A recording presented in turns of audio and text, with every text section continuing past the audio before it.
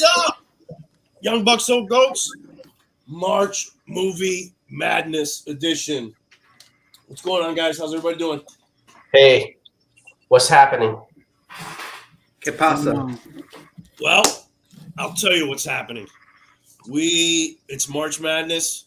I think, what are we, Sweet 16 round right now, I think? Is that what they're playing? Yes. The Oscars are on Sunday.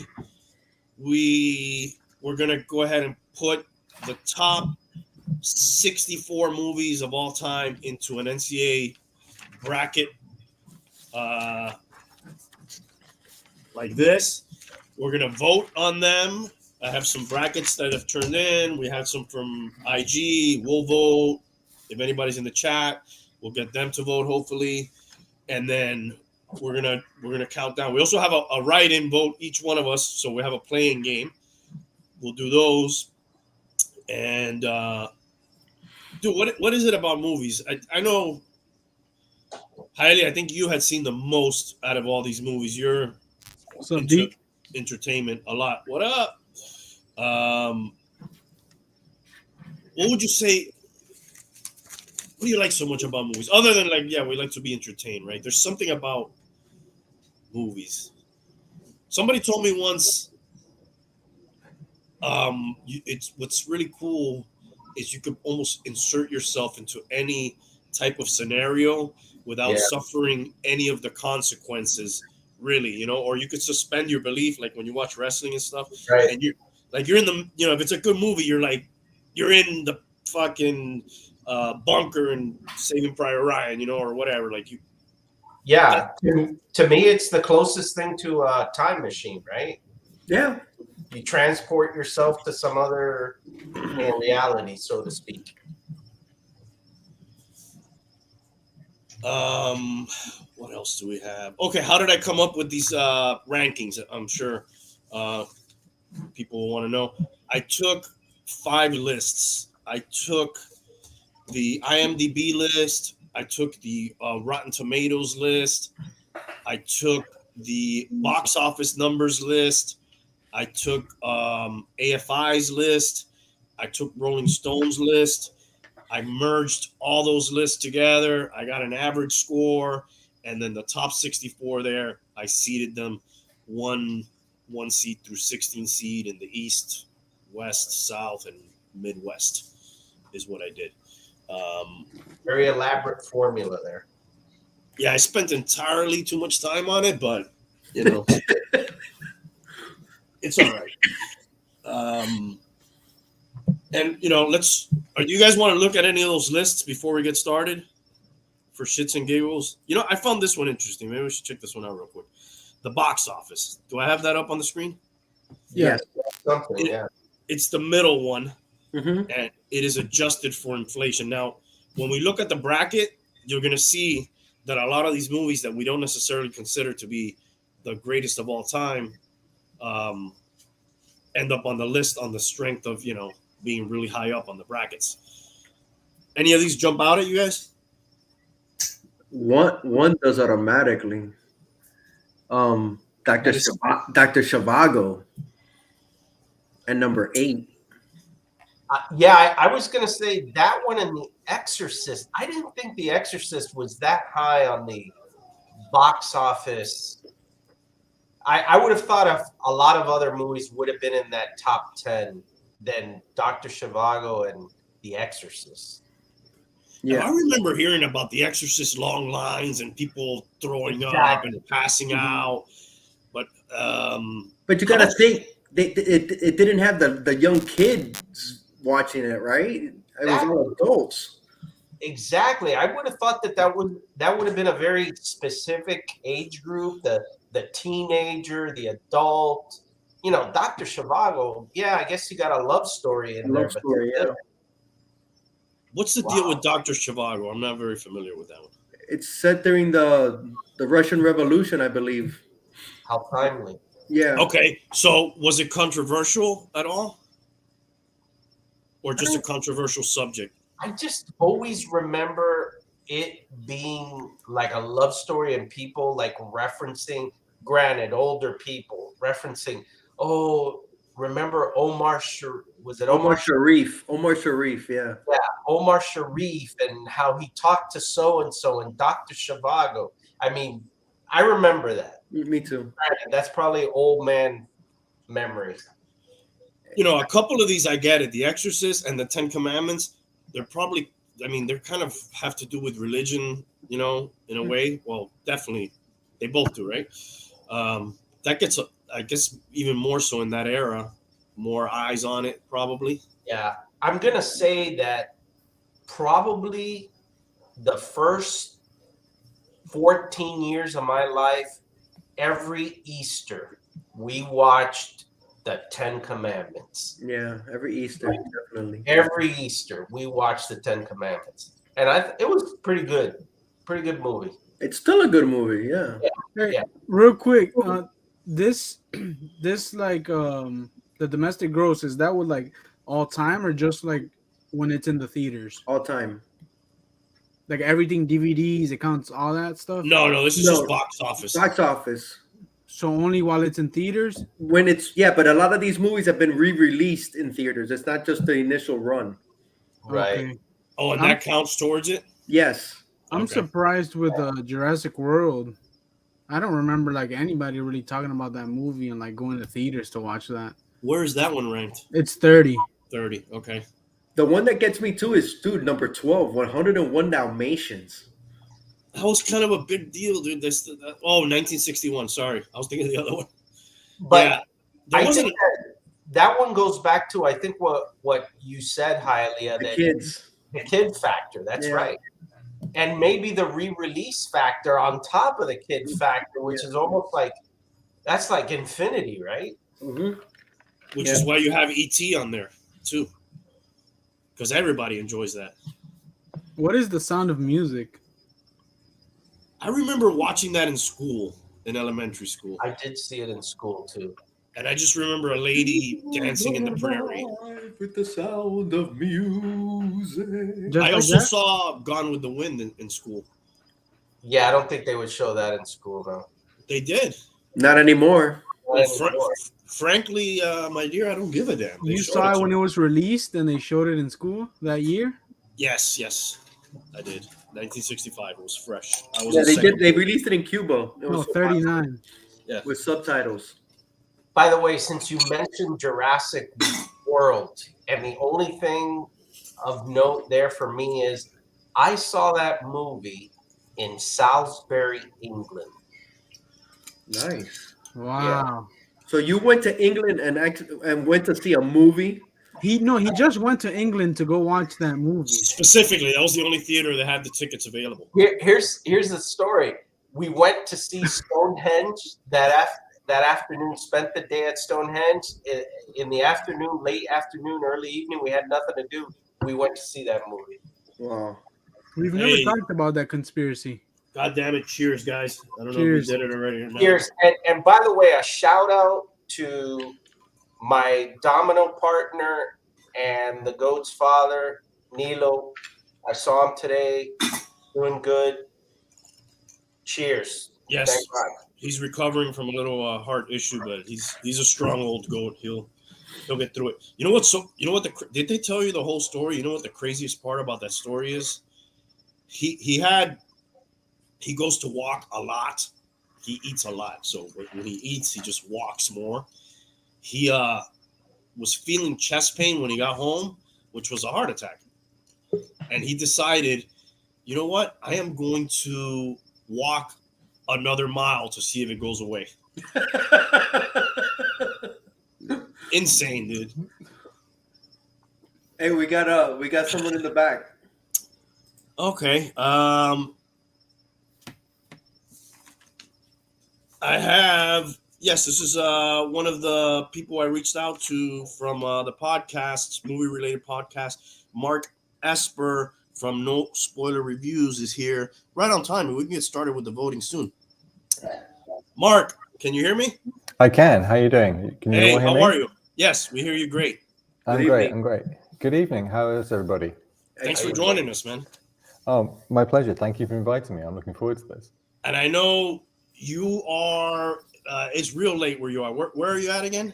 Okay, so I'm calling you from sunny Berlin at about 3 a.m. and normally this is like average party time for us, but I'm out of training. I've got to tell you. Normally we're sort of like up all hours of the night, but ever since this COVID thing, everything's kind of slid off the edge of the map a little bit.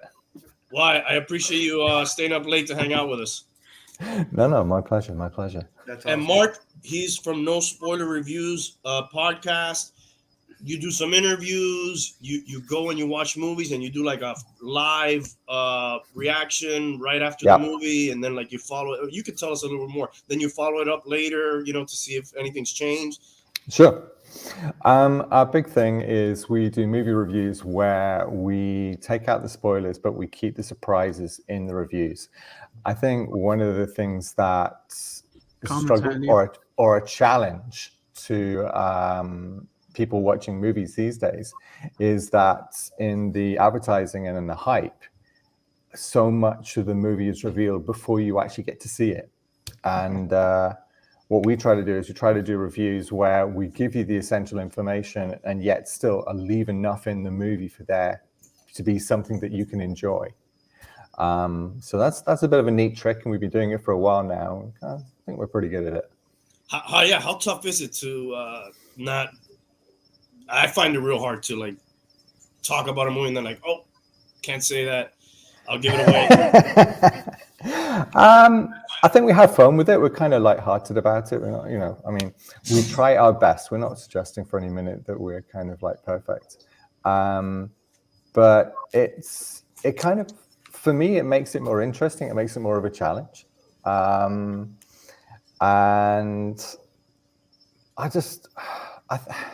it's kind of the way that I would like it to be. It was born out of a frustration, to be honest. When I was sort of like looking at movie reviews myself, I'd always be like scanning to the last sentence or scanning to the last paragraph. I was like, oh, don't show me too much. Just, give me the nuts and bolts. And so, we kind of like, we'll give you the setup of the story and we'll tell you what it feels like. What was the movie like? How did it make you feel? Is it going to make you happy? Is it going to laugh? Is it going to make you cry? Is it worth value? Is the performances strong? Are the performances strong? Is the acting strong? Is the direction strong? And then by the same token, if it's poor, we're going to let you know that it's poor as well, because going to movies is not a cheap subject. I mean, if you're going there, particularly if you're a family and you're taking kids, and then there's travel there and back, and then food and snacks and everything else, a simple trip just to see one movie at the multiplex can actually turn out to be quite an expensive thing. So not everybody has the luxury to go and see as many films as we do. And so there's a responsibility there, I think, and we kind of take it seriously.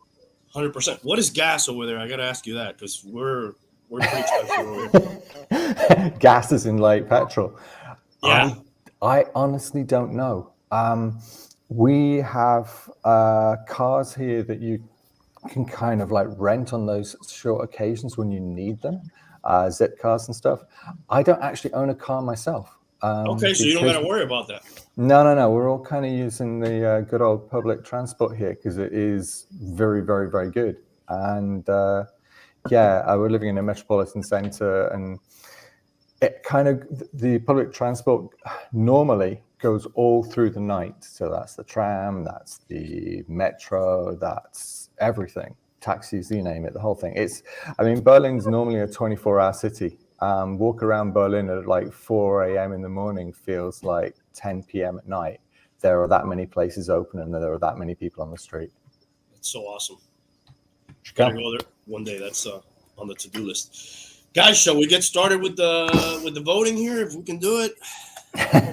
Let's do do it. See. Let me. What I'll do is let's show everybody the bracket, and then we'll get on with the voting. All right. Do I have the bracket on the screen, guys? Yes. Mm-hmm. Okay. Yeah. So I'll show you sort of the West here first. You can see. Hopefully, you can see the seedings there, and number 16 is empty because when I sent out the brackets, Mark, for example, I didn't know this or I forgot about this. We had a write-in vote. So we voted in one movie each that was not on the list. And then that movie is going to go head-to-head with number 16 as like a play-in game. and then they'll take number 16 spot. Can I launch in with the movie that you missed?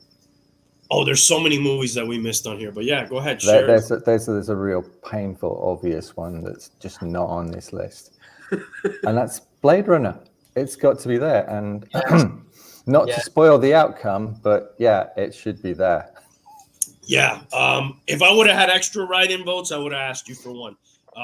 But yeah, there's so many on here. We're gonna do this again at some point with like our list because there's a lot of. I'm sorry. Does Mark know how you came about this bracket? Like, Yeah. Okay. I did. All right. I did.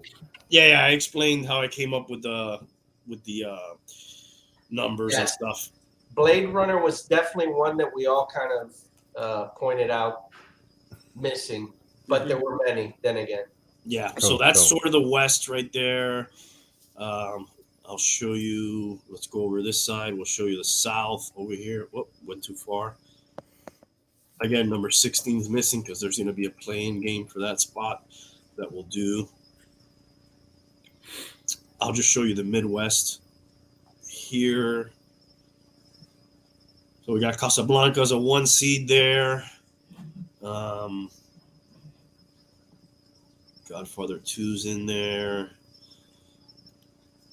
You know, the box office skewed a lot of this too. So you get like a movie like Avengers Endgame. You know, those are fun movies to watch, but I would never, personally, I would never like put that movie in top 60, like my top 64. Mm-hmm. Fun movie, but I don't know if I can rank it that high. How many movies did everybody feel they had actually seen on this list? I think I had seen maybe 45 to 50.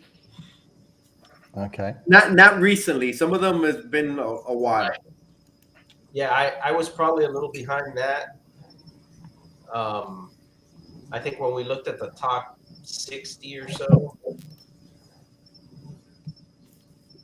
Okay. Cool. I was missing like in the low 20s. So I was like, I had seen 2 out of 3 of these. A lot of these old ones got me, and I made an effort to watch some of these old ones where I could find them during the week. But yeah, most of the ones I'm missing are these really, pre 1960s. How many were you missing? I'm curious, Mark. I'm just having a quick look because I've got them all up now in front of me, and I'm having a quick look, and I'm just looking down to see. I'm just going to look for some names I can pull out for ones that I hadn't seen. I probably seen them. I think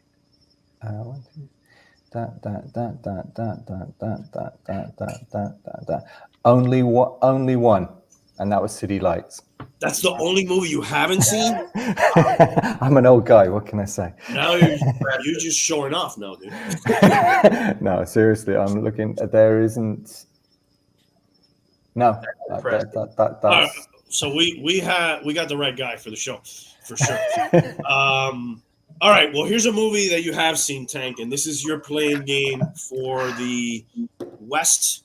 Is The Conjuring, which is your write-in vote, and then that's going to go up against The Greatest Show on Earth. How should we do this? The voting to not. I guess we can just go as the way we are on the thing, right? We'll go forwards and backwards, 1 round forward and 1 round backward, like a snake. Yep. All right, we'll do that. So, Tank, let's see. Mark, I'm not going to use your bracket. Since you're here live, you can vote live. I'll just leave your bracket over there. I did get a couple of nobody voted for this because this was not in the bracket, so this will purely be voting live. See, I have to confess, I haven't seen either one of these movies. Should I even vote on this? If it's like that, I won't vote for a lot of movies. It's awkward. It's weird. I haven't seen. For example, if like one of my favorite movies is up against a movie I never heard of, then I gotta vote for my favorite movie. So what? Anybody want to vote on this? I'll go. All right, go. Like, I think The Greatest Show on Earth won the Oscar. I think it's David Given. Mm-hmm. and he won that movie won the Oscar. He goes around the world and no, I'm sorry, that's a different movie. This is the one with This is where IMDb is your friend. Here we go. This is with oh my god, this is the Three Wing Circus. This is Yes, it's Charlton Heston. Charlton Heston. Yeah. Circus related. Yes, exactly. I saw this, bro, probably when I was a kid, and it was probably awesome when I was a kid. But I'm going with The Conjuring. I freaking love The Conjuring. I think it's one of my favorite horror movies. I really thought it was a good movie all around, and I've rewatched it several times. So I'm going with The Conjuring. Okay. We got your voting.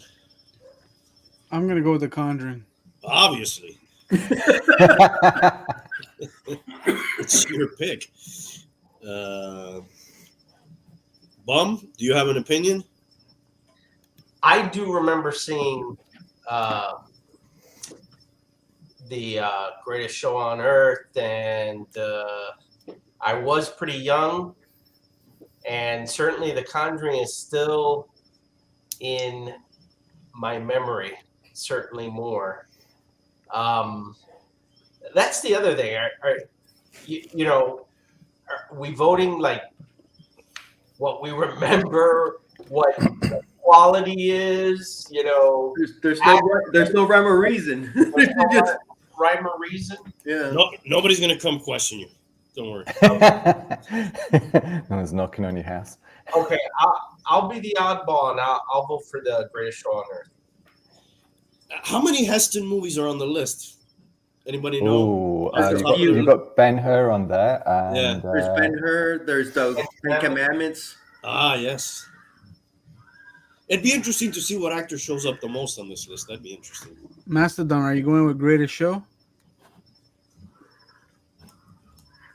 Oh, man. Is he? So, Put in a vote, Mastodon Daddy. seems to be a fan of the classics. So, Mark, do you have I'm sure you're going to have an opinion on this. You've seen both of these movies? I have. Okay. And I'm going to throw some early controversy into the mix because I would go with The Greatest Show on Earth. Ooh. Because for me, I know this is going to be heresy right off the bat. I don't have a lot of love for The Conjuring. I thought it was kind of predictable. Oh, don't worry. We're not gonna roast you if we don't agree. It's okay to have a different opinion. It's fine.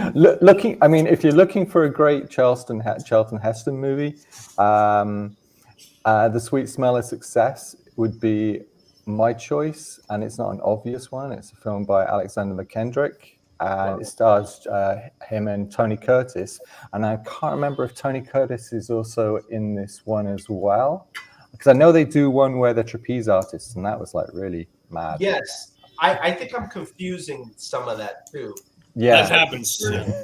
Tony Curtis is in one of those with a where they're the trapeze artist and one of them drops the other guy, right, and then and there's this big lingering resentment. And I thought it was really strong dramatically, because there's this big falling out, and then a girl comes into the troupe, and then he's really scared that Tony Curtis is going to drop the girl, and history will repeat itself, and blah blah blah. But because like on my list here, when I got it, I had the choice between The Greatest Show on Earth and The Godfather, and well, that was just a no-brainer. I was going to go for The Godfather right there. Sure. So, I'd still go with The Greatest Show on Earth. So what's the official tally, Tank? Now that we have his Well, vote. Mastodon voted for Greatest, Okay. so it's a 3-2, The Greatest Show on Earth. Okay. And Wow. I don't think I put this up on Instagram, so I don't think I have any other votes, and I don't have any ballots on these brackets because that was a playing game. I'm certainly not going to vote for The Conjuring to make it a tie and make it more difficult. So Yeah, let's get it started on a good note. all right, so this is just the way it was before. We'll put The Greatest Show on Earth. Not to be By the way, confused. not to belabor the whole Greatest Show on Earth thing, but did they make a remake of that? Ooh, that's a good question. With Now- Hugh Jackman?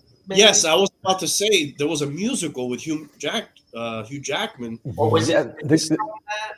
Maybe. Loosely? I don't A know. few years ago. Let's have a Maybe. look. Maybe I'm, Yeah. I'm crossing my wires. Mm-mm. No. The Showman or something. Yes. Yes, it was Greatest the Showman. Showman. That's Greatest it. Showman. Not related? No, Maybe not related. Okay. I don't think. No. Greatest Showman is just kind of a vehicle for Hugh Jackman to sing and dance, which he's very good at, but it's clearly a Yes. vehicle. Yes, he is. There was a guy with a All right. hat type Wires thing. crossed then. Let's Okay. move on. We're going to the next play-in game.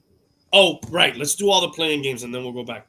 Okay, the Good next call. one is This is the Bums write-in vote, and he's got No Country for Old Men, which was that an Academy Award-winning Best Picture film? Oh, I don't know if it was Best Picture. yeah, it was. It was. I thought it was. was. And then that's going up against Revenge of the Sith, beg your pardon, which was the number 16 seed originally. Mm-hmm. So I do have some votes that I can share from Instagram there first. By the way, I'll vote for No Country for Old Men. You can put me down for that one for sure because I love that. You could put me down too. Yes, me too. I think we may have consensus, maybe. I'm not going to throw a stick in this one. It has to be No Country for Old Men.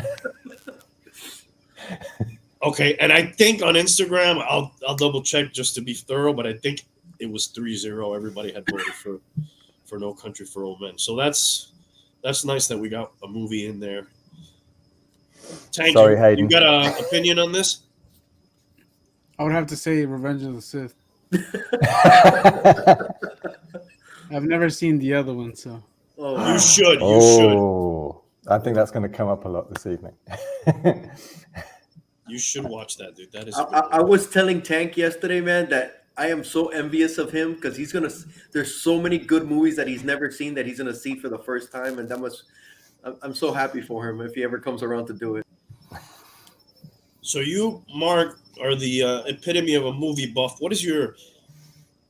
Is there a lot of old movies you haven't watched yet, or are you pretty much just kind of waiting for new stuff to come out all the time? I love going back to the classics. I mean, like I think it was. So if I think about, say, the last couple of days, I sat down and rewatched Curse of the Catwoman and Curse of the Cat People, rather. And I love my black and whites. But I mean, so what's my week looking like? Monday, I get to see Moebius, the living vampire with Jared Leto. Okay. So we're kind of like, okay, what's that going to be like? The last one that I saw recently was Ambulance with Jake Gyllenhaal, and that was bonkers. Again, I kind of like a Friday night pizza and a beer movie on steroids. Is the best way I could describe that one. But coming back to this Coen Brothers classic, I mean, it's very much in the vein of Blood Simple, and it has a performance by Javier Bardem that will go down in the annals of cinema, simply put. Yes. Yeah, absolutely. By the way, I had 4 votes for No Country and 1 for Revenge of the Sith. So if you want to be thorough, but we'll have to plug in No Country for Old Men here in the number 16, and that's going to go up against E.T. when we get around to that. Okay, the next play-in is mine. I put in Pulp Fiction, and that is going up against City Lights from 1931. I haven't seen City Lights, but I've seen Pulp Fiction way too many times, and I've told way too many people that it's my favorite movie, and somebody along the way would have told me, dude, you got to watch City Lights. You're going to like that even more. But nobody ever did. So on that, I'll vote for Pulp Fiction. And I don't know if I was supposed to go first, by the way, but I did. Sorry. Pulp Fiction. Easy. Bum, you can go next. He was supposed to go. Pulp Fiction for me. Tank City Lights. I got Pulp Fiction too. Pulp Fiction. That's a clean sweep, guys. Is this the one movie you hadn't seen, or you have seen this one too, Mark? I hadn't seen City Lights. Oh my God, look at that. Has anybody seen City Lights? I have not. I almost feel like we need to go watch this movie at some point after this. I am. I'm gonna try to use this list too to see some of the movies I haven't seen. You know. Yeah. It's the only Charlie Chaplin movie on your list, and The Dictator would probably have been the one that I would have gone for. I thought there was another one.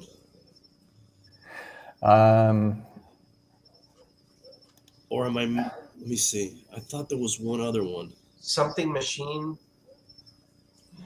No, because I noticed his logo on the movie when I looked at the poster, and I hadn't known just by the title that it was. Oh, never mind. You're absolutely right. Rush. Yeah. 90 in the chat. Yeah. What's up, 90? Mastodon also picked Pulp, so that's even a 6-0 sweep on that. All right, so let's just mercy rule And on he's this. seen City Lights. Okay. I have a feeling. Oh, really? Wow. Only person we know that has seen that movie. This is probably, for me, I think this is the best. Modern Times is the one I was thinking of. Charlie Chaplin. He's in that. Yeah, that's the one when he gets caught in the machine. Yeah. Is that on the list? No, right? No. Okay. I think that one was highly rated. It was, well, at least it made the big list of all the movies before I got down to 64. It wasn't on there. I don't know where exactly, but it was. I think it's the only one I ever saw. All right, so the last playing game is Alien versus Back to the Future. And this is Hialeah's write-in movie he wrote in Alien. Mark, you can go first. We'll start Alien. from the bottom to the top. Alien has to be Alien. I mean, if you think about the number, I mean, it's a horror story set in space. It's a haunted house story set in space. And it's a film that has gone on to create its own subgenre. And it was made back in the 70s. It was one of Ridley Scott's first movies, and it's still influencing people and audiences today. And it has lost none of its potency. And it also set up for me arguably one of the best sequels ever commit to film.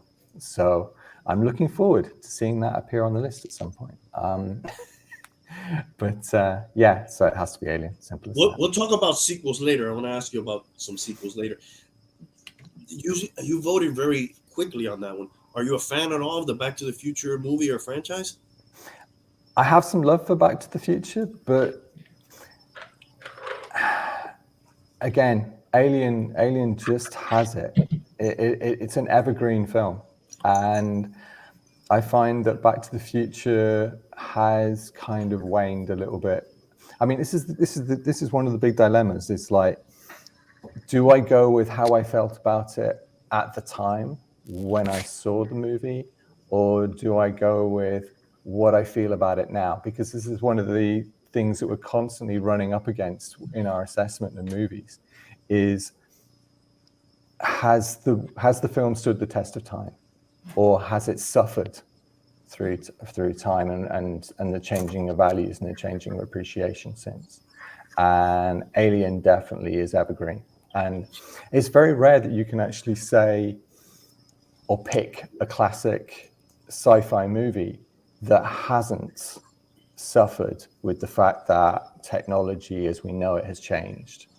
I mean, even for a movie which predominantly has green screens and like clacky keyboards, it still feels futuristic. And that's because it's gone for this kind of blue collar kind of trucker in space kind of vibe thing. Yeah. And it works beautifully. And again, the other thing that's really brilliant about it for me, and not to preface Jaws too much, but it is about the tensions and the squabbling that makes it realistic, not so much the monster. I mean, if you look at the monster and you look at the way that's influenced thinking and design years since, again, it just carries the longest shadow for me compared to the Back to the Future movies. Yeah, 100%. Like if you watch Jaws for just the shark, you're gonna be disappointed. It's all the other stuff, in that movie that makes it. All right, so we got first vote for Alien. Bomb, I think you're next. Yeah, I mean, wow, Mark wrapped that up pretty good. To me, Aliens, that monster, even if you compare it to, like, let's say, like the Jaws, you could see the mechanical piece of the shark almost over the years. I think the alien monster holds up so well. The tension in that movie is so intense. I'm going to go with the Aliens, without a doubt. Probably the worst, kind of piece of the movie that dates it is when they show the computer screens, and still, that movie is awesome. Mm-hmm. So Aliens all the way. Okay, two zip on the Alien. Tank, I believe you're up. Yeah, I'm Back to the Future. I think I've only seen Alien as a kid. I don't remember too much of it. Which is, of course, the ideal age to see the movie. You and Mark are gonna duke it out before the end of the show. I've got my guest. I'm getting my guest reviewers just join me. Hello. Hi, Ali, are you up? Yes. I know your vote. Yeah, it's Alien. This is my movie, but I do. Mark brought up a good point. It's where you are now. When I saw Back to the Future, that's the last movie I saw as a family unit. So it means something to me, Is that Back to the Future? Back to the Future. Oh, okay. That's the last movie I saw with my brother and my parents as a family unit together. That's the last movie we saw together. Yeah. At the theater. But Alien, man, it's like it just stands the test of time. It's in space, no one can hear you scream. It's the whole ad that came for it. The poster is iconic. And Bum, man, you said it, man. Those computer screens. I saw it just the other day. If it's on, I'm stopping on Alien, and it doesn't matter where in the movie. I mean, I think it's perfectly cast. I think it's an amazing film, man, and for me, it's Alien all the way. I thought that was the bum snoring. I just realized Mark has a pet. I thought the bum fell asleep. Hold on, if I grab my mic. I have there we go. I have in the Instagram 2 votes for Alien and 1 for Back to the Future. Tank. All right. What's the tally there? So hopefully right now it's 5-3 Alien. Mastodon voted for Back to the Future. Okay. I love Alien, and I get that it's a genre, universe spawning franchise, and I do like it. But then I also look at sometimes movies that you watched at a certain time and that they're important for you. And I just remember watching as a kid Back to the Future and being just blown away. I couldn't wait for the next one. And, it does hold up to this day too. You show it to like kids, my kids really liked it. This is not going to affect anything. I don't think Alien's going to win anyway. So I can vote for Back to the Future without any guilt. Well, actually, you just sent it over. It's 6-1 now, Back to the Future. I mean, 6-5, sorry. It's winning now? Yeah, with your vote. Oh, did we get a lot of votes in the chat for... Yeah, Mastodon and 90. But that's only 2, and then the other 2 are just me and you. No, you had one from Instagram. Oh, so that's 5 then. And we got how many? Oh, yeah, okay, yeah. It's 5-5 then. It's tied up with your vote. Oh shit! So I did fuck this up. What do we do now? I think we have 1 round of appeal. I was really holding myself in because I could gush for hours about aliens. So Me too, man. I have to worry. Yeah, you could do a whole episode on the whole, I mean, the whole franchise. chest busting scene is, bro. When you first see that, oh my god, it's done so well. You know. I mean, wow. Ridley Scott. Yes. Where Blade do Runner, really? Yeah. Oh, but Blade Runner's don't get me started there because that'll gush even harder for that movie. D just voted. D just voted. Oh my god. So Back to the Future. I was gonna say, by the way, this is something from sponsor Man of Action Figures. I don't know what a night cougar alien is, to be honest with you. Is this from the comic books or something? I think it's from the video game. Okay. Night cougar. She's out looking for young aliens late at night, I guess. She's looking for the people who voted for Back to the Future. You know, I think as a rule of thumb, let me know if you guys agree or disagree. We can do whatever. If there's a tie, shouldn't the higher seed proceed? You know, sort of like, you know, boxing or other combat sports. You know what? To keep it simple, The I go champion with that, wins with the that ties. solution. This is Clone's Queen from Alien Resurrection. 90. The most of the bracket's gonna be like this, dude. So get ready.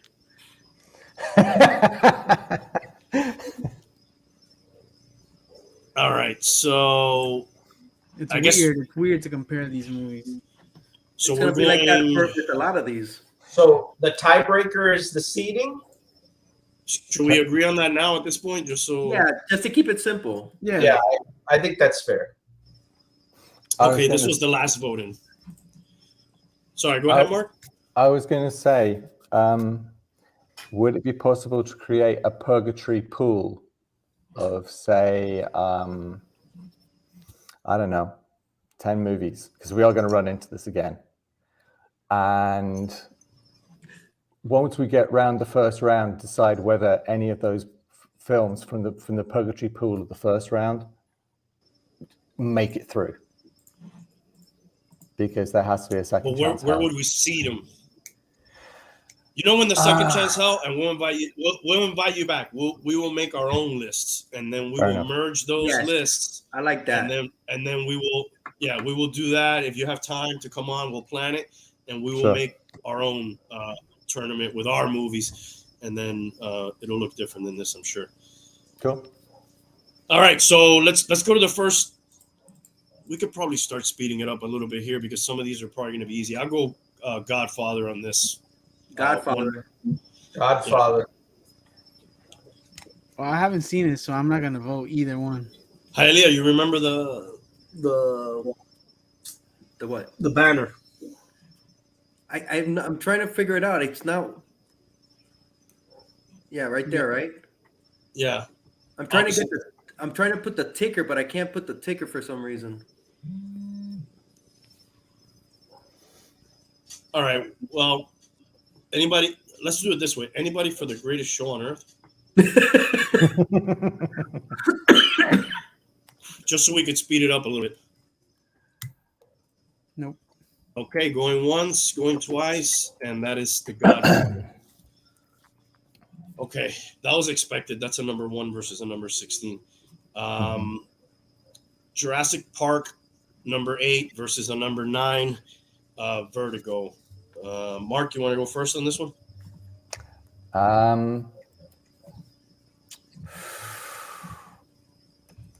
As the better movie, I would go with Vertigo.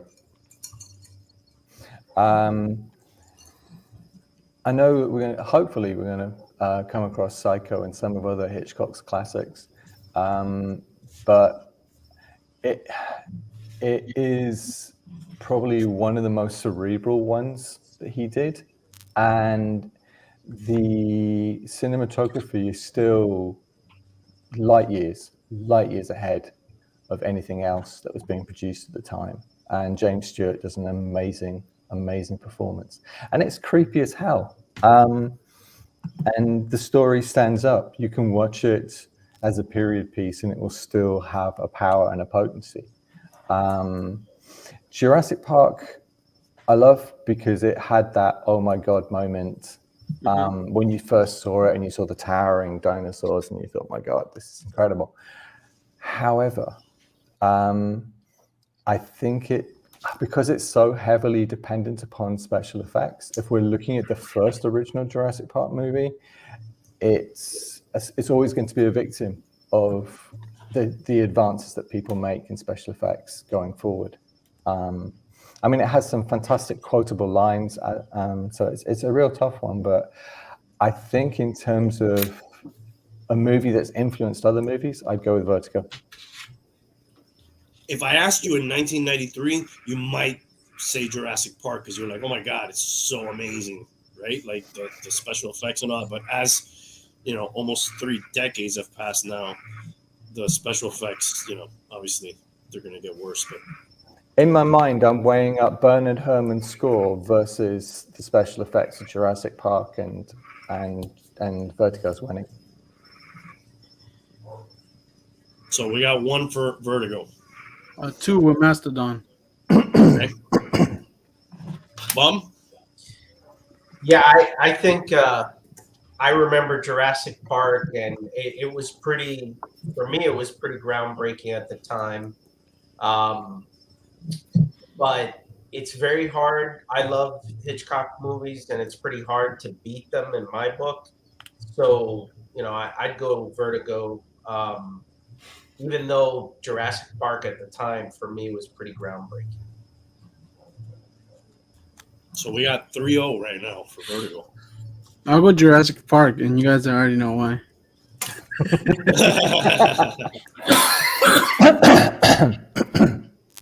I'll go Vertigo. Jurassic Park is great. But I remember I read the book before Jurassic Park came out, and the book was, I was reading the book and I was like, my God, if they ever make a movie of this book, it's gonna be amazing. And it was. But it's still not as good as the book. There's so much more in the book that they left out that's not in the movie, which I don't know how they would have done it. But anyway, but you can't go against Hitchcock and Vertigo, man. It's a classic. You know, unfortunately, I have not seen Vertigo, and it's on my list. But Jurassic Park, I remember sitting in the theater with my mom. This is probably the last movie I saw with my mom in the theater. My mom's still around, but like after that, I was like, I remember her taking me to see Batman, and I don't know if she went with me with this one or dropped me off. But it was, I was amazed when I saw those dinosaurs. It was just, I couldn't believe it. But either way, that would be 4-2 anyways, right, Tank? Yeah. All right. So Vertigo moves on. Next up, we have 2001, A Space Odyssey, and that goes up against It's a Wonderful Life, which is from 1946. Mark, you'll be proud of me. I've seen both of these movies. I'm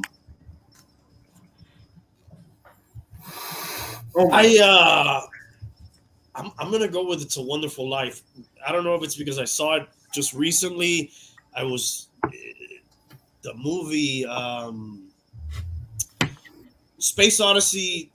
I like it too, but I'm just presently surprised when I see an old ass movie and like it's has a really good story, and the whole story. Like you end up feeling a lot of stuff while you watch It's a Wonderful Life. You're like, you could feel all the stuff the guy's going through, and then you know what happens in the end. Also, like it all applies. You know, it could apply to real life. I really liked it, so that's my vote. Cool. Dude, this one to me is the hardest so far. I love 2001: A Space Odyssey, but I adore It's a Wonderful Life, man. Is it a Christmas movie? It's considered a Christmas movie, yes. They just don't make movies like this. For this movie to come out, you know, when films were still in their infancy for the most part, And this movie is just amazing. I never get tired of watching this movie. And the thing is, I only started watching it. I think the first time I watched it, I was maybe 10 years ago. I never saw it as a kid, and I adore it. And dude, Stanley Kubrick, freaking adore Stanley Kubrick movies. Love this one, but I just can't go against It's a Wonderful Life, man. So we're up 2-0 here. And I would say probably surprising so far. We're at 5 with Mastodon and D. Is this almost, they got a It's a Wonderful Life also? Yeah, I'm not gonna vote because I haven't seen either. Okay, but you voted on Instagram, dude. Oh yeah. I All only know the little robot thing from 2001. All right. So what are we, 5-0 here for It's a Wonderful Life? Danger, danger. I'm surprised, dude. This is an upset because Space Odyssey is the 5 seed. You know. Bum, you have an opinion on this? Not that it matters too much anymore. 5-0, right? But I'm gonna break a little from the pack here. I do like 2001: Space Odyssey. I love Kubrick. You know, when I think about a movie that makes me think about like what the heck it was about, or what was the real message, or just some of the cryptic nature of it made me think and stuff like that for me. And I also lean towards sci-fi. I'll go with Space Odyssey for me. I do remember being confused watching the movie a lot. All right, so we're at 5-1 here, and you're up, Mark. What do you think? I'm going to go for 2001. I mean, this is not in any way to pour cold water on It's a Wonderful Life, because it's a fantastic film. It's a beautiful, redemptive film, and it's one that if you're feeling down, if you're having a tough time and you sit down and you watch this movie, it's one of those movies that gives you the strength to go on. So it is a complete and utter classic, and possibly one of James Stewart's best performances. Mm-hmm. Saying that, 2001 is sci-fi done operatically, mm-hmm. and it's this big, huge, sprawling mystery, and it's a linchpin. If 2001 hadn't existed, then I can't count the number of movies that wouldn't have existed as a result of it being around. Star Wars. And I think it's one of those films that it's so big that you can kind of fall in love with one of the chapters, irrespective that you may not like any of the other surrounding chapters. Mm-hmm. And it's a film that you kind of grow with as you become older, as you have more life experiences and stuff. Suddenly those bits that you didn't care for, you didn't understand, gradually start to make sense. So for me, 2001's this kind of movie. Again, it's an evergreen. You kind of grow with it. And yeah, it gave us Hal, it gave us Daisy, and it gave us the Stargate sequence, which is still the most bonkers version of the afterlife, I think. You know, if it said on the page, you know, we're now going to film the afterlife, you mm-hmm. kind of go, oh, what the hell's that going to look like? And yet Kubrick doesn't just pull it out the bag, he smashes it. Yeah. So I'm going to go with 2001. I got to tell you right now, I'm watching it tomorrow. Yeah, I was about to say I'm probably watching it for a viewing. Yeah, I'm watching it tomorrow. I'm watching it tomorrow night. Mark just sold me on it, dude. That movie was 1968. We hadn't even landed on the moon yet. Yeah, mm-hmm. It's an incredible movie. Did we land on the moon? That was yeah, right. That was, man, that Kubrick got there first. Yeah. All right, guys. Well, Mark has made us want to watch this movie again. I don't think we're Randy, enough those. Yeah. And 2001 is that whole conspiracy is based on this movie, bro. Mm-hmm. I would say I don't know. It's hard to make a request of this nature. I've got to tell a very quick story, and it will be quick. Yeah. When we moved to Berlin from London, where I was living, my wonderful wife Crystal we were packing our stuff up, and we kind of figured that it was easier to sell stuff off rather than ship it from the UK over to Berlin. Mhm. And so we're looking, going around the house and thinking, well, sell this, sell that. And or I have to say up now, all of my DVDs and my Blu-rays, I sold them and started afresh once I got to Berlin, which was a bit of a wrench. Mhm. But we were going around the house, and then she was like, we had a wonderful, nice, beautiful big TV. I love my film, so the TV's big and it's beautiful. And she was like, let's get rid of the TV. And I was about to just kind of go, have you lost your mind? And then she finished the sentence with, and let's buy a projector. And I was like, and this is why I love you. And so coming back now to 2001, if you're going to see 2001, for God's sake, see it big. Some Yes. way, somehow, see it big. Yes. It's one of those films that demands to be seen large. You don't watch this on the phone. Don't watch this on an iPad. Just see it some way, somehow. Even if it's a magnifying glass, see the fucking thing. Oh, sorry. I should just check. F-bombs, cussing. Yeah, all that you stuff. can say whatever the fuck you want. Doesn't matter. Cool. Okay. Nobody's watching. By the way, so did you say you got rid of all your DVD, Blu-ray stuff when you moved? You I ended up did. getting rid of It was kind of a cinematic enema, because then I started collecting the ones that really mattered.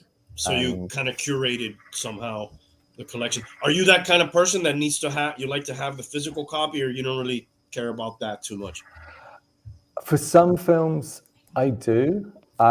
It's really tough now because streaming has now come on to a point where, okay, to use one example, say Disney Plus or Netflix, you can now stream in 4K.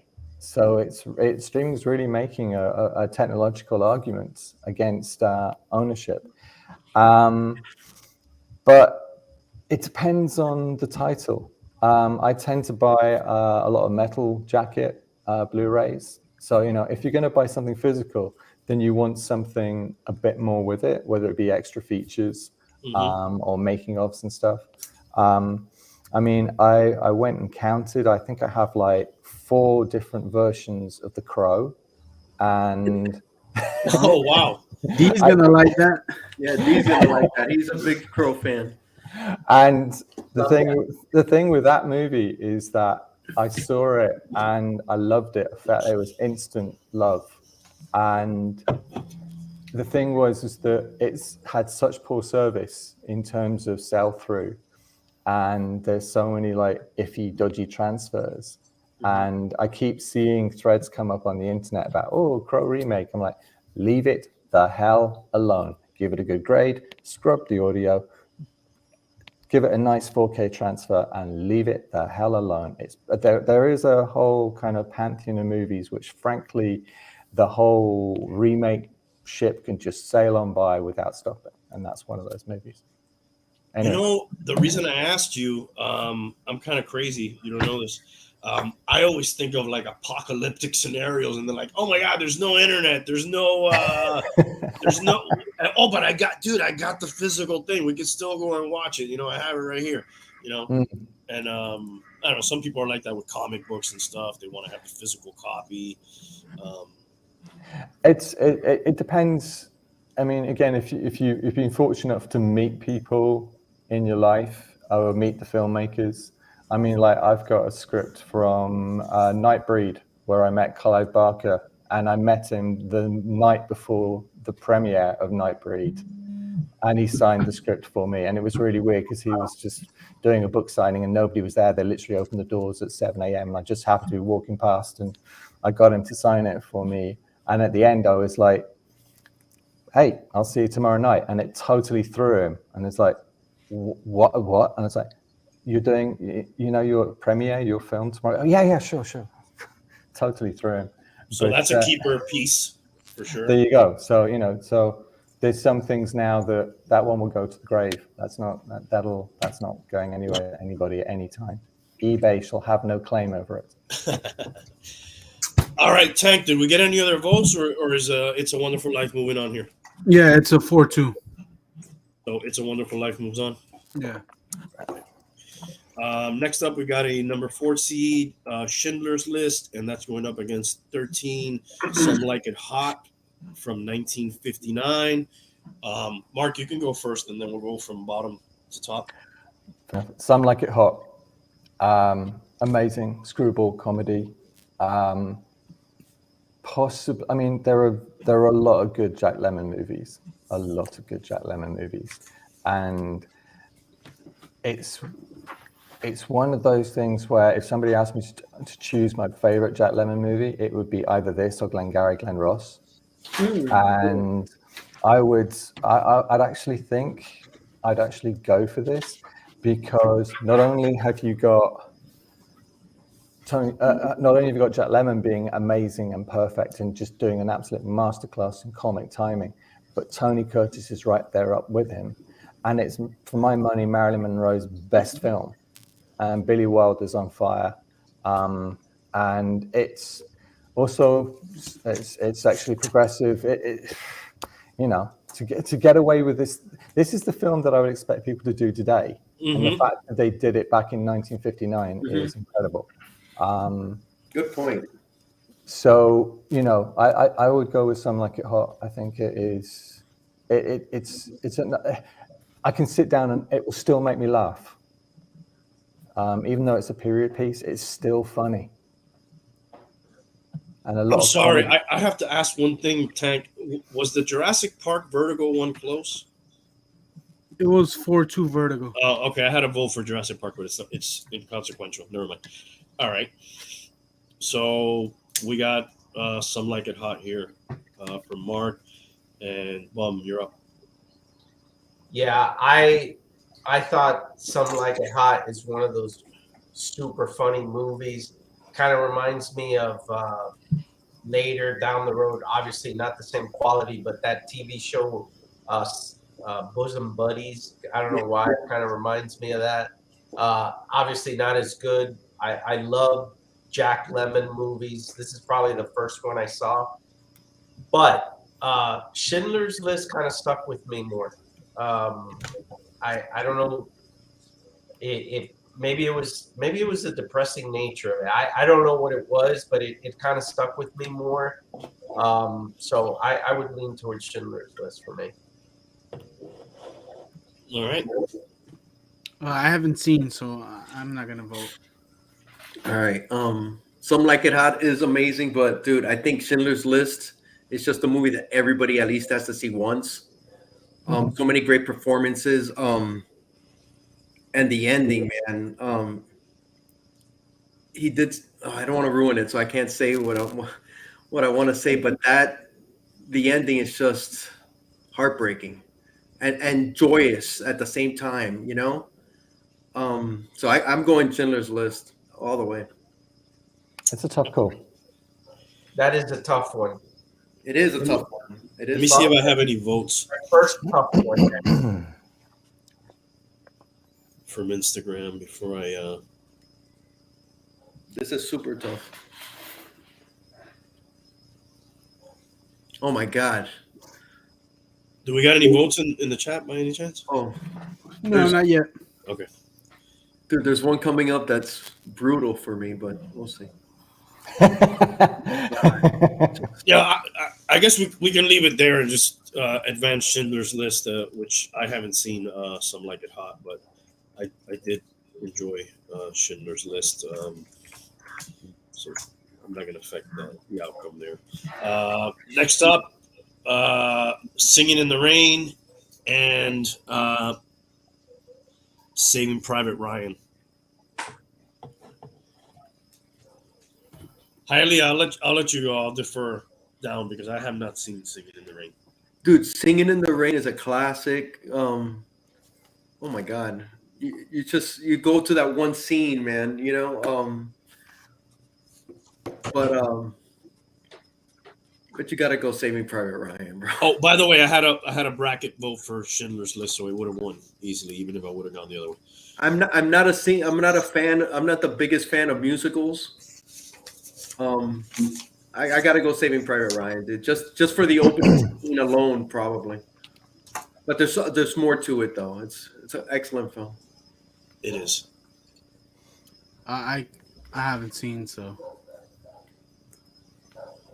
Bum. Wow, what a contrast! Like a super happy musical and a meat tearing opening scene. Yeah, I think Saving Private Ryan stuck with me a little bit more. Tremendous cast. I think I'll go that way. I will break the tie if I have to, but I'm gonna right now. There isn't a tie, so I'll refrain. What do you think on this one, Mark? Do you want me to give you that tie? Okay. Saving Private Ryan is, I mean, this is the thing, is like already starting to work our way down this list, genres start to rear their head. And so I'm looking at Saving Private Ryan and kind of going to myself, all right, is it, thinking down the road here, is it the best ever war film? For my money, it's not. In the same way, I kind of sort of, I look up and I look at Schindler's List and I see Saving Private Ryan in the kind of, you know, meeting each other down the road. And the thing you have to remember with Singing in the Rain is that this is a musical that was made in a time before CGI. Gene Kelly, all of these guys, the dancing, the choreography is so tight because they were tight. Their performances are absolutely razor sharp. And then you've got the camera work really kind of revolutionizing what you could do with cinema musicals, rather than just like, you know, if we go back to Top Hats and Tails with Gene Kelly and Fred Astaire, where they just kind of like have the camera kind of moving left and right. With Singing in the Rain is a Citizen Kane of cinema musicals. So I'd have to go with Singing in the Rain. And also, just a little side note, it's also one of those movies that appears in other movies. And the way I feel about Citizen Kane is the way that Jean Reno feels about the way I feel about Singing in the Rain is the way that Jean Reno feels about Singing in the Rain when he's watching it in a small scene in Leon, and you just watch his face light up, and you just kind of go, "That's what that movie does." And yeah, it'd have to be that one. Cool. I'm checking to see if I posted this on Instagram, so I don't have to vote. Give me a second, guys. Bum, you weren't Saving Private Ryan, right? I was. I want to change my vote every time after Mark goes. I want to change my vote. It's very convincing, right? Well, I have to say, after he speaks, I write down those movies because I do want to see them again. Oh, you're very, very sweet. Or if I haven't seen them, I want to see them, right? Oh, what's my I don't think I posted it, so I don't think I have. Oh, I do have a vote from this write-in. I have a write-in vote. By the way, shout out to Molly from Did That Age Well podcast. They do a podcast where they go back and they look at old movies and they figure out if it aged well or not, if it holds up. She did vote for Singing in the Rain. So that gives you... That gives us the tie. That gives you a tie, or no, that doesn't give you a... We had a tie, right, before? We had a tie on Alien. No. The Bum and Hialeah went Saving Private Ryan, and then Mark went Singing in the Rain. Now we have a tie on this one. Yeah. So it goes to Singing in the Rain. Yes, unless I vote for Saving Private Ryan, but I won't. So let's just go Singing in the Rain then. All right. All right. Next up, we got number 3 seed Jaws, and that goes against Butch Cassidy and the Sundance Kid. I'm gonna go Jaws on this one. I do like Butch Cassidy and the Sundance Kid also, but Jaws is. I end up watching that movie a lot more. So I'll go with Jaws. Dude, I love both these movies. This one's tough, bro. Bush Cassidy and the Sundance Kid and Jaws. My God, this one's. I'll go Jaws. I'll go Jaws. Just iconic. Oh, but man, Butch Cat. I'll go Jaws. I'm not even gonna go into it. I'm going Jaws. I got Jaws. Begrudgingly Jaws from Elia. It's tough. This one's tough. Yeah, this one is tough. I'll tell you, that scene where Quint goes over his story about the Indianapolis man, Yes. that thing always sticks in my head. I love Butch Cassidy and the Sundance Kid. I saw the Sting the other day again on, those two guys working together are great. But I'm gonna go with Jaws. It scared the crap out of me, and Definitely. as a small child, it was good, and certainly Robert Shaw's character. I don't know, I love it in that movie. Dude, I like all the characters. I like Dreyfus. I like Snyder. Even his wife was good. And the mayor of the Sea Town. Yes. I love that guy. Great. Okay.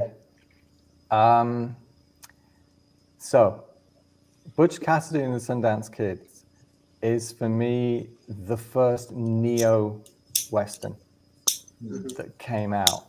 It really took a fresh look. I mean, it's right up there with Sergio Leone and Fistful of Dollars for just taking the Western genre and really standing it on its head and taking a totally different approach to it. The performances are fantastic, but Jaws is just in a different league altogether. As a kind of modern day Ibsen's enemy of the people, the police chief who has power but doesn't have power. The analogy that again, this Jaws is another sweet spot for me. I could talk for hours, but it's a perfect horror movie because you have an aquaphobic police chief and you stick him on an island.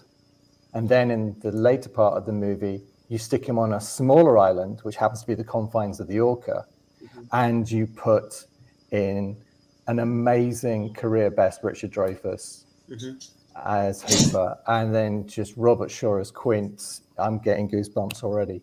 And, and you can see Roy Scheider stuck in the middle, and he doesn't know whether to stay on the boat or jump on the water, or he can't jump on the water. There's a bloody shark there. So it's just ratchets the tension up beautifully. And I have to say, obviously the music, but one of the things that really goes unsung for me is the editing. Now, yes, when I a couple of stories. One, I remember going to see Dana play Snow White and the Seven Dwarfs into town where I lived in the UK. And as we're going to the theatre, there's this huge line going around several buildings to see Jaws. And I was like about 5 or 6. And I was like, what's that? And so, they're going to see Jaws. And I was like, I want to see Jaws. I don't give a stuff about Snow White and the Seven Dwarfs. And I was right. Yeah. It's just has so many quotable references. And had the shark worked, the film would have been terrible. And it's a masterclass in not revealing too much information. Yeah, like you just see the person swimming and then, the camera coming. It's like all these tricks that they use that they make you, without seeing the shark. The two things that save the movie is the score and the fact that the shark didn't work. And I'm sorry, I just absolutely... It's funny. I love the film for the bits without the shark. Yes. I love the bit where Richard Dreyfuss goes to meet Roy Scheider at his home, and Roy Scheider can't eat his food, and He's just digging the, away. the whole, sort of, the beautiful observation of a dysfunctional marriage, where his wife is telling him, and sort of like, Martin doesn't go near the water, and Martin stays on the car when we go across on the ferry. It's called, what's it called, darling? And he looks at her and he goes, drowning. And it's just and it's just like a microcosm of their relationship, which is then beautifully reflected later when he's made the gift of the boat, and he's screaming at the kid to get out of the boat, and she's like, don't scream at my child like that. And then she looks at the book that he's been looking at with all the pictures of sharks attacking boats, and then she slams the book together and says, Martin, did you hear your father? Get out of that boat. It's just like, oh, I just love the marital hypocrisy. It's utterly beautiful. Quick question, Mark. Is this the first summer blockbuster? It is. It created the summer blockbuster. Without Jaws, the whole phenomenon of Hollywood saw summer as being a dead, fallow period to just put out underperforming movies. And then Jaws came along and totally turned on the head the notion that, hey, it's sunny outside, nobody wants to go sit in a stuffy cinema, and they were totally to turn that upside down. What was the release date, Tank? Can you look that up, at least in the US, what the release date? 74? But I mean, was it released? I know the movie takes place right around July the 4th. Was it released around that time? That's what I was curious about. 75. About Jaws? Yeah. June 20. June 20th. So just a lot of people were watching it around July the 4th, which is when it takes place, at least when he's sitting on the beach, July the 4th weekend. And he's sitting on the beach, looking out after they've already had a couple of attacks. All right. Yeah. Jaws, heavy hitter. Passing through. It was a clean sweep. There was 2 votes on our Instagram for Jaws. So I think it's like 6 or 7-0. Next up, we got number 7, Apocalypse Now, and then number 10, The Best Years of Our Lives. You want to go first on this one, Mark? Sure, happy to.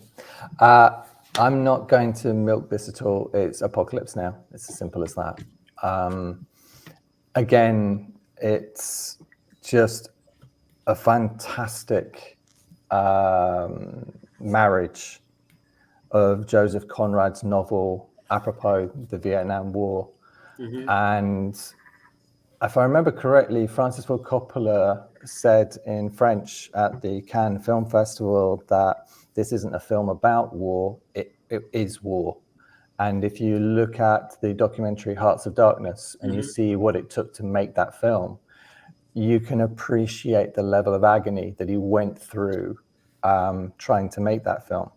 And so, without wanting to preface or foreshadow the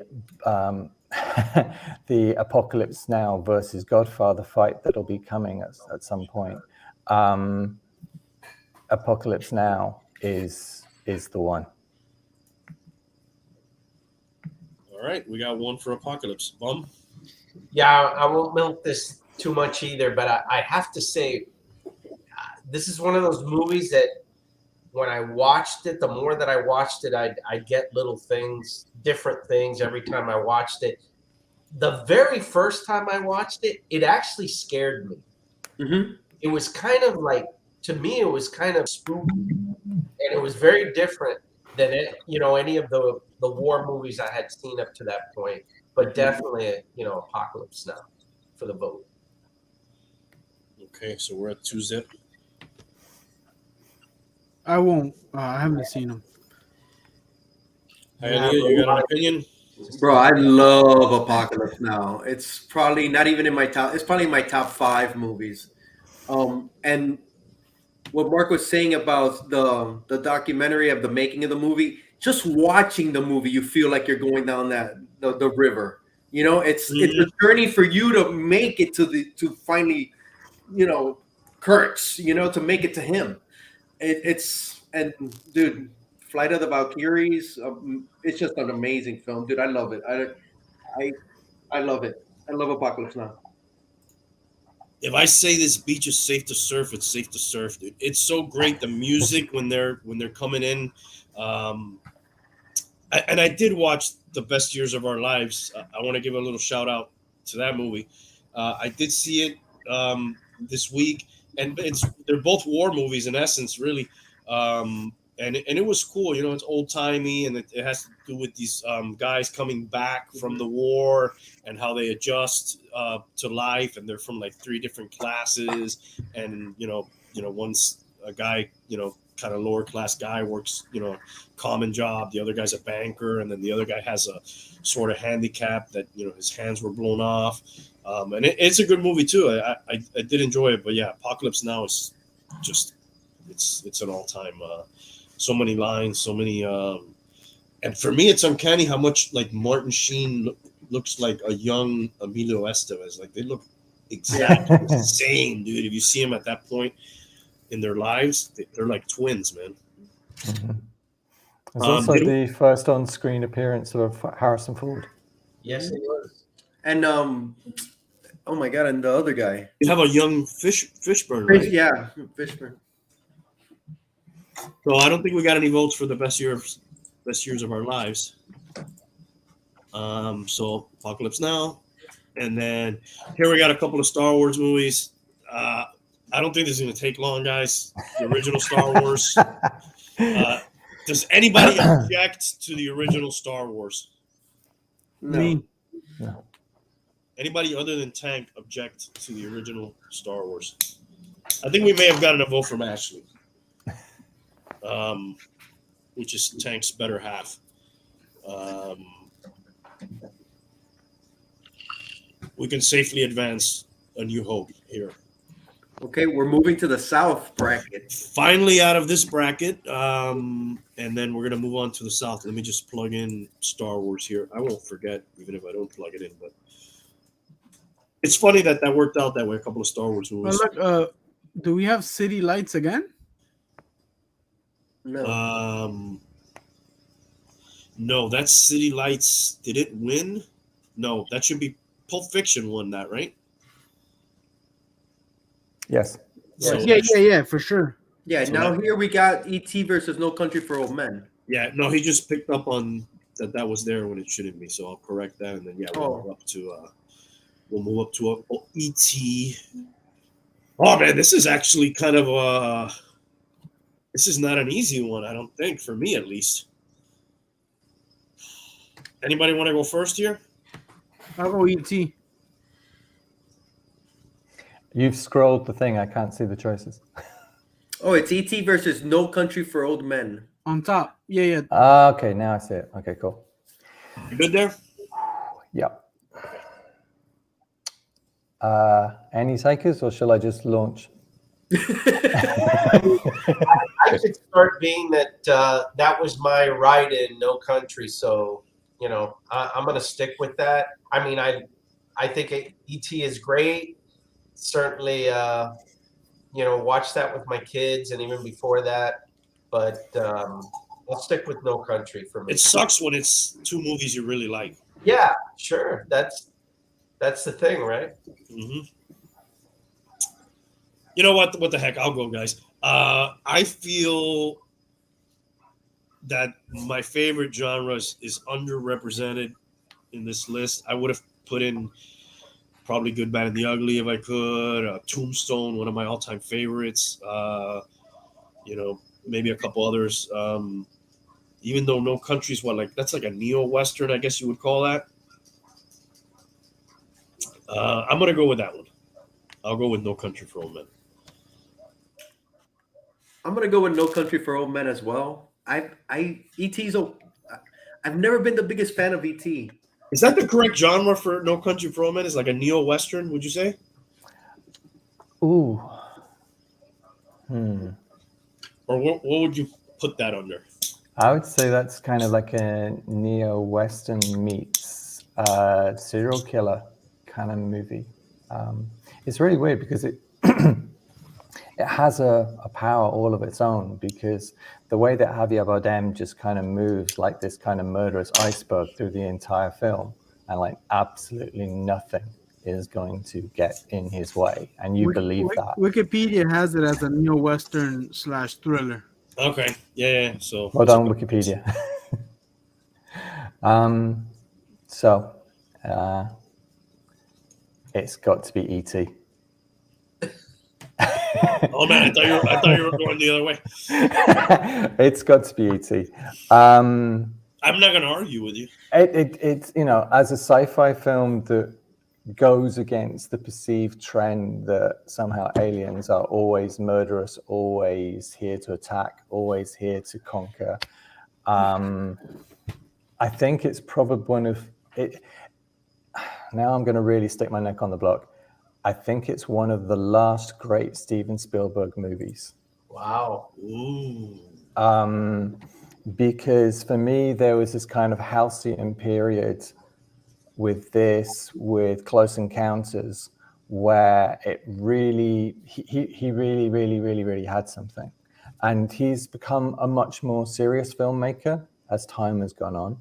And don't get me wrong, I'm not pouring shade on any of those movies, but E.T. is this kind of fault line between sort of Steven the entertainer and Steven the serious filmmaker. And you kind of see the switch in this movie. And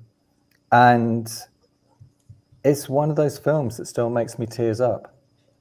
So, if I look at No Country for Old Men, I admire No Country for Old Men, but I love E.T. Yeah. Wow. And I think that's the best way I could put it. Do you see E.T. almost like him making a child version of Close Encounters? That's a fantastic question. That is a fantastic question. Because if I think about the Roy Neary character that your man plays in Close Encounters, he does have this kind of, without that performance, without that film, X-Files wouldn't exist, because in that film he wants to believe, and he doesn't understand why not believing is a bad thing. Right. And it has an amazing moment of catharsis when he gets to Devil's Tower. Yeah. And everything that everything that he sacrificed, everything, his family, his job, he's gone off the deep end, and yet he then gets this salvation in the fact that he was right. Yeah. And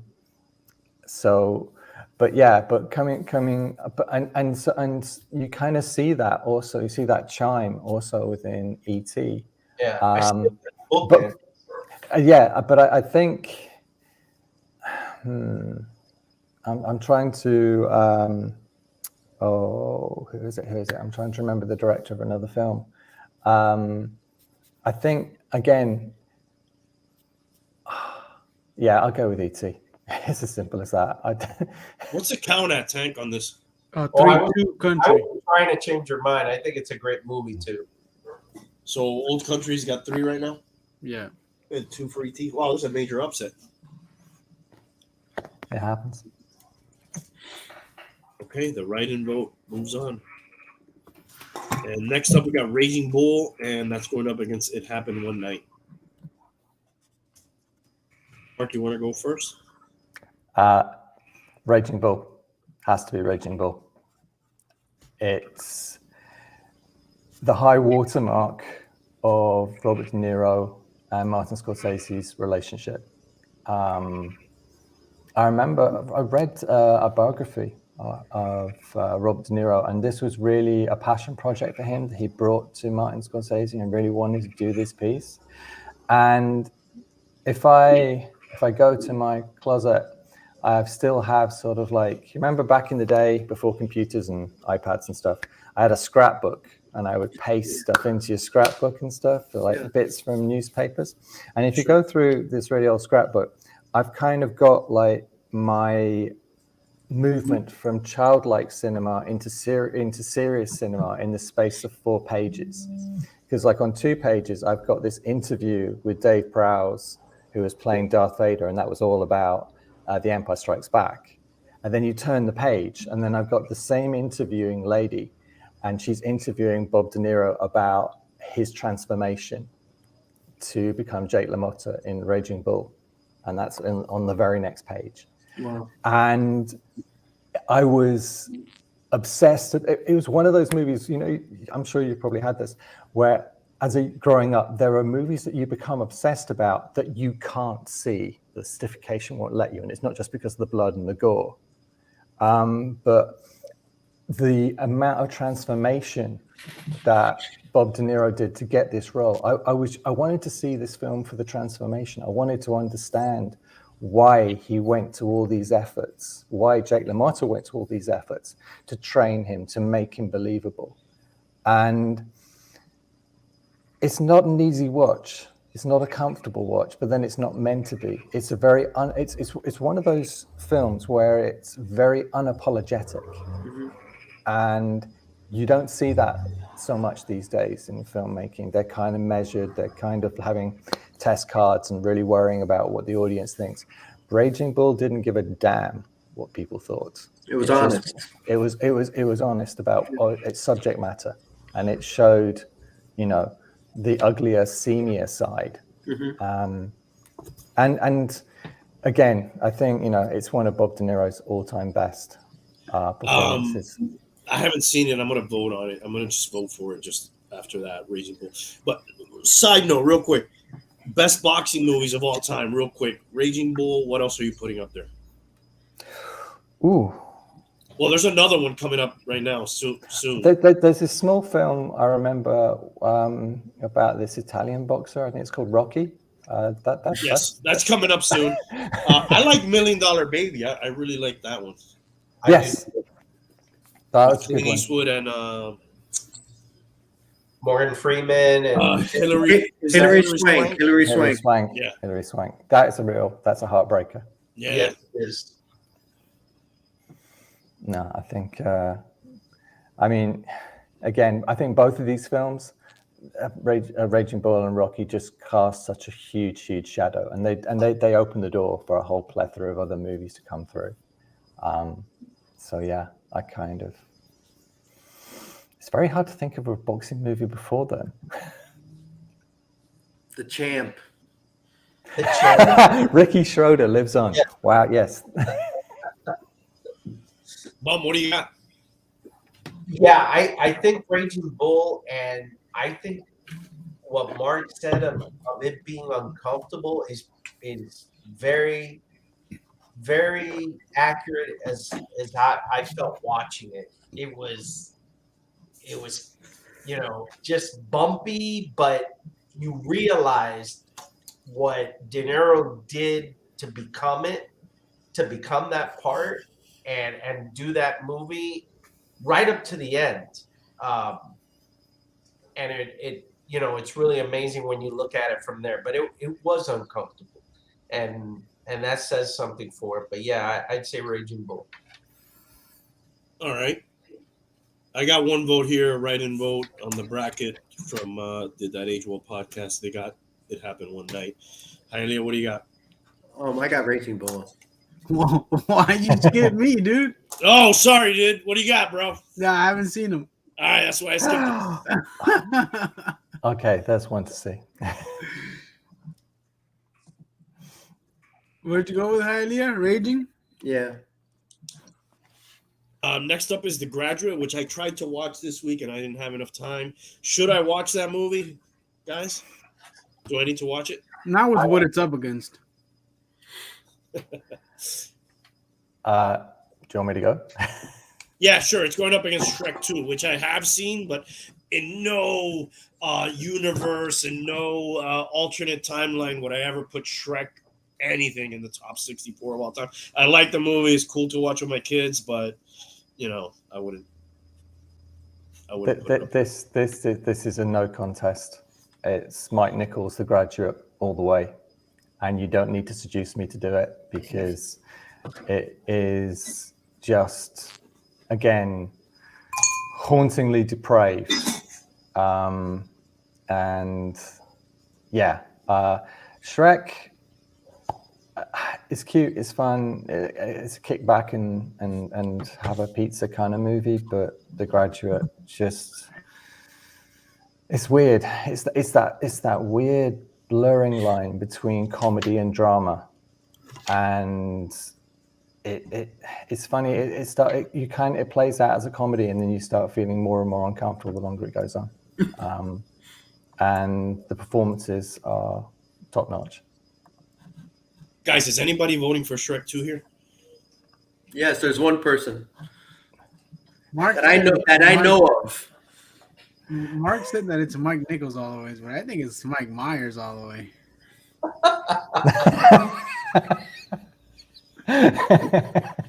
I'll tell you one thing about The Graduate for me. It's kind of the first movie that I remember growing up that the music and the soundtrack was like kind of important to it. You know, I remember the music so much along with the movie. I think that may have been the first movie that I really tied those things together. I mean, I'd seen musicals and things like that, but obviously those were all music related. This movie was like the first one that I remember had the story with the timely music, and yeah, I think it's great. Yeah. Hailey, are you gonna? It's an easy. Go off. This one's easy. It's The Graduate. Okay, It was We- easy. we could just move on to number 4, Rocky from 1976. The Bridge on the River Kwai, 1957. That's a 13 seed. Hailey, I'll let you go. I just recently saw Bridge on the River Kwai, man, and it's a great movie, man. But you can't go against Rocky, bro. Rocky's Rocky, you know. He's the ultimate underdog. All underdog movies are compared to Rocky. You know how many? It's like, come on, Breaking Away. It's Rudy. It's all those movies. It's Rocky. It's Rocky. Talk about music. Come on, it's Rocky for me. Yeah. I'm gonna have to go with Rocky too. I also saw Bridge over the River Kwai not too long ago, a couple of years back for the first time. And I love Rocky, even the bad Rockies I love. But to me, the Bridge over the River Kwai, tremendous movie. Excellent. I was disappointed in myself that I hadn't seen it sooner. I love that movie. I thought it was a good movie, and I'd take that over Rocky, begrudgingly. Yeah, right. Yes. Wow, Mark? dude, surprising. Okay. This is a really tough one. Yes. This is a really, really tough one. I mean, again, as a movie that you go to when you're down, when you need your spirits lifting, Rocky holds a unique place in cinema. This was the film that Sylvester Stallone stuck more than his chin out, because this was something that he was writing and taking around town. And then, you know, when he got the glimmers of a deal, they were like, yeah, but you can't be Rocky. And he said, no. He stuck it out. And it's a funny thing. I mean, I know people ride on Stallone's acting abilities, but who the hell else would you have as Rocky? Who else would you cast in that role? Yeah. So, you know, it's as a movie. I mean, and also Talia Shire just carries on her run of form from the Godfather movies. So, you know, and no, it's a fantastic film. However, Oh, hey, yo! yo, Adrian. Bridge on the River Kwai is that really strange war movie where it's dealing with kind of Stockholm syndrome before Stockholm syndrome even happened. Yeah. And Alec Guinness as Colonel Nicholson is just it's a really strange film because you're with this guy, you're with him for what he's endured, and then the thing really twists and it really has this whole kind of, it's a film of competing allegiances.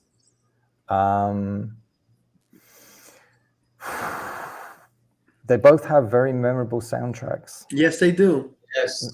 They do. And again, as an example of filmmaking before CGI, they had to build that bridge. Yeah.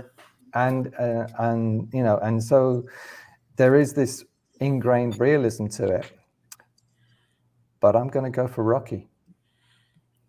I think I was whistling Bridge on the River Kwai when I was a kid, and I had never seen the movie, and that was, the whistle is iconic. Yes, I agree. I remember whistling to that and not knowing why or where I heard it, or you know. Yeah. Can you whistle it right now?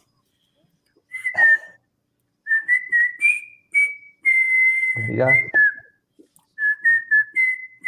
Yeah. Oh my god, I've whistled that so many times. I've never even seen the movie. If I could whistle, I would join in, but my whistling's crap. Dude, you hear Eye of the Tiger, you want to kill somebody, dude, right? Like right away. But that wasn't even in the first film. Yeah, that's not the first one. Oh, really? That's dude? Rocky V. Oh my god. I Yeah. think that's Rocky Eye of the V, Tiger yeah. is Rocky 5? Four. I think it's- Four. No, Three. Rocky IV. Four. Yeah.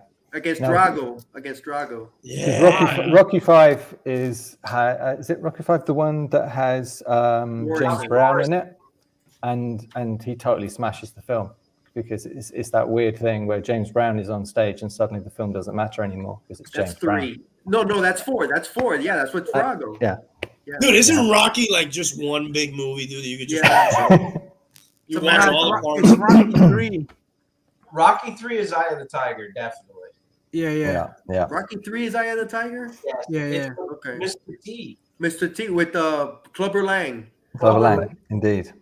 Oh, that's right, because they end the movie that him and Apollo, right? Right. Swinging punch. Yes. No, I think. Dude, what's the vote at right now? It's 3-1 Rocky. That's Okay. right, dude. It is 3. You're right. So we'll move Rocky on down. Okay, this next one, this will be interesting. We got number 6 seed, One Flew Over the Cuckoo's Nest, and number 11, The Dark Knight. To go first, go ahead. Oh, I'll just do it. Go ahead. One Flew Over the Cuckoo's Nest, man. I love that movie. Is it a tough choice at all? It is a tough choice, but it's more of a tough choice over, you know, the performance. Dude, yesterday you said this was a tough choice. It is. Like it right now. It is a tough choice, but I thought about it. It's Dark Knight, the movie, you know, but you just think of that, his one performance, right? The Joker, you know, and it was freaking iconic. He is the Joker. He became the Joker, but One Flew Over the Cuckoo's Nest. Dude, the Batmobile. I think it's a better movie. I think it's a better movie, and I'm the Hyena comic bro. You know, I get it. It's fucking Batman, dude. But One Flew Over the Cuckoo's Nest is a better movie than The Dark Knight. Dude, all the lines from The Dark Knight. I gotta go. Nurse Ratchet gives the Joker a run for the money, bro. Where is he? Where is he? All right. We got one for One Flew. Anybody else want to jump into the fray? I'll go. You know, I will say that for me, the Christopher Nolan Batmans are the very best of the whole, you know, DC superhero Marvel thing. For me, are the very best. But there's the but. There's always that but. Yeah, but One Flew Over the Cuckoo's Nest. That one left me a little shocked the very first time I saw it, and it made an impact. You know, I love Jack Nicholson and anything he does, so I'm going with One Flew Over the Cuckoo's Nest. All right. So we got 2 for that. By the way, I will tell you, Mastodon voted for Dark Knight. Tank. Ashley voted for Dark Knight. Says here you voted for Dark Knight. I got Brews and Beats on Instagram voted for Dark Knight.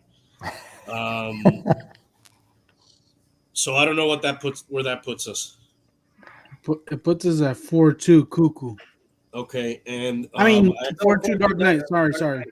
Okay, and then I have here One Flew Over the Cuckoo's Nest for Molly from Did That Age Well podcast.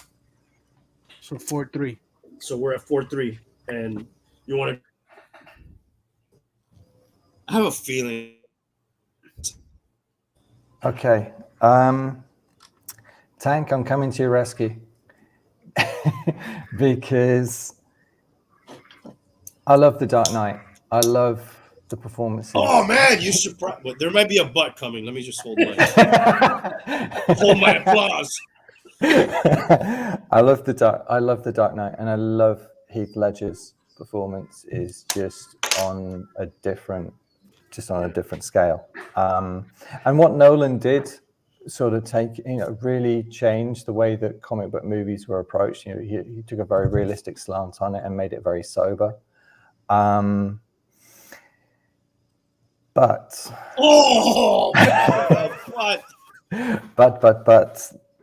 One Flew Over the Cuckoo's Nest. This is the movie that Michael Douglas triple mortgaged his house for. Mm-hmm. This is the one where he went with the begging bowl around all of the other guys at the acting studio and said, please, please, please, we have to make this film. He sunk all this money in buying this literary property, and he wasn't wrong.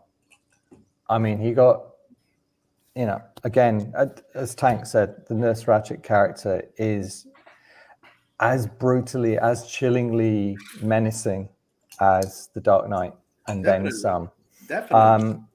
Jack Nicholson, again, an absolutely sublime performance. But the shout out that I would really make is for Brad Dourif, who is the sucker punch in the movie. He's the thing that really will have you on the floor. I mean, everyone will kind of will refer back to Nicholson and the electroshock therapy kind of stuff. Mm-hmm. But for me, Brad Dourif really has you in pieces. And also a shout out for Danny DeVito as well, because this was kind of like, this is the guy from Taxi. And it's like, no, this is me, doing the serious thing. Mm-hmm. And I mean, there will always be another Batman film, as I think we know. But in terms of dramas about mental institution and atrocities in the mental institutions, no, this one kicked the doors open on a whole story, a whole raft of things. If you didn't have this, you wouldn't have Awakenings, and it's got to be One Flew Over the Cuckoo's Nest. But I don't get me wrong, if it has to go down to The Dark Knight and lose to The Dark Knight, that's fair enough as well. Because if you have to lose to a movie, then let it be a good movie that you lose to. And Dark Knight is an awesome movie. So it actually had 2 Taxi people in it, right? Yeah. Yeah. Yeah, it did. Lloyd? What's the score here? We're tied at 4-4 now. Okay. So I get to break this tie. Oh man. Oh boy. Fuck, man. When you hear Mark talk, you're like, he starts to change your mind on the way you think sometimes about these movies, man. Do you get the sense this is like this game of poker kind of going on? Or maybe I should be wearing dark glasses or just something off my mouth. It's like some sort of psychology you're doing on me when I'm about to make my. Honestly, I love The Dark Knight. I think this may be my favorite Batman movie of all the Batman movies. Even though I do kind of like the one with Bane. Most people put obviously this one above that one. I wonder sometimes if Heath Ledger, there's always that effect when somebody dies when an album's about to come out or a movie just came out that also, somehow pushes the movie or the album forward. I wonder about that sometimes with watching it and listening to it. I think the movie's great regardless. You guys might hate me, dude. The One Flew Over the Cuckoo's Nest, I didn't love it. I may need to watch it again. I probably watched it like, I don't know, 15 years ago. It's been a while since I watched it. Definitely not a feel-good movie. Yeah, like I want to watch The Dark Knight again after I watch it. I don't remember wanting to watch One Flew Over the Cuckoo's Nest. It has to do with the subject matter, obviously. But, you know, I'm going to break the tie and go Dark Knight. Fair enough. On this one. All right, so this will be interesting. We got Titanic number 3 and Lord of the Rings, Fellowship. You might not be able to read this on here. Fellowship of the Ring, which this is the first movie, I believe. Right, guys? Fellowship of the Ring is the first one, yeah. Yeah, and I do like that movie too. I'll change it up. I'll go first on this one.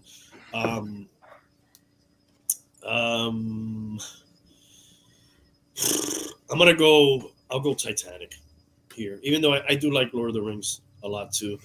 But the movies, they kind of, you know, unless you're a Lord of the Rings super nerd, for the average Joe, some of these movies may kind of mix in, you know, as like one long story. I don't know if you guys felt that or not. So I'll go on Titanic on this one. I'll take Titanic as well. I do like the Lord of the Rings, but I wasn't crazy about the first one. Titanic, I remember when I saw it in the theater, dude, it was epic. You know, as it aged well, you know, there's a lot more haters for Titanic now than there used to be. When it first came out, everybody was in love with it. I still like it. I think it's still a good film. I'll go Titanic. Yeah, I got Titanic too. I think it's a good movie. I enjoy watching it. I've seen it recently with my wife, and I think it holds up. Mm-hmm. By the way, guys, real quick, just to go back to the previous vote, that's my biggest pet peeve with superhero movies.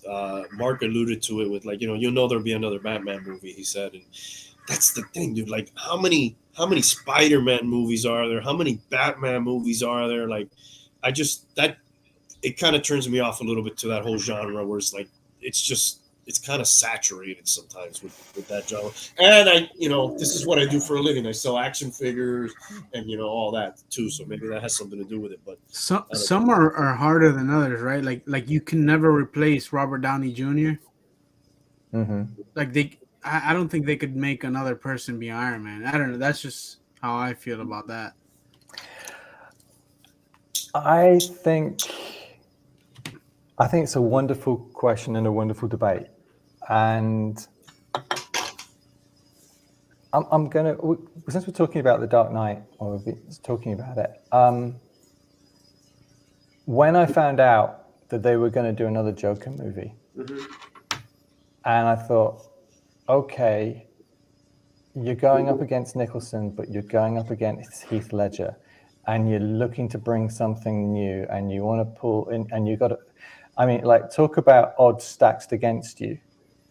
And then when I sat down and I watched the new Joker movie with Joaquin Phoenix, and it has its own look, it has its own vibe, and it has a very, very deep debt to Scorsese's The King of Comedy. Yes. But my God, that performance just didn't just pull all of my misgivings out of the fire. It went somewhere different.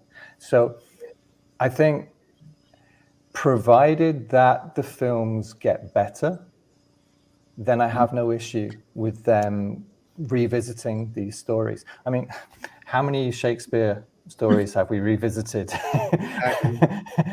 Some films, some characters are an open door that are just easy to push through and just deserve another chance, another take.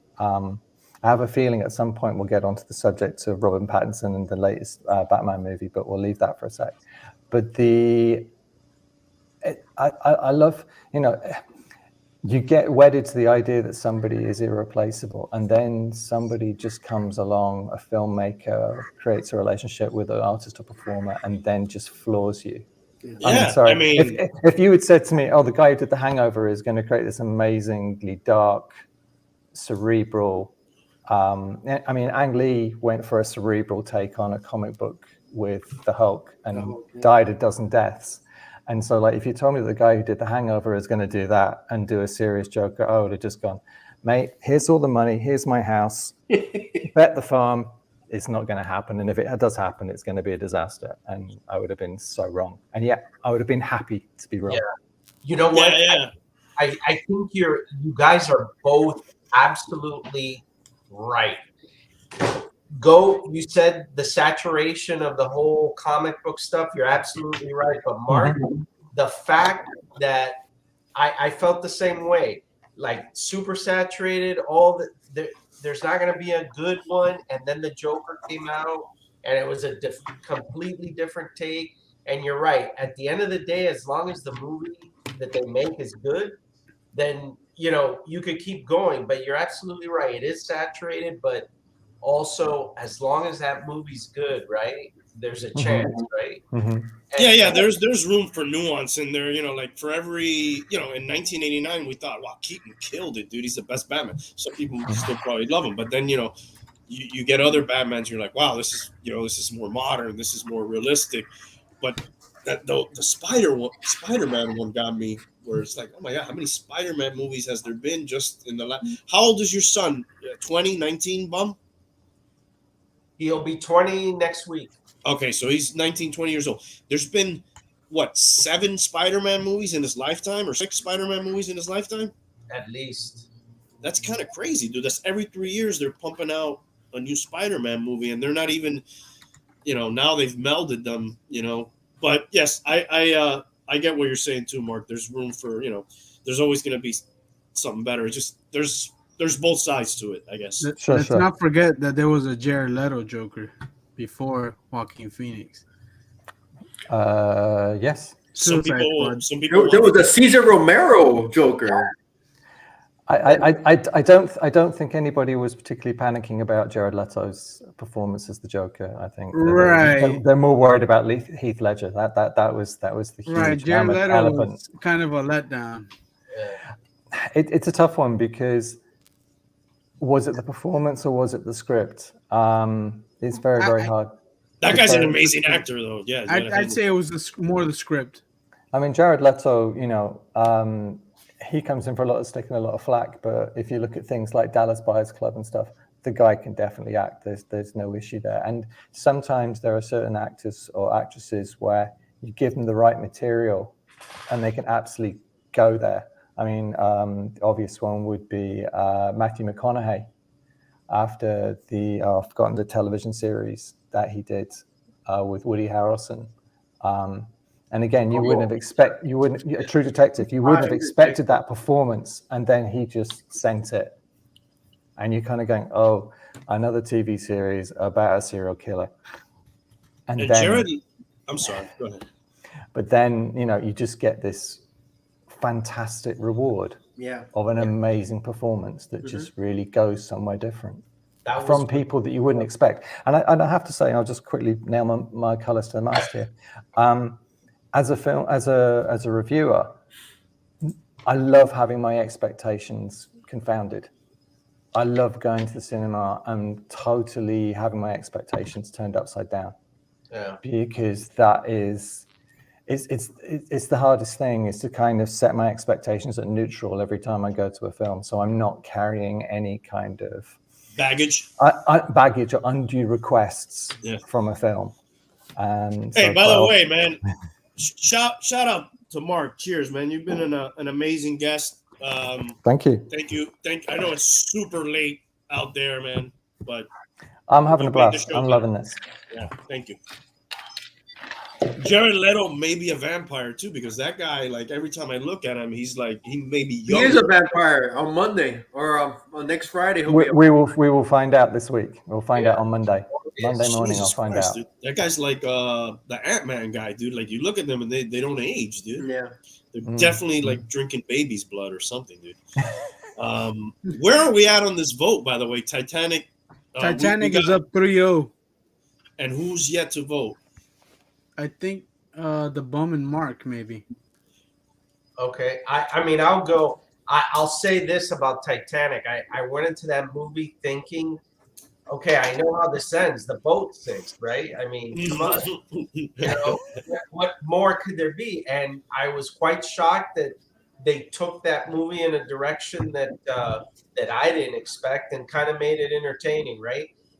I know that the Lord of the Rings has a lot of depth and all that, but I will say I have never been able to see those movies more than once. The Lord of the Rings movie, and I appreciate the cinematography and just the depth of those movies, but I'm gonna vote Titanic just because it threw a curveball at a story that everybody knows what the ending is, but somehow was made interesting.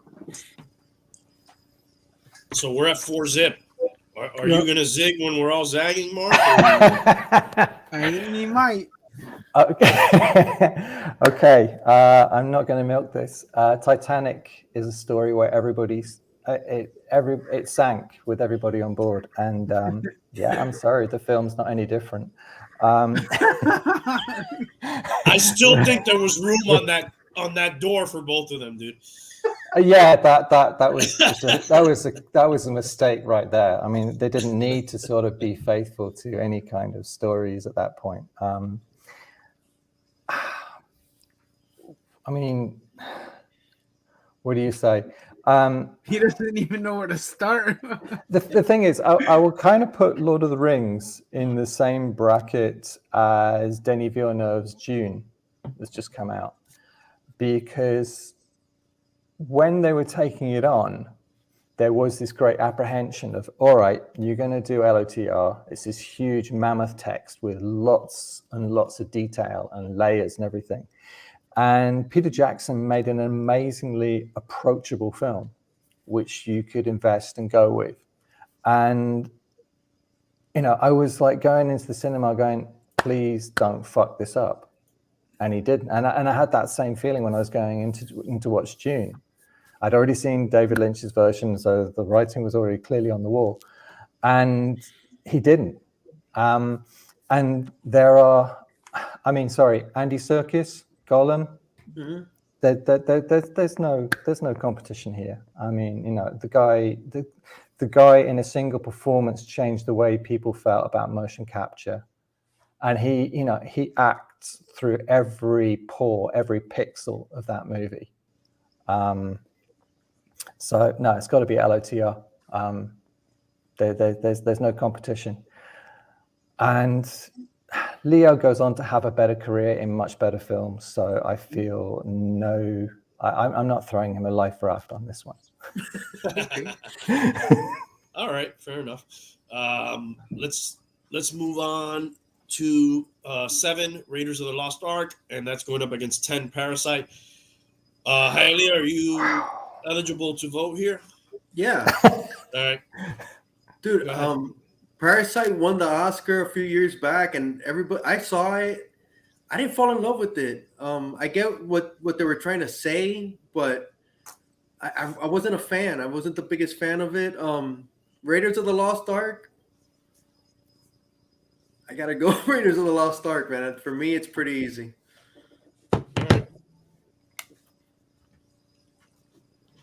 Who's up? I can't vote on this. Bum, can you vote? Serious? Yeah, I haven't seen either. Wow.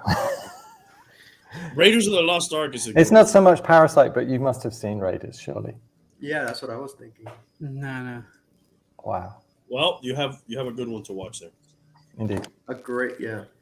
Yeah, You could start before that one, right? I'm Is that gonna. the first one or is that the second one? Raiders is the first. It's the Yeah, first First one. one. Okay. Yes. I'm So you gonna can start go. there. I'm gonna go with Raiders. I mean, it's kind of a throwback to the old cliffhangers. Yeah. Love Harrison Ford. You know, the whole Steven Spielberg, Joe Lucas connection. I don't know. It kind of threw me back to like old school movie, sort of Saturday matinee. Mhm. So I'll go Raiders. I mean, it's Las Vegas Raiders of the Lost Ark, bro. How can you not, you know? Mark?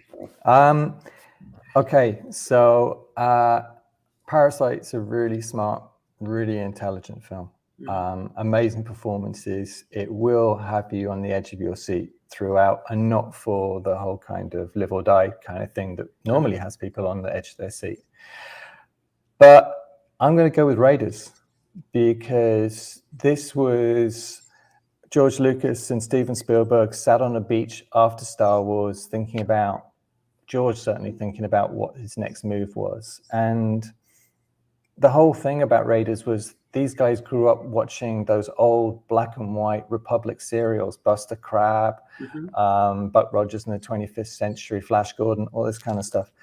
And they kind of wanted to return to this kind of devil-may-care heroism, which had cliffhanger after cliffhanger after cliffhanger. And I remember a comment made because when they cast this movie, they weren't sure about Harrison Ford. And something that I picked up watching some of the making ofs of Blade Runner, where he was already kind of like shooed into doing Raiders, and Star Wars hadn't really broken. And this, I think one of the casting agents went over to London where they were already starting to shoot Raiders. And they asked the question about Harrison Ford, and she turned around from the editing desk and she went, "Huge star." And I was like, well, yeah, when you steps out of that shadow in the first scene of Raiders and you see his face and he's got his little scar under his chin and stuff. I mean, it is an amazing, amazing film, amazing performance. And Karen Allen also does an amazing job. I mean, if we get into the whole, which is the best Raiders movie, this is it. This is the best one. Karen Allen steals the franchise with her performance, because her performance as Marion, I totally buy her as being this kind of lost soul, this hard drinking character who's just like happy to sort of wallow in misery in the Himalayan mountains. And she absolutely sold it. So it's got to be Raiders. I believe they offered it first to Tom Selleck. Yeah. Yes, they did. It was to Tom Selleck, and then Harrison got. I don't think he could. I don't think he was available because he was doing Magnum PI. Yeah. So is this a clear win for Raiders? We're at 3-0 right now. Okay, yeah. So I got one vote for Parasite here.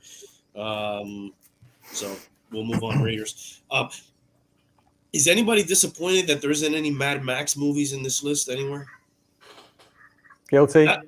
Not that there would be. I mean, if anything, you would have. I love Fury Road. Fury Road. Maybe Road Warrior. I mean, yeah, I guess you can make an argument for that. I don't know. Years ago, I used to work as a bartender in a nightclub, and I would finish my evenings, which would usually finish around about this time, around about 3-4 in the morning. And I would go home, and I had a Betamax video recorder, and on there was, on this tape, 2 films that I absolutely wore the magnetic oxide off. Blade Runner and Mad Max 2. I have watched these films more times than I have had hot dinners. And if you asked me to choose between the original Mad Max and Mad Max 2, it's a real tough one, but I would still go with Mad Max 2. Yeah, I would have to say Mad Max 2. Yeah. Awesome. Out of all of them. You guys like Fury Road? Even more than Fury Road. I was initially disappointed by Fury Road. It kind of threw me slightly because the title said Mad Max, and yet for my money, he's a bystander. Yeah, he's not even the main guy, yeah. And he gets totally smoked by Charlize Theron, and all props to Charlize Theron because she is magnificent in the movie. Mm-hmm. So I loved it, and it's a film that I can kind of return to. But again, Mad Max 2 was on that cusp of CGI. Mm-hmm. Everything is real. Everything is realistic. There are stunt people doing stunts and what have you. And yeah, that's. I mean, if I have a gripe with Mad Max 2, it's like, George, why the hell did you feel the need to speed up the chase footage? It doesn't need it. It truly, truly doesn't need it. But as and when I meet him, I will make that case that in person. All right, so yeah, I like Mad Max. It's just, and I'm not a big action movie guy, but somehow that movie, it's nonstop action, got me, and I just, I don't know, I loved it. But let's move on, guys. We're about to get out of the South here. Citizen Kane from 1941, number 2 seed, versus Goodfellas 15. You can go first, Mark, if you like. Okay, this is a battle of legacies. As entertainment, as much as you could say a mafia film is entertainment, I would say that Goodfellas is a more entertaining movie than Citizen Kane. Though Citizen Kane was the Star Wars, was the Alien, was the 2001 of its generation. It kicked through so many doors and so many standards that it's very, very, very hard to deny its legacy.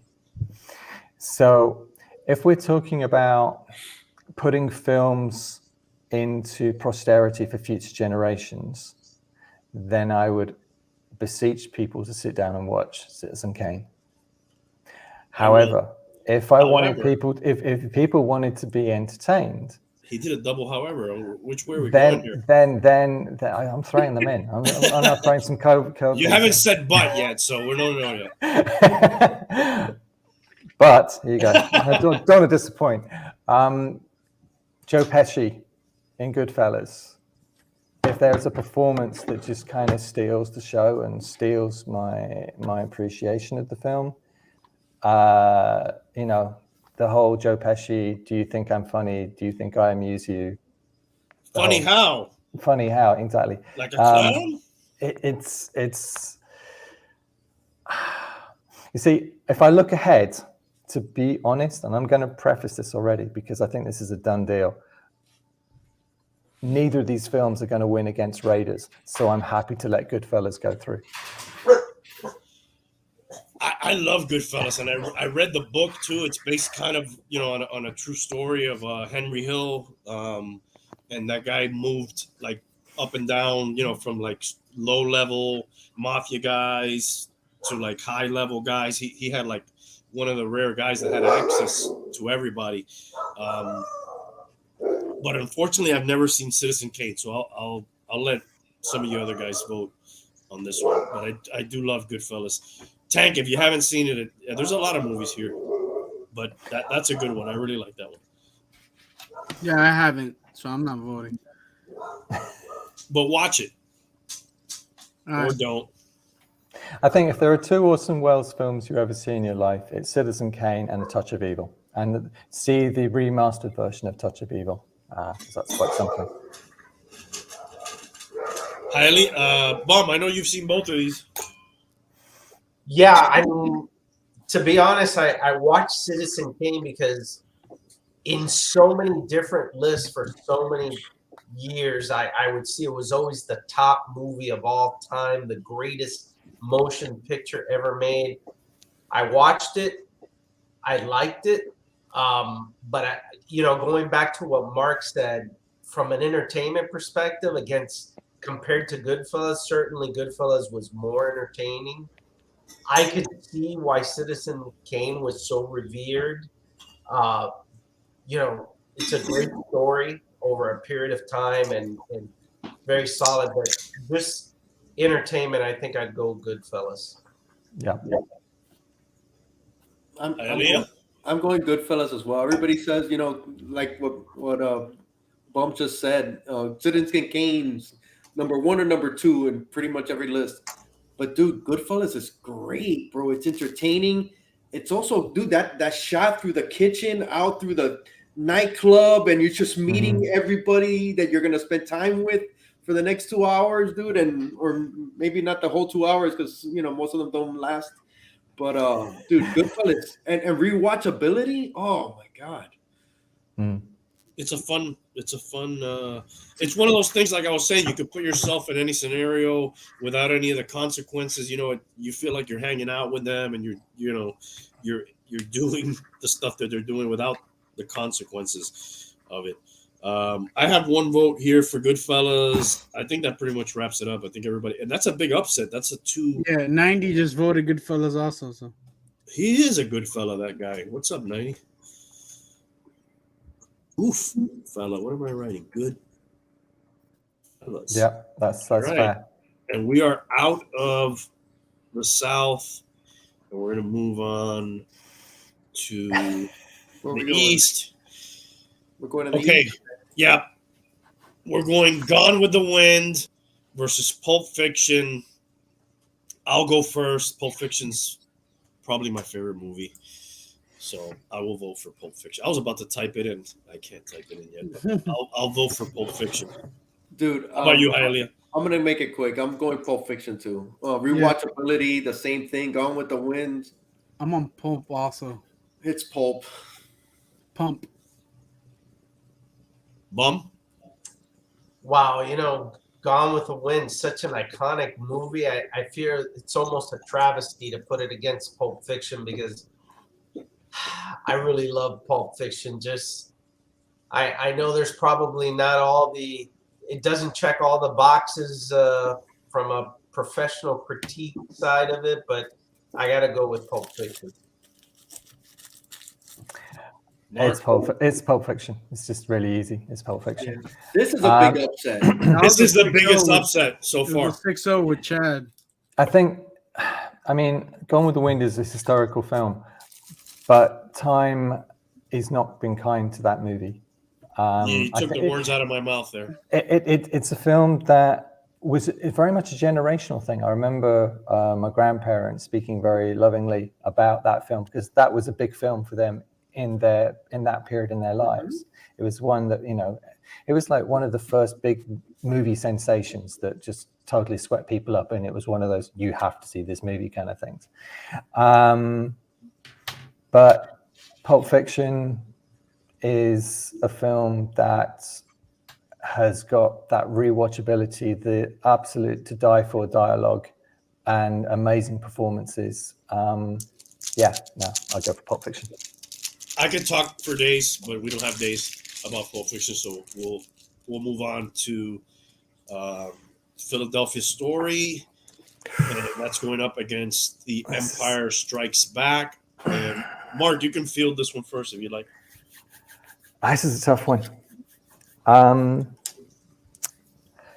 Philadelphia Story is an amazing film, but it has the poor fortune to find itself next to arguably one of the best film sequels ever made its way into a cinema.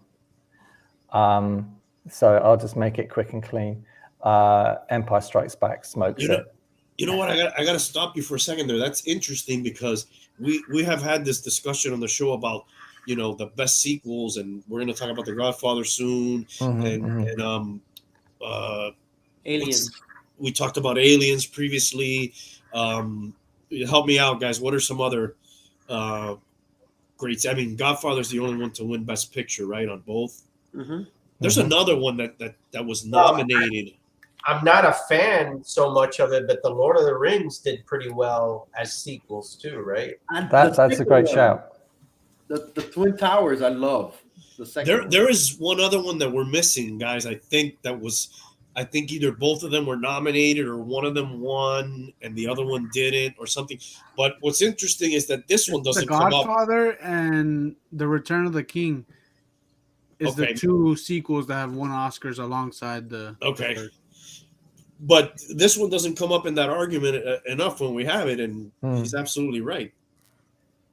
I mean, this, so like, put yourself in the mindset of George Lucas. He's just shepherded this film, which, to be fair, he wanted to make all of the films, that's the prequels and all the way up to Return of the Jedi, as one movie. And the studio said, pick a chapter. And so he went for chapter 4. And then he's got chapter 5 already laid out. And he gets his former film teacher to direct the movie after you've just had such a huge juggernaut of success. And you step away from the director's chair and go, no, I'm going to get Ivan Kershner to do it. And I can imagine people in Hollywood going, Ivan who? And yet it's this wonderfully baroque, dark, adult twist of the knife that is so sorely needed to deal with the kind of triumphant nature of Return of the Jedi. And yeah, it's the one where they could act. It's the one where they were allowed to act. Yeah. And Carrie Fisher and Harrison Ford just before he goes into the carbonite chamber, that one's going to stay with you. I got another vote for Empire here on a write-in vote, by the way. Yeah, I got the sequels that were nominated for Best Picture. Okay. Mm-hmm. It's funny. Then Lord of the Rings is there again with Two Towers, and Godfather 3 is there again. Yes, we talked about that surprisingly. And then the other ones are Toy Story 3, Fury Road, and The Bells of St. Mary's. I haven't seen that one. Me either. All right, guys. So we got 2 for Empire. Anybody have anything different on that? Well, we got 3 with Chad in the chat. Okay. I think that's it. We can call that. Yeah. All right. We'll move on to number 5, Shawshank Redemption versus West Side Story. Don't hate me, Mark, but I haven't seen it. What, Empire? No, Shawshank. Oh my God. It's no. Don't get me wrong. If you haven't seen something, what an amazing array of Christmas presents you're queuing up for yourself. This is awesome. This is great. Yeah, this that's is a Hialeah positive was thing. telling me. Yeah, Hialeah's jealous of him because he hasn't seen all these movies that he can watch for the first time. You can do a whole plethora of reaction videos. I mean, like you've got a YouTube channel just there. Hialeah, you want to go first on this? Have you seen both of these? I think he stepped out real quick. He's out for a minute. Bum, you want to go? You got anything on these? On Shawshank, I for me, I did like West Side Story. You know, I will admit that I'm not huge into the musicals, but I love Shawshank Redemption. One of my favorite movies of all time. I do have a vote for it here. A write-in vote for Shawshank Redemption. That would have been your pick if it wasn't in, Bum. Is it that good? It's up there, man. I really enjoy that movie. I know. Yeah, I know that's one of your favorites. A lot of good Shawshank ones for in 90. that. Mark? It's got to be Shawshank Redemption. Again, if I start looking at the whole piece, you know, if you're going to ask me to put West Side Story against what was it, Singing in the Rain, then West Side Story is just not in the frame. And Shawshank Redemption is this film that nobody had any faith in, and yet became this absolute word of mouth sensation, and totally deserved. I think that we can wait for Hialeah or we cannot. I don't think it's going to make a difference. Yeah, it won't make a difference. All right. I'm just trying to see if I have any other votes here. Yeah, I had he did vote Shawshank, and then I got like 2 more votes for Shawshank, so that's a clean sweep. We can move into another thing where I haven't seen both movies. I'll let Mark go first if he wants here. Sunset Boulevard, 1950 versus Grease, 1978. Okay, I'm trying hard not to be prejudiced here. I was dragged by my parents, who had previously divorced, to go and see Grease against my will. And the evening didn't improve. It's young, you got to see, it's like 78. I've just seen Star Wars and I'm being dragged to see Grease. I was not in a good frame of mind. I mean, Grease, it's an okay movie. It's all right. It's got some good tunes. But Sunset Boulevard, I mean, Gloria Swanson, I'm ready for my close-up, Mr. DeMille. It's dark, it's twisted. It's LA Confidential before LA Confidential happened. if you're looking to make a list of like black and white movies, you should really return to and examine. Sunset Boulevard should be on that list. We got a black and white coming up here soon, too. Anybody else want to vote on this one? I will just say that I had previously said that I really don't care for musicals. I will say that Grease is probably my favorite one. But funny enough, I grew up with watching Carol Burnett show, and she used to make fun of the Gloria for my close-up. I ended up seeing Sunset Boulevard later, and it was very good. So I'm going to go Sunset Boulevard. I'm going Sunset as well, dude. I am a huge Travolta fan, but this is not one of my not at the top of the list. So I'm going to go Sunset. It's definitely a better movie all around. All right. So Sunset moves on. I think so. All right. It's nice because I have a lot of movies to watch now, based on the commentary. We got number 6, Psycho versus Chinatown here. Isaiah, you want to go? Yeah, I'll go. I'm not gonna take a long time. Psycho for me, man. It's Hitchcock at his best, bro. It's a classic, all timer. Chinatown is as well, but I like Psycho a lot more. All right, cool. We got one for Psycho. Yeah, I like Chinatown, but as previously mentioned, I love my Hitchcock, and this is one of his best. So, yep, I'm going Psycho. Okay, Mark, do you want to make it a clean sweep on this one? I do, because Psycho has it. It has Anthony Perkins. Just amazing performance. But one of the things that I was gifted, and it's an eternal gift that I'll never be able to repay, was my aunt paid for me to go on this cinema and psychoanalysis course being held at London College of Printing. And it was a 3-day weekend thing. And it was all about looking at symbolism and using psychoanalyst approaches to decode films. And Psycho was one of them. And when I say that Psycho has got depth that just escapes you on watching, it does. And I'm not talking about the shower sequence. I'm talking about the low camera angle, looking out of her car at the police guy when he stops her and she's driving away with the cash full of money in the back of the car. It's still creepy as hell. And obviously the score, again, not to overuse the phrase, is to die for. Yeah. So yeah, it's Psycho. All right, I did have one vote for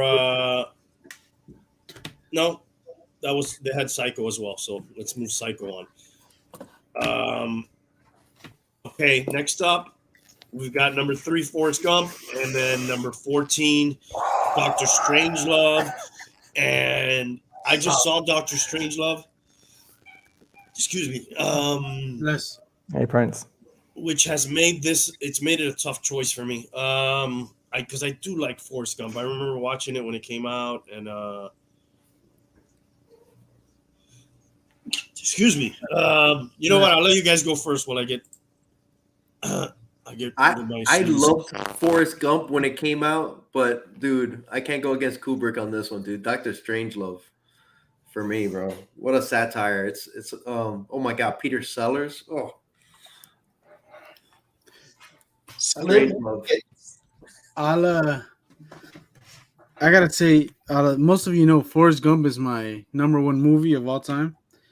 I like all the stuff that it brings, all the different types of genres, if you will, love, comedy, throws in some history there, even if it's not, fully accurate, but it gives you a feel, everything, sports, he plays football, just a lot of shit, man, in that movie. And dude, it gets you in the feels, at the end when he asks if his son is like him, like that shit just like hurts, Yeah. I just have a big appreciation for that movie. Gen A. So I'm going with Gump.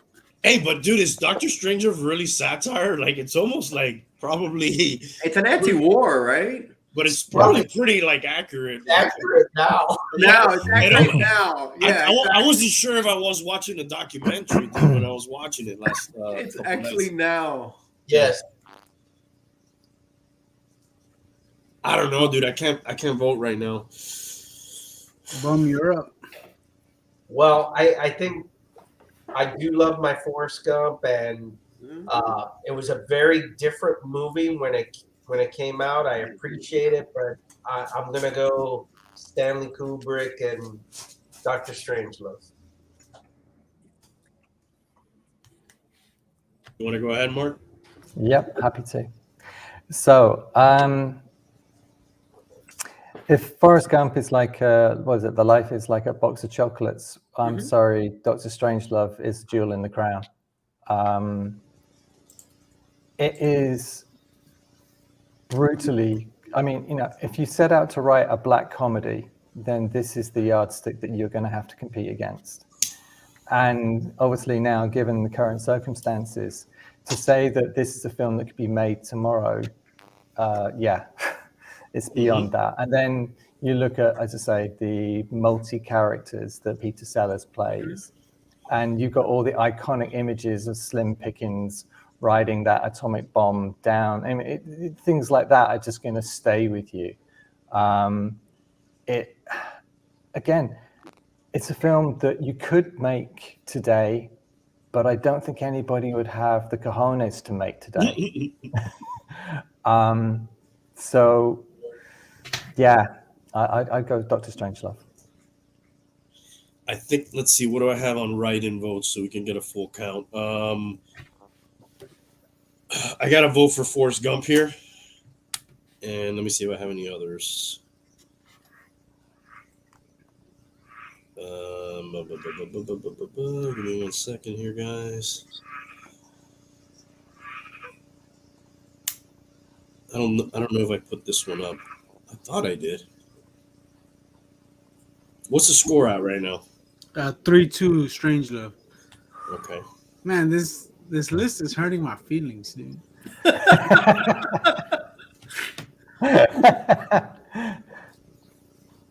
Okay, so I got Ashley voted for Forrest Gump. You can put her down for that. Mastodon voted for Strangelove. And then I got a vote for Forrest Gump from Bruising Beats on Instagram. So where does that put us? 4-4. It's a tie, so it's up to me. I did enjoy both these movies. Kubrick versus Hanks. Man, I'm gonna have to go. I'm gonna have to go with Kubrick on this and put Dr. Strangelove through. But I wouldn't have been mad the other way either.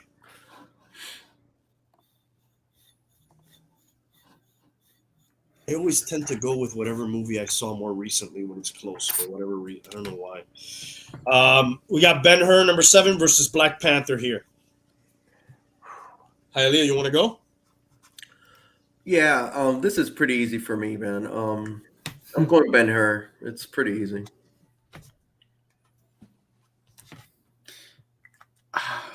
I don't want to vote on this. I've never seen Ben-Hur, but so I'm not voting. Is the bum here? He stepped away. Okay. You want to go, Mark? Yeah, sure, happy. This is a really weird one because you couldn't really have two more different films pitted against one another. Yeah. One's a kind of like sandals and sand kind of epic saga, and then you've got Black Panther, which is like, this really incredible comics movie. And both of them have importance for different reasons. Oh boy, I think this is the one where I'm finding this one. This is the first that is actually genuinely hard to call. Again, I'm glad it's Ben-Hur, the 1959 version, not the horrible remake. Oh my god! I caught a little bit of that today. I didn't even know there was a remake, and I saw maybe 5 minutes. I go, no. No, I mean, again, this is a tough thing because again, Ben-Hur is again another film from beyond the time of special effects and stuff. So when you see the chariot race, it feels real and visceral.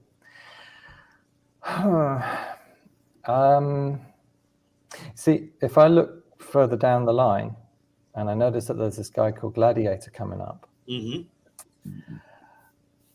I'll give it to Black Panther because I know what's going to happen later. Or rather, I know what I think will happen later. Yeah, I think I'm with you. I'm trying to see. I got one vote for Black Panther here, and do I have any other votes? What does that put us with Mark's vote and the vote that I have for Black Panther? He went Ben-Hur, right? No, he went Black Panther. I went Black Panther. Okay, so we're at 2-1 now. We need the bum. Oh, he's back. Who's up? Black Panther's up? Yeah. Yeah, Black Panther's up 2-1. Okay. So, wow, I thought Black Panther was pretty original. Of all the comic book movies, I found it kind of original, and I really liked it. But I gotta go Ben-Hur. I saw that movie a lot with my dad and We're getting sentimental value here. growing up. It's also tied with me with 10 Commandments. That I saw those movies a lot growing up. So I think Mark is right. It's kind of unfair to compare those two because, man, the technology was such a huge gap in between those two movies. But I'll go Ben-Hur. Where does that put us? 2-2. All right, I'm trying to see if there's any votes that I have. I thought I had somebody who voted on. I thought I put that one on Instagram to get me out of a bind. If not, you did put it. Yeah, I can't find the votes. Otherwise, we're gonna have to let Ben-Hur go through because it's the lower seed.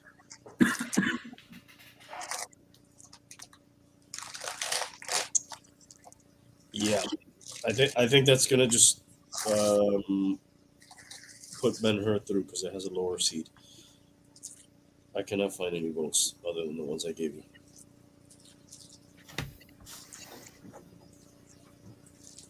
Actually, I had at least one vote for Black Panther.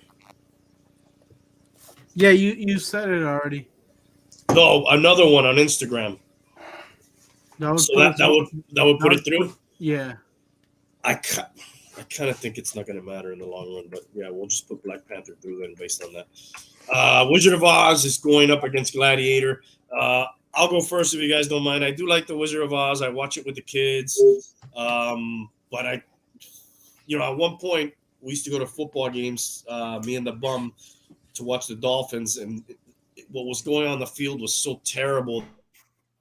And I would laugh at him. He in 15, 14, Gladiator is probably the last best movie ever made, and I would be like, no way. And then later I think about it, it was like a decade ago almost. So there's definitely better movies than Gladiator now since the year 2000, but there probably wasn't that many that I at least liked personally from maybe 2000 to 2010.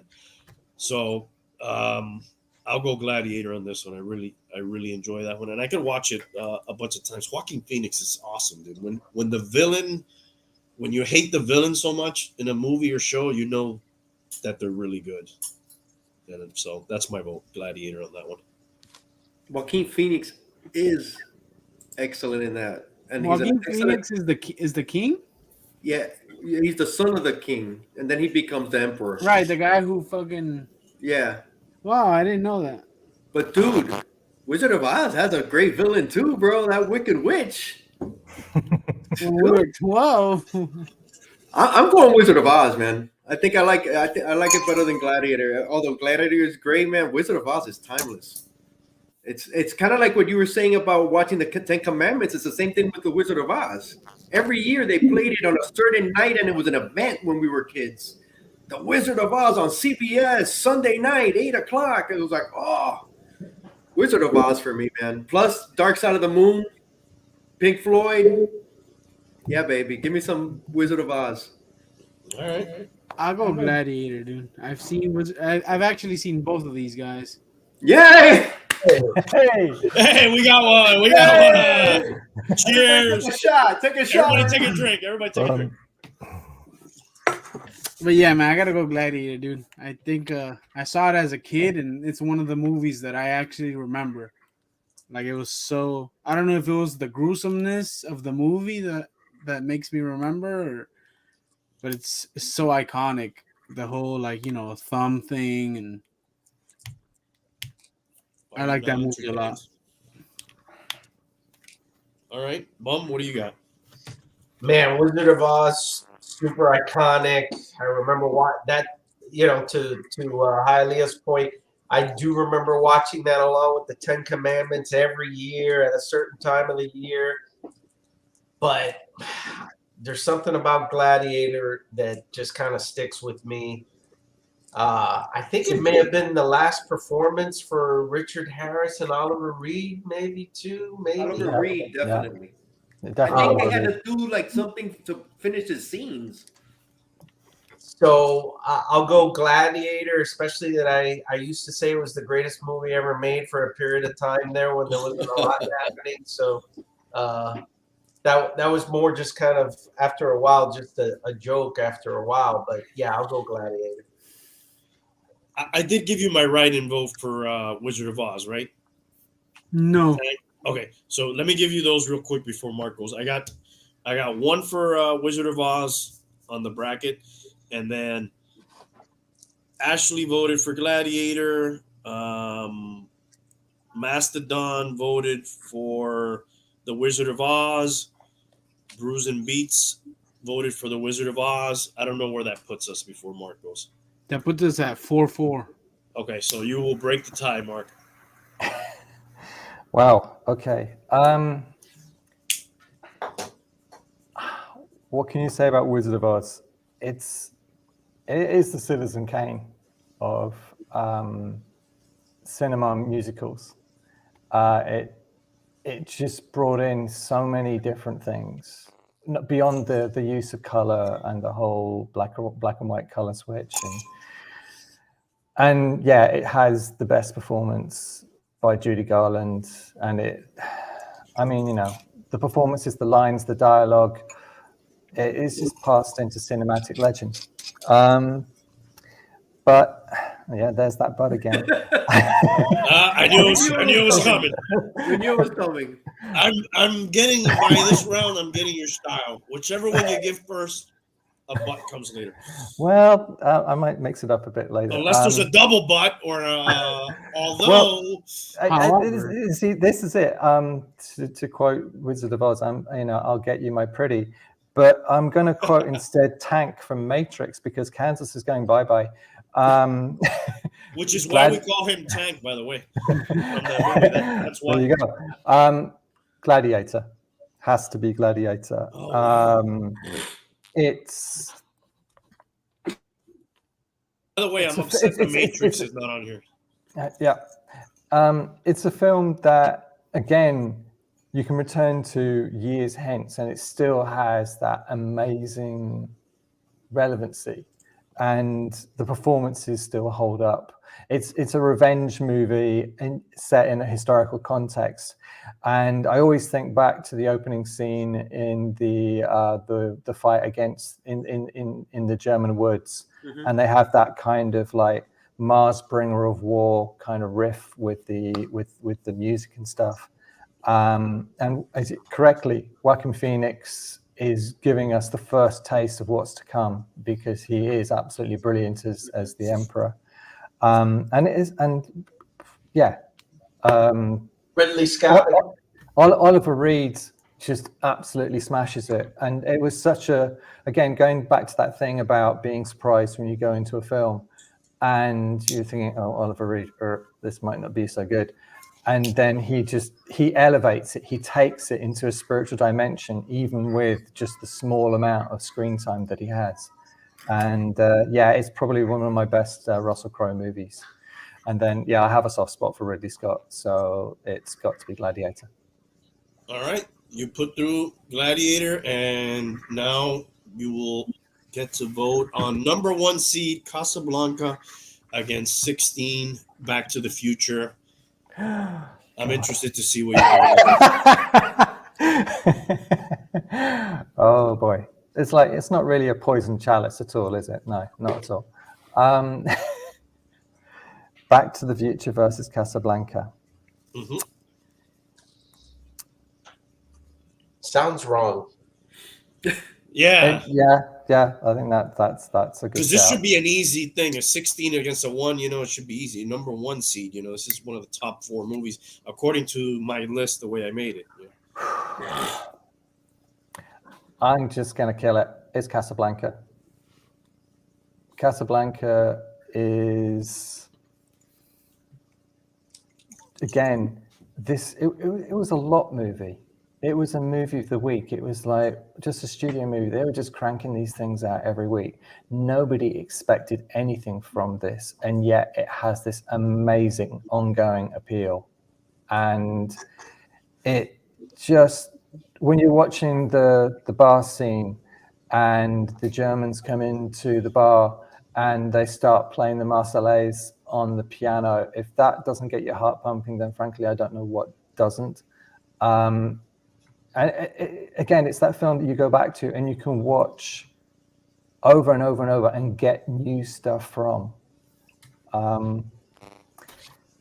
So what would you say to Back to the Future? There is no but in this review. There is no reprieve, unfortunately. I like Back to the Future. I thought it was a fantastic concept, and the performances are A1. It was brilliant. It's a fantastic feel-good movie, and you can't fault it.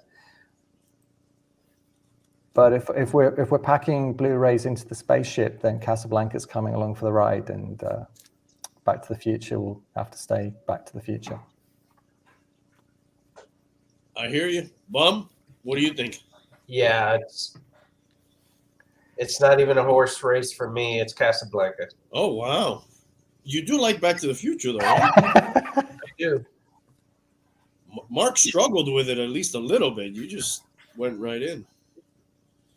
I'm going All right. Back to the Future. All right, so it's 2-1. Let's see here. I have a Back to the Future vote here on the write-in. Is Hialeah around?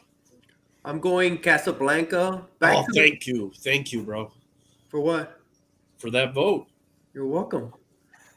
But Back to the Future, it is the 80s movie or one of the main 80s movies, but dude, come on, it doesn't stand up to Casablanca. Casablanca's an all-timer. Yeah.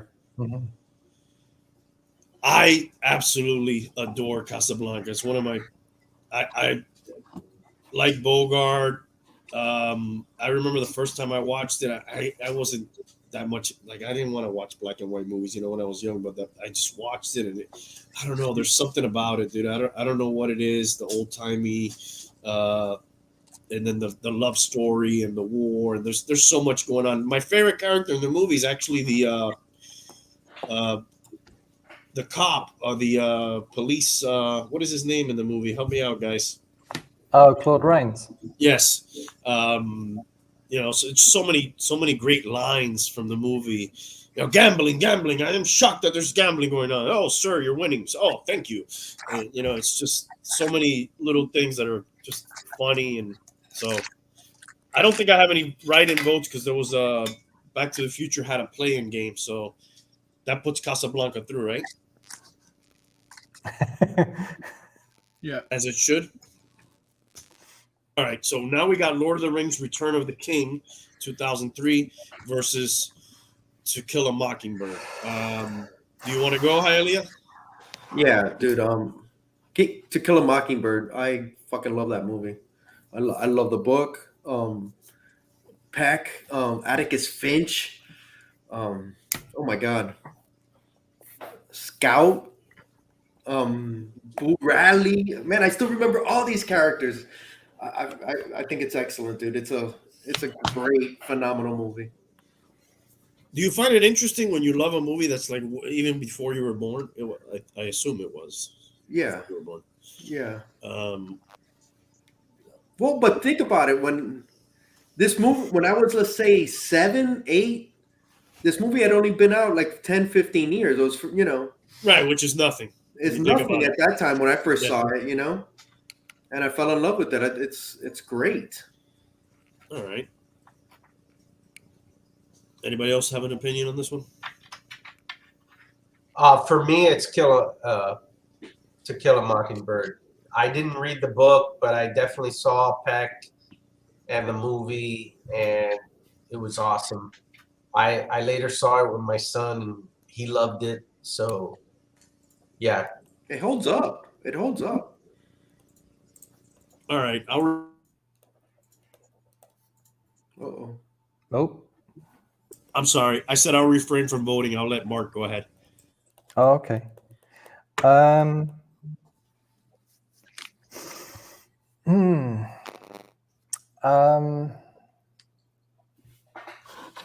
It's a tough one because out of the three movies, this one's the strongest of the LOTRs, without question, and has the best performances. And if I have to sit down and watch the three movies, I would actually watch this one in preference to the other two. I wouldn't mind breaking the sequence. I feel no fealty there. Yet, there you go, new one. To Kill a Mockingbird and the portrayal of Atticus Finch inspired a whole new way of thinking. And that is something that is very, very rare in cinema. And it became like a sort of like a lightning rod, a galvanizing moment. And for that simple reason. And it still has that power. It still has that potency. Yeah. So it has to be that movie. I'm sorry. Did you say To Kill a Mockingbird? Yeah. Yes, I did. Sorry. Okay. Yeah, no, my connection broke up. I do have a write-in vote for that too, and I'm just checking to see if I have any other votes, but it looks like it's a clean sweep on that one, unless I have an astonishing amount, which I doubt, of votes for Return of the King, which I don't. So we will put through To Kill a Mockingbird. I remember reading the book, but not watching the movie. Okay, Godfather 2 versus All About Eve. That's a 5 seed versus a 12. Would you like to go ahead first, Mark? I'm very tempted to pass. You can pass. You can feel free to pass. You haven't passed once. No. I'm not passing. I'm going to throw myself at it.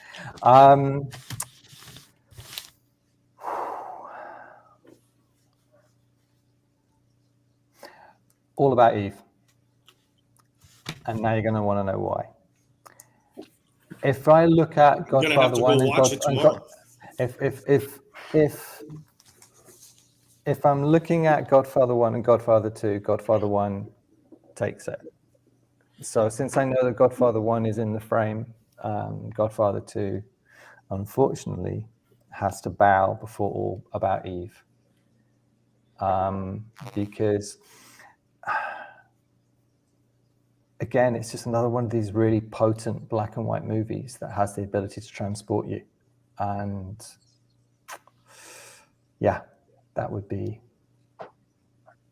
I know I'm going to have to make a stronger case for it later when we get into this. So I'm going to keep some bullets. All right. Anybody else going to vote on this one? I have not watched All About Eve, but man, he's he's putting it above Godfather 2, which is, I really like that movie. So I'm going to have to go watch that one.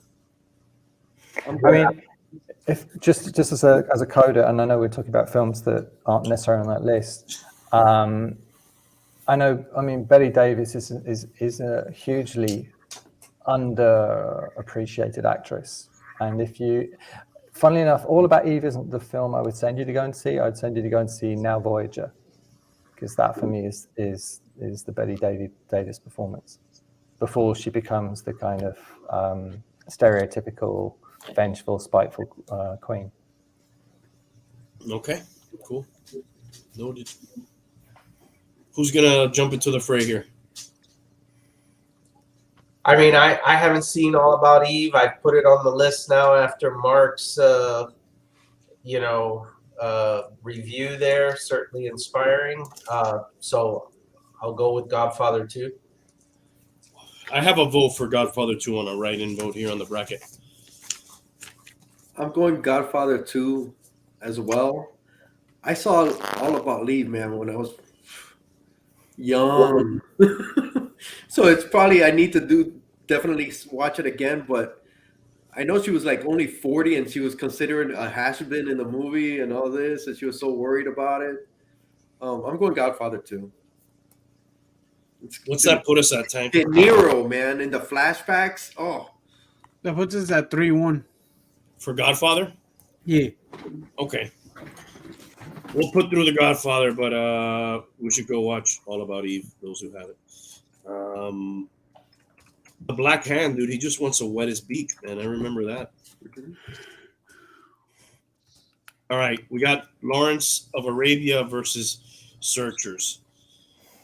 Unfortunately, I have not seen The Searchers, but I have seen Lawrence of Arabia, and I liked it. But I'm going to refrain from voting.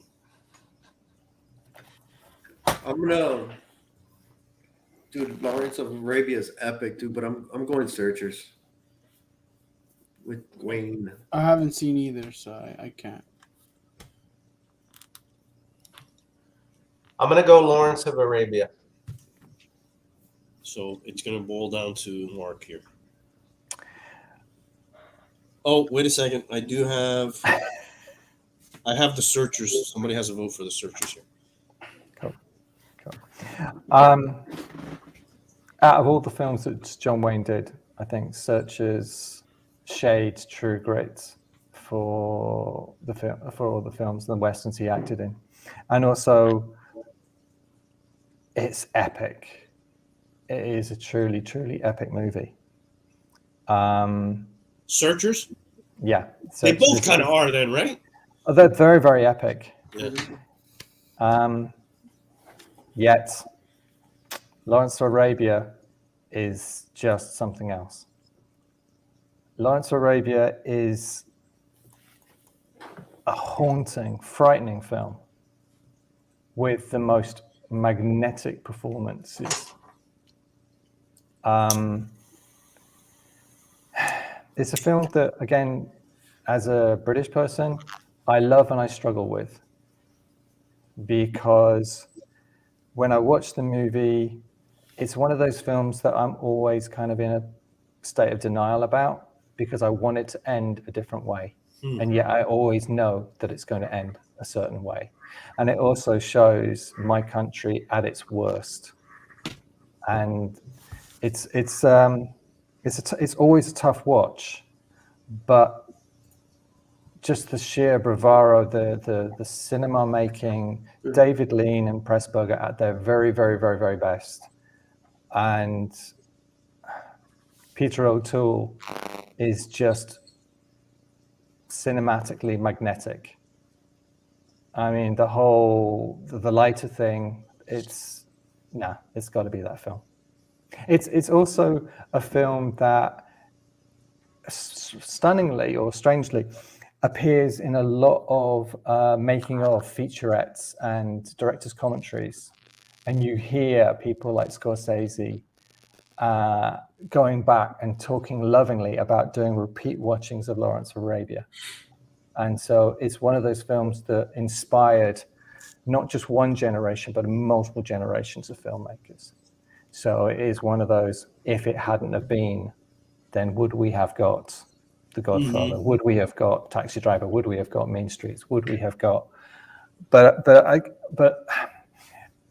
it's an awesome film, but then I also have a huge adoration for Black Narcissus, which Paolo Pressburger did as well, for very, very different reasons. But again, both of these films carry a magnetic sense of shame. They are. If you're going to get a box set, you get Red Shoes, Lawrence of Arabia, Black Narcissus, and The Life and Death of Colonel Blimp, and that's your weekend sorted. And you will be really surprised how deeply affecting and how much these films talk about exactly what's happening now, but in the language of the past. Yeah, interesting how some of these old movies are so relatable still. Yeah. So Tank, that makes it a tie, but by virtue of Lawrence of Arabia being a higher seed, it goes through, right? Yep. Okay. Next up for you here, Mark, On the Waterfront, 1954. That's a 6 seed. That's going up against Silence of the Lambs, 11 seed. We really are getting to the sharp edge, the sharp end of the blade now, aren't we? Boxing film, Yeah, but not really. for me, On the Waterfront is a film about regret. It's about Marlon Brando's character ruminating about what his life could have been had his circumstances been different. Right. It's Elia Kazan at his absolutely finest. I always kind of think about this film next to something like West Side Story and kind of thinking, no, this is the film that got it right.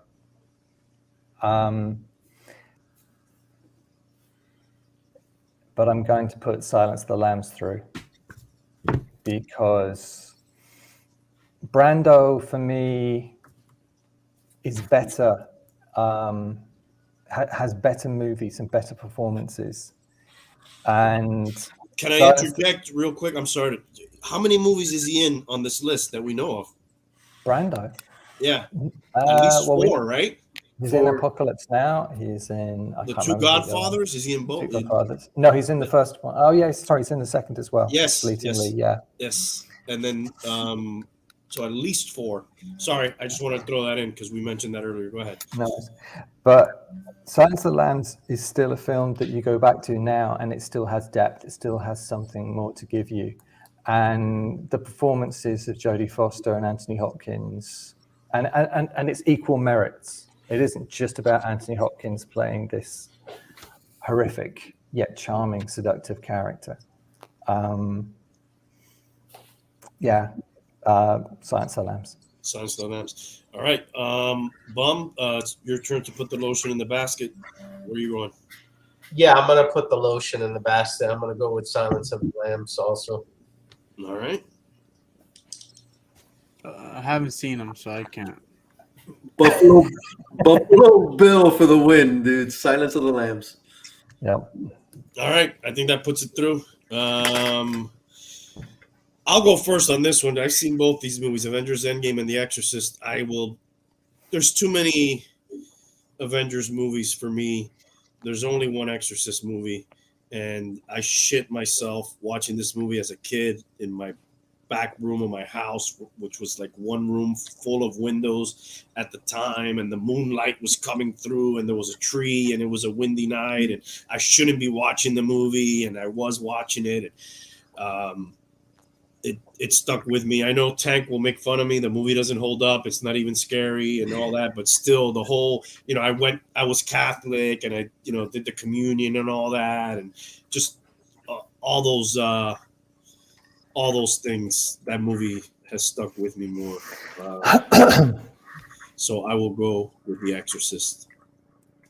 I'll go with The Exorcist as well. I recently saw this with my 19-year-old daughter and her boyfriend, and they were laughing. I know. Are they laughing because it's nervous laughter, or they're No, it laughing? wasn't nervous laughter. Not you could tell the difference. It wasn't nervous. They were just like they were laughing. But I got to tell you, man, that movie when it came out, I was a young kid, and people were I heard the grown-ups talking about it, and they were scared. And they were saying, they wouldn't say too much about what was happening because I was there, so I would. But it was like, and my parents were Cuban and all this, and they were still talking about that movie. They barely spoke English, and it caused it was big, man. It was huge. I'm going Exorcist, bro. It's not. And granted, dude, I saw it 15 years later, or something, than after it came out, and it still freaked me out, dude. I think it was scary all the way until about the mid '90s. I think that's when it started losing some of its luster. Maybe even a little bit earlier than that. I'm gonna go Endgame. To quote a line from The Godfather, you disappoint me. No. Hey, do the what's the line that you always say from The Exorcist? Dimi, why you do this? Why you do this to me, Dimi? That's what his mom would say to him. Dimi, you're not my mother. All right, Bum, what do you got? Yeah, there's not too many movies that ever scared me. This is one of them, The Exorcist. I did show it to my kids later. There was a lot of laughter, some nervous, but mostly because they thought it was a little dated. But this was one of the scariest movies I ever saw. Now, let me ask you this, because they go to church and all that stuff. If this movie would have never come out, but they did like an updated version that maybe looked better and did some more modern takes on it, which they probably have made ones, would they have thought any different, you think, or just maybe? I'm not sure about that. It's a good question. I think also if you focus too much around the special effects or lack thereof, yes, probably the movie starts to go off the deep end quickly. But I think the overall story, the characters, I think it's a bit of a higher notch kind of scary movie compared to some of the other formulaic kind of slasher movies. Okay, where are we at, Tank, right now? 3-1. 3-1 for The Exorcist. Yeah. Let me give you my write-in votes before Mark goes. I got 1 for Endgame.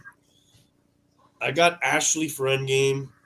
I don't know if you got her phone or not and voted, but we'll give her the vote. I got another one on Instagram, Brews and Beats, Avengers Endgame. I've got Mastodon for The Exorcist. My wife voted on this one only because she hates The Exorcist. She voted for Avengers Endgame. And then I got Saute South Podcast voted for The Exorcist. So I don't know where that puts us at. That puts us at 5-5. Okay, so once again, Wow. the tiebreaker goes to Mark. Okay, I'm going to show some love to the Avengers. Please tell me there's a butt coming. Yeah, we need a butt in this one. Stay tuned. I think The Avengers is a remarkable movie because if you consider the fact that this was the resolution, or at least the beginnings of a resolution to a story that had been started across multiple movies. This is like beyond sequels now. It is an amazing achievement. And also the fact that it juggles so many different superheroes and characters and gives them all oxygen. And it was such a fantastically pacey and accessible movie. But then you got a film like The Reputation of The Exorcist, and you're absolutely bang on the money because this was a film that was spoken of in hushed tones. Mm-hmm. This was in the group of video nasties that were banned in the UK. Couldn't see this film for years. I saw it on an illegal video copy in my friend Rob's sitting room on a bright July day with the sunlight pouring through every available window. If we could open the doors and get more light into the room somehow, that's what we did. And that wasn't by chance. You guys that was wholly by intention, because we had been told, we had been warned, and we took precautions. And it didn't disappoint. But traveling further forward into the future, again, getting ready to go work in the nightclub that I used to work in, the local cinema just literally up the street was like about 2 blocks away from where I'd have to start working. And so they did this thing, because I would start at strange time. I'd start after midnight. On Friday nights, they would do this midnight screening of The Exorcist. Nice. And you've got to remember, The Exorcist was still banned. You couldn't see it. You couldn't buy it in a shop. It wasn't available on tape or disc or anything like that. Basically, there were like about 5 or 6 prints, and they could only be given out to film clubs, people doing private screenings. That is crazy. Now, this gets crazier still, because The Exorcist is a film that sort of creates a lot of extreme reactions in the people that watch them. People were fainting, people were throwing up, people were being dragged out of cinema screening when this film was being aired. But that continued on, because when there was only like 5 or 6 prints of The Exorcist ever available via the BBFC, who do all the certification in the UK, there was this rumor of what is known as a fundamentalist cut, where one of the projectionists had taken such exception to this film that he cut all of Reagan's bits out of the film. Wow. Now, I've watched The Exorcist probably more you're referring to the stabbing with the cross and stuff like that? With the crucifix and all that kind of stuff, and the head spinning and the vomiting and all that kind of thing. Mm-hmm. And I've watched this film probably more times than is healthy, purely because it was, if I get into work, if I go and see this film, by the time the film finishes, I'll be perfectly on time to go to the club. So this was kind of like, get food, go watch The Exorcist, go to work. And I did this every single week. Wow. And then come the evening that I'm watching The Exorcist, and Father Callis comes in and Max von Sydow comes into the room, and they say a line, and then they say another line, and then another line, and another line, and I go, crap, I'm watching the fundamentalist cut. Out of the 6 prints, it's finally come round to the cinema I happen to be watching it in. And I'm like, yes, this is the one. It isn't an urban myth. There it is on the screen. Wow. And like, so there you go. If you've got a film that can don't throw in a butt after that story. So like, if a film can produce that kind of level of reaction in an audience, then it's in there with far more than a shout or a scream or a head spin. So yeah.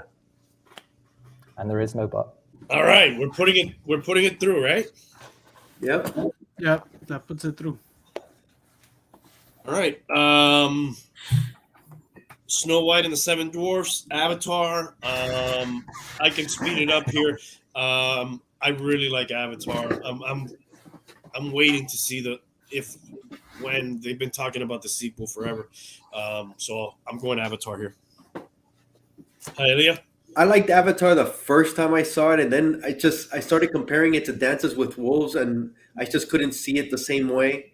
It's just it's the same movie. I'm going Snow White and the Seven Dwarfs. Wow. All right. Snow White. It's great. They're remaking that, aren't they? I think it's a real live action. Live action. I can't vote on this. I don't really remember Avatar. Bum? You know, the special effects in Avatar are impressive, but outside of that movie doesn't really resonate with me. I'm going with Snow White. Oh, wow, dude. You guys are breaking my heart. All right. Mark, I think it's up to you again. I was going to say, Tank, where are we with the scores? It's 2-1 Snow White. Wow. So Okay. if you go, I don't think it matters, to be honest with you, because if you go Avatar, it's a tie, and then Snow White has the lowest. We don't have any write-ins. Wait a second. I got a vote for Snow White here. So what does that make it? 3-1. So now it doesn't matter, really, right? Unless I have any other votes. Let me see. I don't think I do. I don't. I think the earlier comment about it being Dances with Wolves set in space was absolutely, completely correct. Is it plagiarism? When plagiarism and homage are very, very closely aligned, and you don't watch Avatar for the story, and you don't watch Avatar, to be honest, for the acting. Although Sigourney Weaver still smashes it. Yeah. I'm too much of a sucker for sci-fi. I think that's what happens with me. It's a great film to watch on a big screen. But again, if we're talking about packing up your favorite movies in the space shuttle, I'm going to go with Snow White. It's probably what would happen, though, right? Like, we go to another planet, corporations are going to take over, like they do in the movie. It's probably spot on what would happen in real life. It's all down to the nemesis, and I think that the nemesis in Snow White is far more scary and far more potent than the nemesis in Avatar. Definitely. Like, as a kid, my number one or my scariest film I ever saw was Bambi. True fact. Mm-hmm. I remember being taken to the cinema to watch Bambi, and when Bambi's dad gets it, I thought that was truly, truly scary and horrific. I was 5 or 6, but but the Queen in Snow White, shades it. I remember you bringing that up. I remember going on the ride at Disney World, and I was terrified of that ride. The Snow White ride. I was terrified. Regular tough guy over here. Dude, I rode that, and I was shitting in my pants. I remember that ride.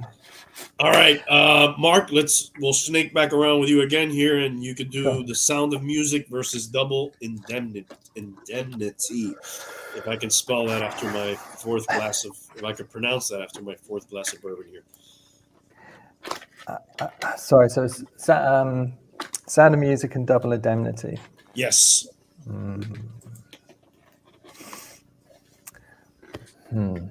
Which is Sound of Music is number 2, a Double Indemnity is number 15.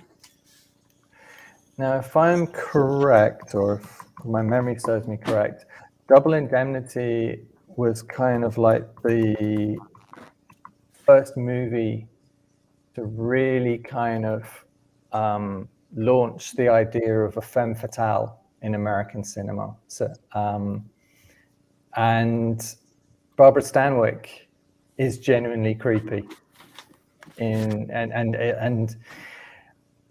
in a way. I mean, if you look at the remake, which is Body Heat with the recently passed William Hurt, if you go back and look at a Double Indemnity, you see it really elevates Barbara Stanwyck's performance. They were saying that go back to Body Heat and watch the first on-screen appearance of Mickey Rourke as a bomb maker, because that is vintage.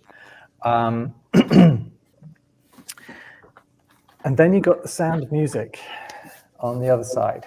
Based on a book, by the way, Double Indemnity. It's a real tough one, because if I don't go with The Sound of Music, I'm just trying to calculate in my head the number of people's Christmas dinners are going to be ruined. Well, they have Snow White. Snow White's coming up anyway. So. Yeah, I'm going to go with The Sound of Music. All right. I do have a write-in vote for The Sound of Music, by the way. So that puts it at 2-0, Bum. Where you at? I guess he stepped away. Okay. Anybody else? Tank, Hialeah, you guys want to go? I'll go. Bro, people love The Sound of Music. I mean, love The Sound of Music. I can't stand it. I don't like it. Ooh, Dude, I just never have been able to swallow. I just do not like that movie. I'm going double. I people love it. I have a friend of mine, man, and bro, I watch it every year. It's the greatest movie ever, and I'm like, bro, It's an institution, but you can't it's an necessarily always, institution. you Yeah, can't always escape from institutions. That's the Yeah. problem. I remember seeing it at school. They put it at school for us, but I never watched Double Indemnity, so I can't. What's that put the vote at?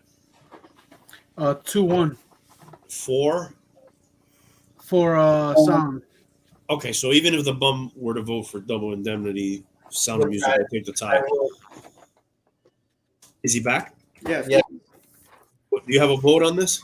Yeah, I'll do double on that. Okay, it's not going to matter. Okay. That makes it a tie. We appreciate your vote. Counted and duly noted. Gentlemen, we are through to the second round. All Wow. right, it should speed up now. We've got The Godfather versus Vertigo. Hialeah, you want to go first? Godfather, man. Okay. Mom? He's not here. Oh, Okay. he is. I'm going to say Godfather. He's doing the old in out. All right, Godfather. Mark, what do you got on this one?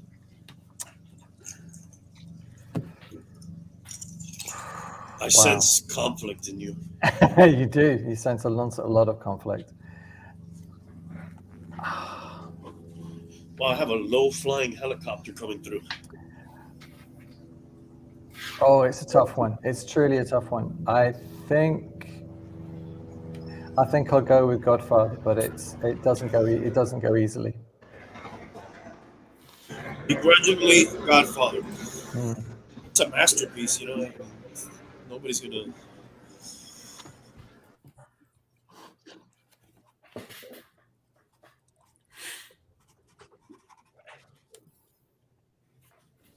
You want to go first, Mark? It's a Wonderful Life.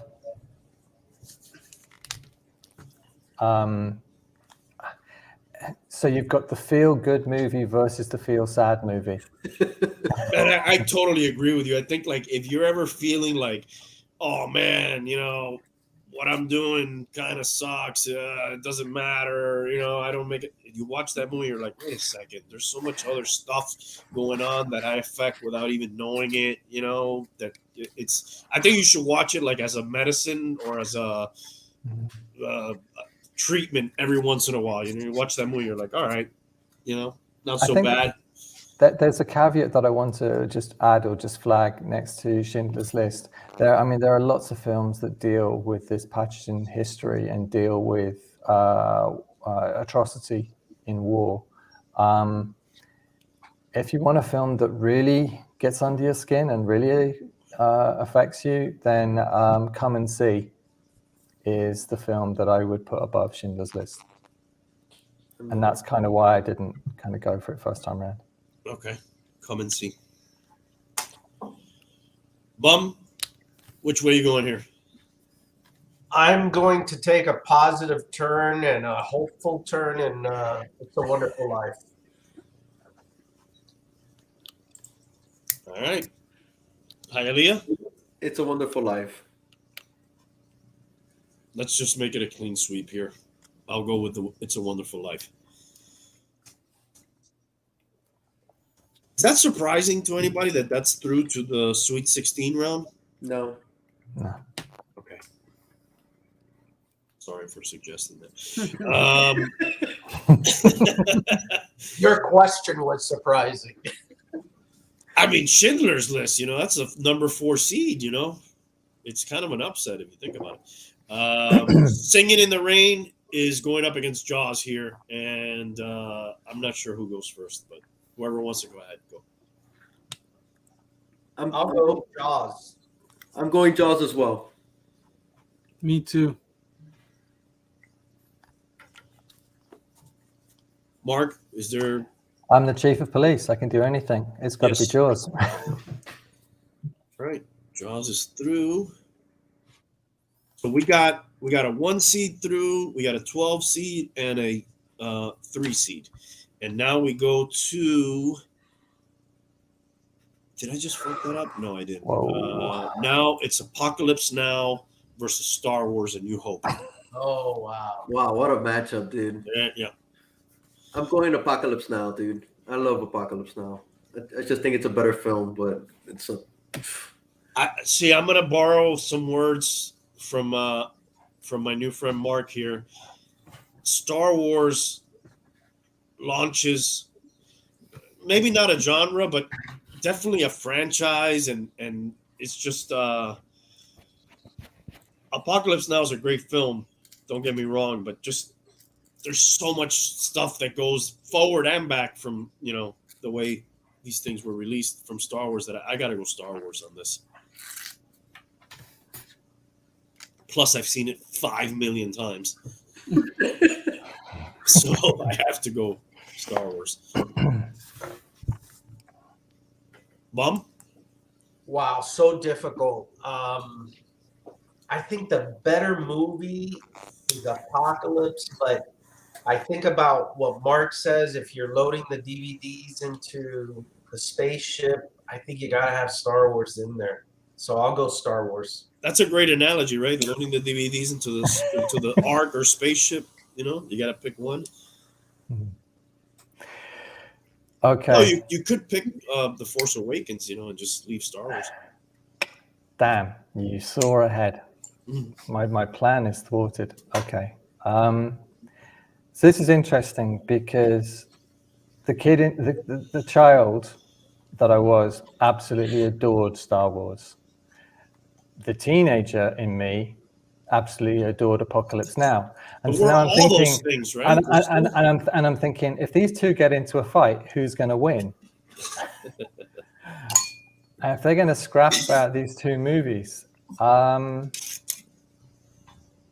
the only way I can do this is put Apocalypse Now through, because if you gave me a choice now of watching Star Wars or watching Empire Strikes Back, and you had to watch either, I'd choose Empire. So on that basis, Apocalypse Now goes through. Yeah, I don't disagree with you on that. Wow, I should have looked at it that way, Mark. So I probably would have made that choice. So his vote. Does his vote put Apocalypse Now through? No, that puts us at a tie, so Star Wars will go through. Wow. Star Wars will go through based on the ranking, right? Yeah. Okay. That's tough. Wow. I do like your thought process on that. I do too. I should have thought that way. All right. So now we go to the next bracket, right? Am I right? We're done with this bracket for now? Yes. Okay. So we go over to the South bracket over here. And we're going No Country for Old Men versus Raging Bull. You want to go first, Mark? There's no competition. It's Raging Bull. A clear and decisive, no buts, no ifs, ands, or buts. It's a knockout in the first round. First round knockout. Yeah. Bum, are you putting up a fight here? Are you throwing a counter punch? Yeah, I am. I'm gonna go No Country. Hialeah? Raging Bull. This is splitting hairs. All these are splitting hairs, bro. These are all incredible matchups for the most part. I am going to just put Raging Bull through because I haven't seen it, and I'm not gonna fuck up the voting. You guys have seen them, so we'll go there. The Graduate versus Rocky here. Bro, this is Oh boy. And you're up, Hialeah. Oh my god, no, I can't go right now. You have to. No, you know what? I'll go. You know what? Wow. It's splitting hairs. I'll go Rocky, man, but it's splitting hairs. God, that's hard. Rocky. You going Rocky, dude? Yeah. Mom, what are you doing? I'll go Rocky.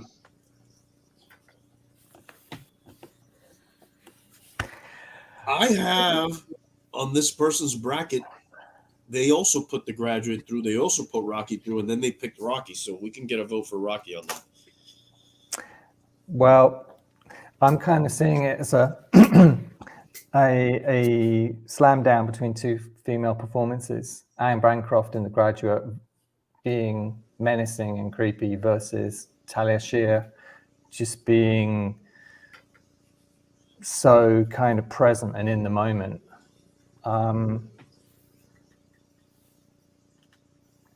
Talia Shire's wrong. Rocky can do this. Rocky goes through. Ooh, it's a clean sweep, dude. That was a first round knockout. And look at this. We have in the next round Raging Bull versus Rocky. Who would have thought? Oh, wow. That's great. Whoa.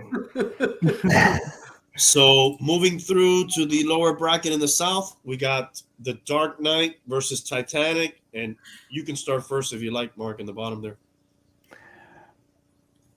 Dark Knight versus Titanic. Yeah, that's tough, man.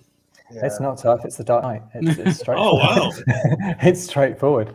The Dark Knight's got amazing acting. Titanic doesn't. There you go. Simple. No elaboration required. I just keep hearing that song in my head from the Titanic all the time. I don't know why. It's basically a movie about a chick cheating on her dude and then like throwing away some expensive jewelry at the end. I really thought it think was about a boat sinking, but that's fun. What you got, Bum? And there was room on that fucking table for both of them, dude. Yeah.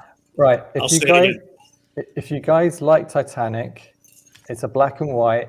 It's with Kenneth More, and it's called A Night to Remember. Yes, yes. And if you want to see, for my money, what is the definitive Titanic movie, you watch that one.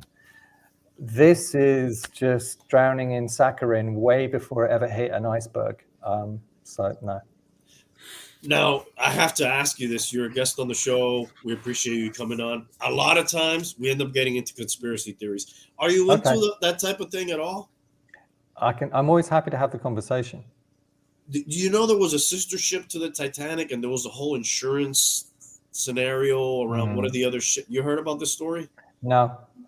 Look into it. It's kind of interesting. But unless the iceberg has fins and propellers, I don't think it holds water. The story goes, and I don't know if you guys heard about it, that the ship was damaged previously, so they sent the other, like they switched the names of the ship or something. It's out there. Anyways, I just thought about it. It makes for an interesting story. Don't get me wrong, but I'm not entirely. No, I think the guy was asleep and not paying attention to where the boat was going, and yeah, it was unsinkable. Why would you pay attention? It's unsinkable. Bum, what do you got? The Dark Knight. So we got 2 for the Dark Knight here. Yeah, I'm on Dark Knight also. Dark Knight. It doesn't matter what I have to say. Let's just get through. I really like both movies, but it doesn't matter at this point. These are all gonna. I feel like these are all gonna be tough, except one on the lower bracket that I saw that I don't think will be tough. But we got Raiders of the Lost Ark versus Goodfellas. I think I got to put my hand to the fire here and go first. We've talked about all these movies in the first round. I really love Goodfellas. There's a lot of Goodfellas type movies. Casino. There's some other mafia ones. It's not a Godfather, but there's a lot of mafia ones. There's a lot of Indiana Jones movies too, but this is probably the best of the bunch. I'll go Raiders of the Lost Ark, but that's no slight on Goodfellas. And I'll take Goodfellas with no slight on Raiders. So we're 1-1. Tough choice. You voting on this one, Tank? No, I've never seen Goodfellas or Raiders. All right. Well, come to my house. We'll watch it whenever you want. All right. Both. We do a double feature. Bum, what do you got? Tough choice, but I'll go Goodfellas. So we're 2-1, and Goodfellas is who's winning right now? Goodfellas? Yes. Yep. Okay. It's gonna be a tie right now. So what do you got? It's very well predicted, Tank. It's going to be Raiders. Because if I put Goodfellas against Godfather, there's no competition, and Raiders stands alone. So it's Raiders. So that puts Raiders through, right? But yes. Yeah, I think it was a higher seed. Mm-hmm. Yeah. No. Yeah. It's a tie, but due to the seeding, it'll put Raiders through, right? Yes. Yeah. Okay. Mhm. Thank you, guys. All right. So I think that puts us down to the next bracket over on this side, the East. And we have Pulp Fiction versus Empire Strikes Back. I think we snake back around for Mark now. So you're up, Mark. Empire. Yes, you foreshadowed. You foresaw it in the Force. You But felt look, the now tremor. Star Wars went through. Are you still sure you need to put Empire Strikes Back through? I'm not trying to influence you at all from my favorite movie of all time. But just Okay. reminding you. No, Spaceship. Remember, there's a spaceship. You know, we got Star Wars movies on the spaceship. I would go with Empire. There's no Tarantino movies on the spaceship. Surely somebody will want to remember Tarantino. And there is the travesty. There is the travesty But because you're willing to make this sacrifice. because for me, Reservoir Dogs smokes Pulp Fiction, and it's not even on this list. So this is why I don't really have a problem. And hey, I watched The Hateful Eight. Tarantino will live long in my memory. I'm not going to suffer for this one. Are you a Tarantino fan? I have to ask. No, I am, but he definitely has peaks and troughs. He's my favorite. I love his early stuff, but it's then it gets patchy thereafter. Do you like Jackie Brown? Yes. You do. Real quick, if you could do it off the top of your head, give me your Tarantino movie rankings. And this is my favorite director. This is why I asked. If you rank them one through, I think there's been 8 or 9. I can't remember. I'll give you my favorites, which are Reservoir Dogs, Pulp Fiction, True Romance, Jackie Brown. Okay, I'm not going to argue with you. I think thereafter it gets patchy. What are you leaving out that I like? I like Inglourious Bastards that you didn't mention there. I watched that film and I'm always thinking back to The Dirty Dozen and other films like that and thinking, okay, you could have gone so much further with this. It felt a bit lazy to me. I'll say that. He is influenced a lot by other Sam things. Peckinpah and guys, yeah. All right, fair enough. So we got one for Empire here. Tarantino, I'm sorry, Mark's leaving you off the spaceship. Bum, are you putting Tarantino on the spaceship? Bum even there. All right. Being that there's a Star Wars in there, I'm gonna throw in Pulp. All right. That's fair. Tank, Yeah, I got Pulp. Hialeah, Empire.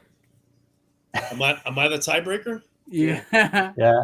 I'm putting through Pulp Fiction, and this is a write-in vote, getting all the way through to the Sweet 16 round. But anybody who voted for Empire, are you mad that Pulp Fiction made it this through? No. No, No. it's not. I don't think anything at this point really is a travesty. There are no bad movies here. That's not Exactly. Right, exactly. Shawshank Redemption versus Sunset Boulevard. You can go ahead if you like, Mark. Ooh, ouch. That's a tough one.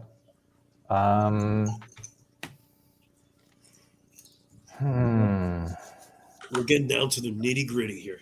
We are getting down to the nitty gritty.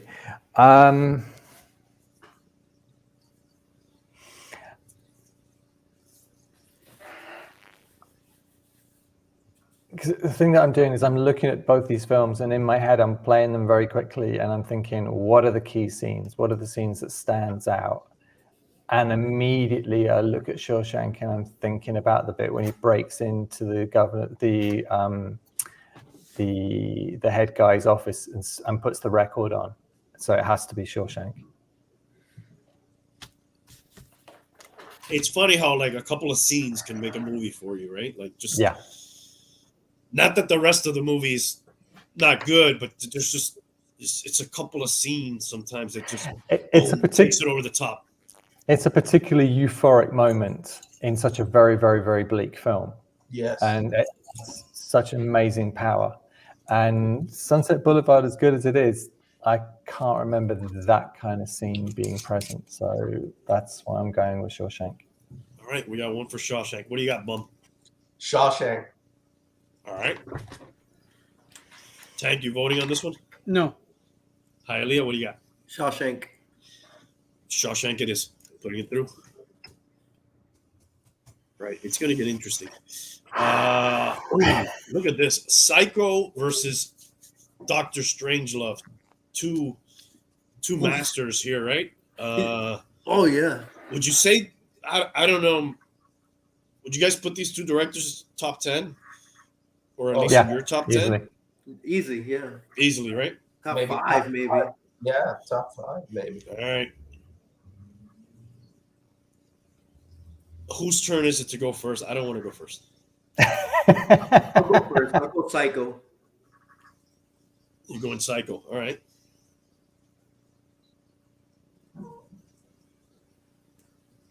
Tank, you voting on this one? No, I haven't seen these. Bob? I'm going Psycho. I will go Dr. Strangelove. Where does that put us, Tank? 2-1. What did Hialeah have? Psycho. 2-1. For Psycho? Yeah. Yeah. So it's the higher seed. It's going to go through regardless. But you can give us your pick. Okay. So Kubrick versus Hitchcock. Oh, my bad. Wait a second. What did I just do? My bad. Did you mean to vote for Psycho?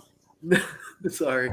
Oh, you're messing with the controls. Yeah, no, I messed up. I meant to mute myself for a second and I hit the wrong button. My bad. Okay, yeah. Luckily, we're not in Dr. Strangelove and you hit the wrong button. Yeah.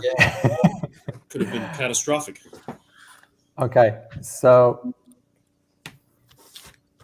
if we're talking about saving for prosperity, it has to be Psycho. There's no issue there. Alfred Hitchcock needs to be there. The reason that I find that the easier of the two is that whilst I love Dr. Strangelove, where is The Shining? Yes. Where is The Shining? I was going to this say list? this is not even my favorite Kubrick movie. But if The Shining was up there against Psycho, I would put The Shining through. But how do you feel about Full Metal Jacket, Mark? It's a strange one.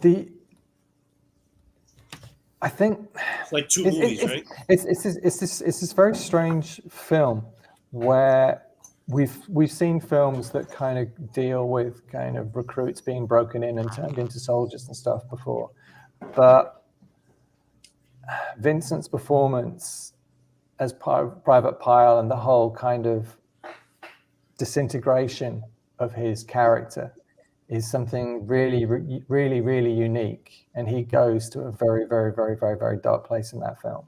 Yeah. So it's kind of weird. It's a film with amazing scenes, but is it amazing film per se? The things I remember are Vincent D'Onofrio's performance and them singing the Mickey Mouse Club at the end scene, which is so surreal and yet horrific.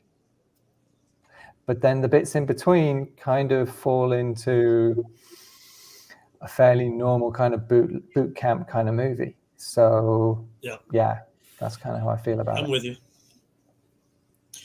All right. Black Panther is going to do battle with Gladiator now.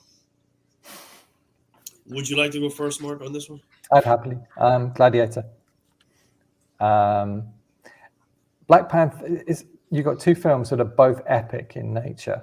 They're both big scale, vast scale, but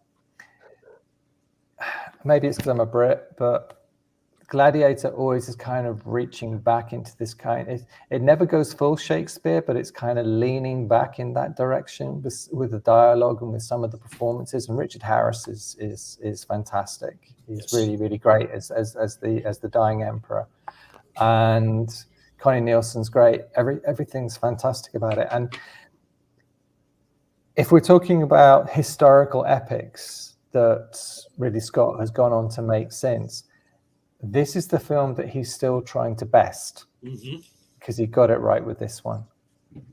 Well, the Last Duel and stuff like this just don't come anywhere close. They're not even in the room. If you talk to this next guy, the bum Spaniard, he'll tell you there hasn't been a better movie made since Gladiator, right, bum? Which I assume that includes Black Panther. Yes, it does. Gladiator. Yeah, I think this is a sweep.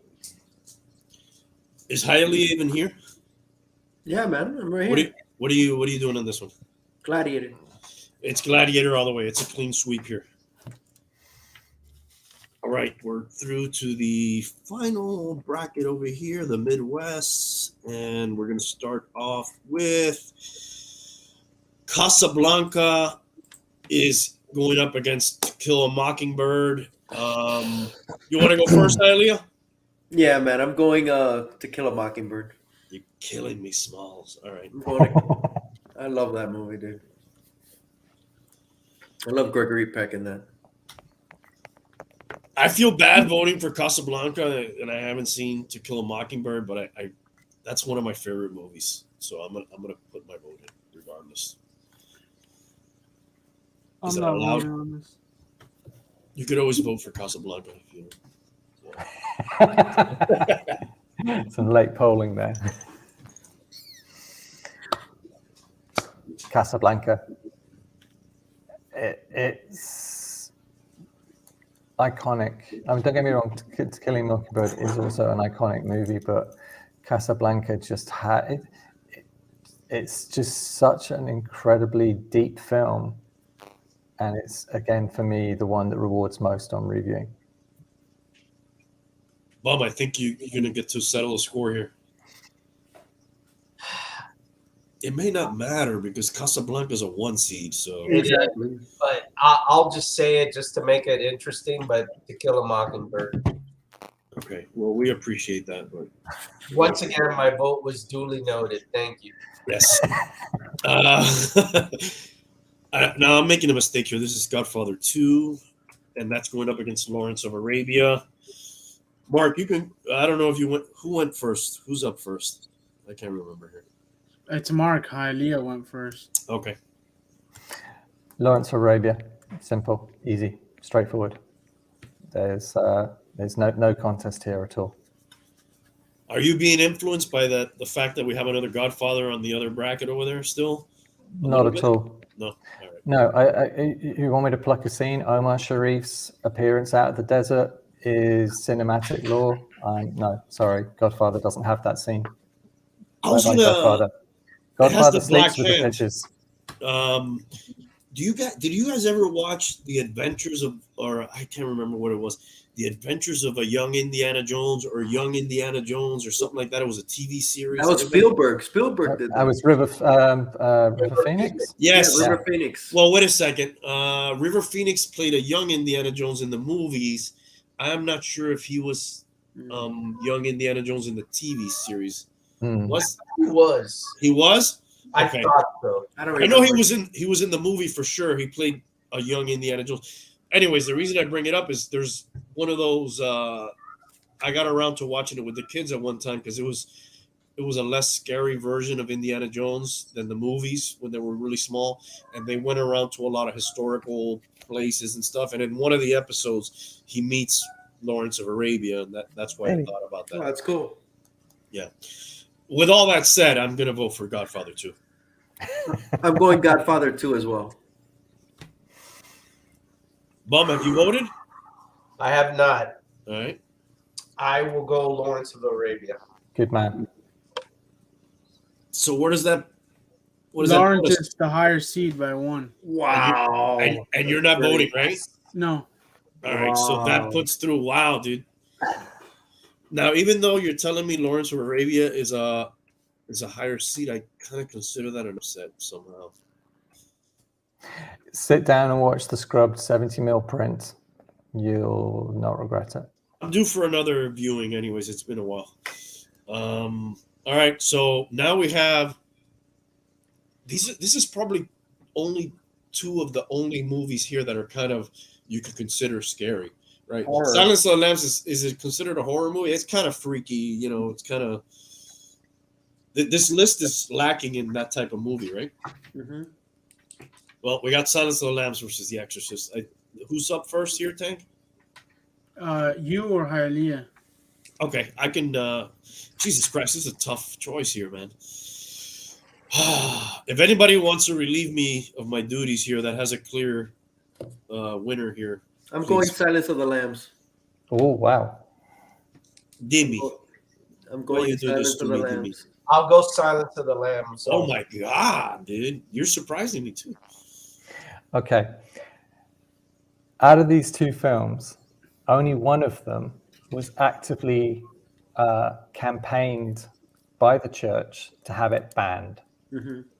Silence of the Lambs was banned in my country by individual councils, counties, not just the nation at large. Wow. Everybody saw this being a movie that was dangerous to the consciousness of the nation. Wow. Silence of the Lambs is a good film, but it's not The Exorcist. So you're going Exorcist. Hell yes. Not to like, you know, not to like burst the bubble, but Silence of the Lambs won already through the seating. I have a vote for Silence of the Lambs here too. Oh, so I just put it through. Then. Yeah, I mean, I would have voted Exorcist, but it's not going to matter. Silence of the Lambs goes through. I'm not mad about it. Okay. This is a weird bracket down here for me, at least. Snow White, and then we got Sound of Music here. I will refrain from voting here. I could vote. I could vote, actually. It won't be a good vote. I'll vote for Sound of Music. I'll go Snow White. Snow White for me. I got a write-in vote for the Sound of Music. A spoonful of sugar makes the medicine go down. Sound of Music for me. Where are we at, Tank? That just put it over. Yeah, 3-2 put it over. Sound of Music. Okay. Okay.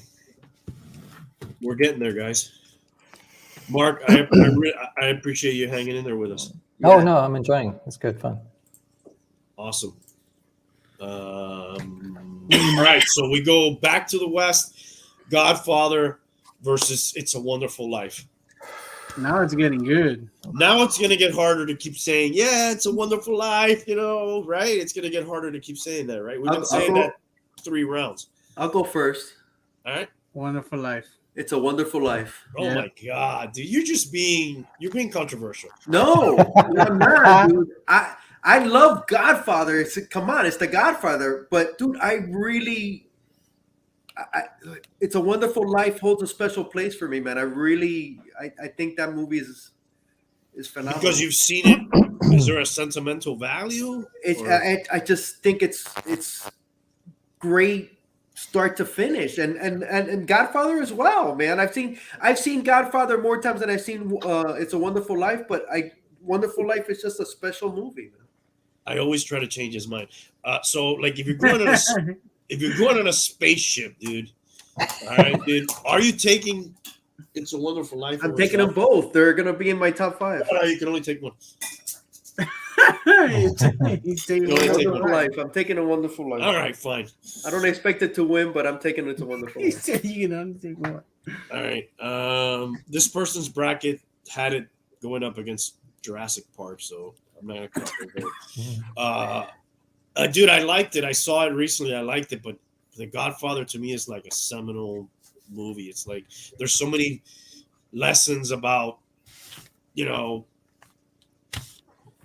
family, and you know, even though they're like, you know, mafia people and all that, there's still like values there, and so many lines, dude, that I recite over and over. You know, you can act like a man, and all this, you know, Luca Brasi sleeps with the fishes, and there's so many lines that I, you know, Take the cannoli. yeah, leave the gun, take the cannoli.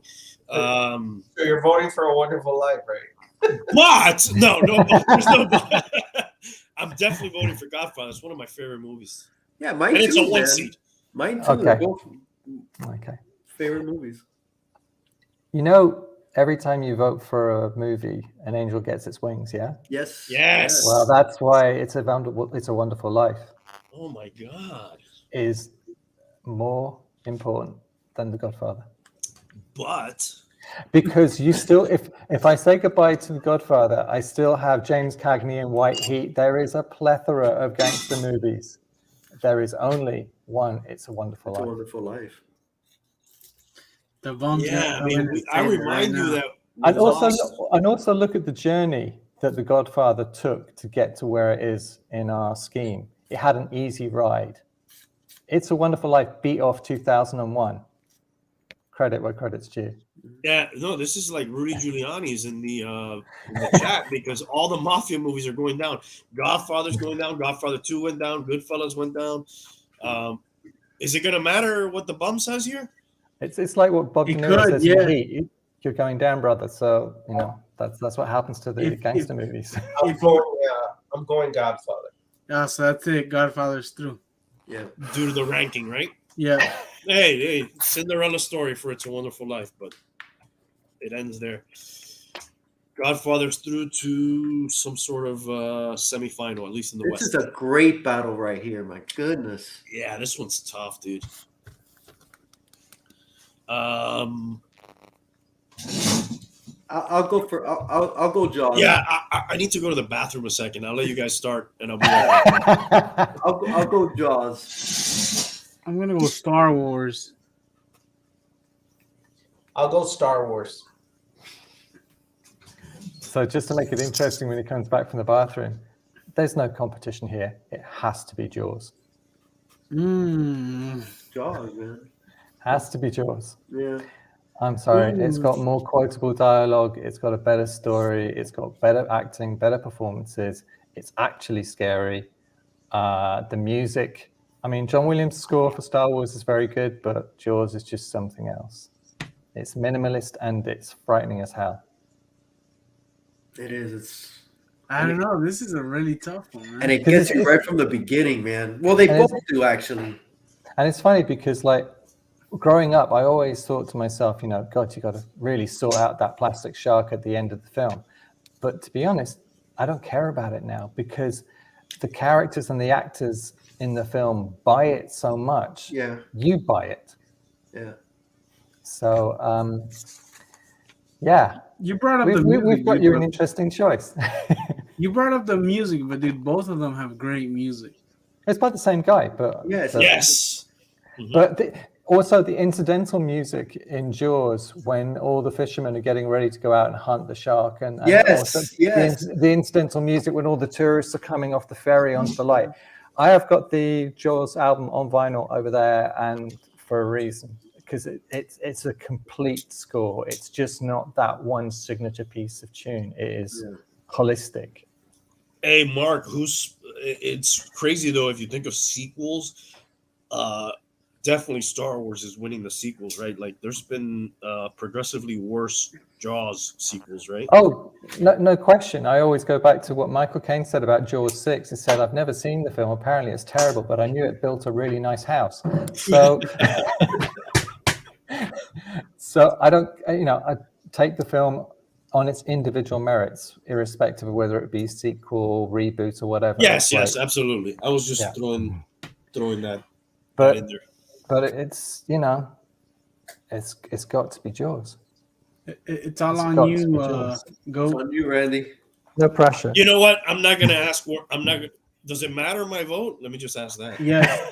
Don't look for the easy way out. Just I will say what tell you you. I will tell you that I have a vote for Jaws here. They also have Jaws and Star Wars, and they went Jaws. Does it still matter my vote? Yes. Oh my god! think. I assume it's both scores by John Williams and yeah. Let me have a drink here.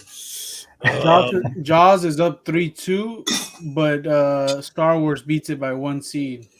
Oh, look at that! A lot of pressure here.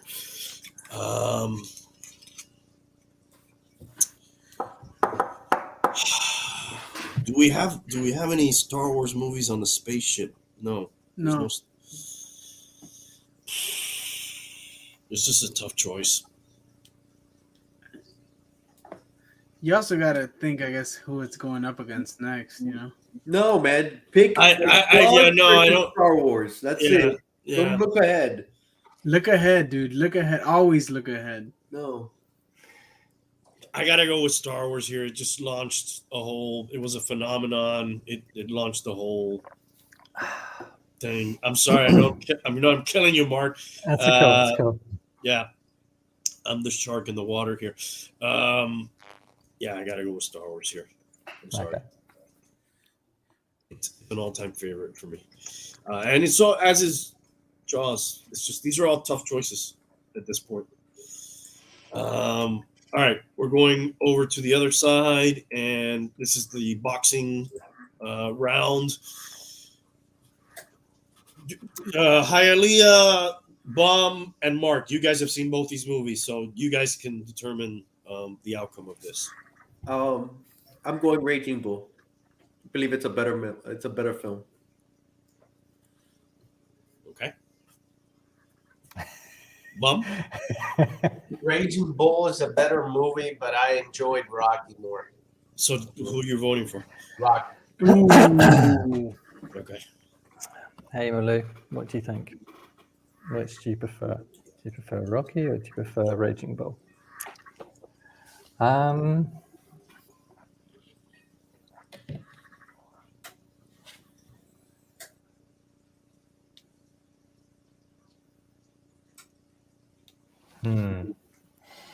Can you do me a favor and scroll down and show me who the winner would be up against? Oh, you're looking ahead. The next one is tough too. It's The Dark Knight versus Raiders of the Lost Ark. We got a lot of tough guys coming up here in this bracket.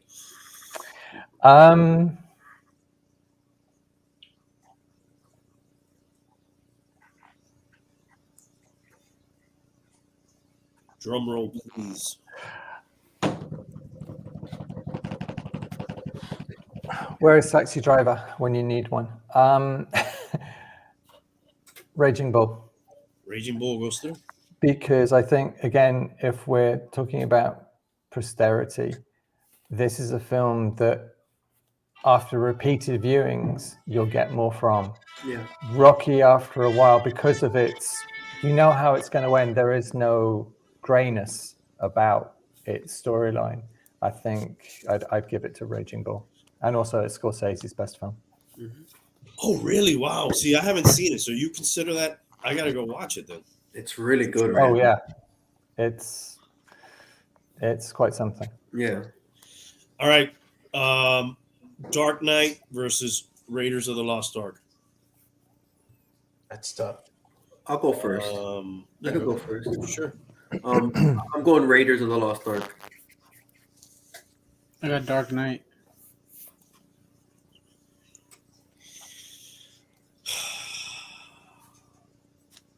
Man, this is tough.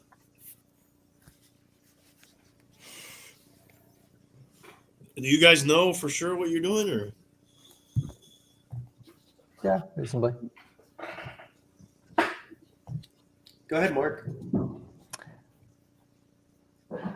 On this occasion, I'm going to give it to Dark Knight because, again, it's that rewatchability. Maybe I've just watched Raiders too many times.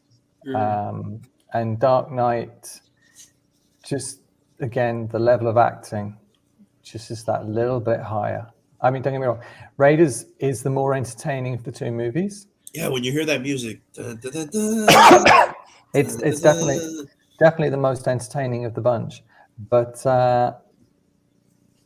in terms of a film that I keep returning to, and I think about the opening scene in Dark Knight and the amazing way that they introduce the Joker by keeping his identity secret to the very end frame, and that fantastic blooper that they left in the film of the hospital blowing up.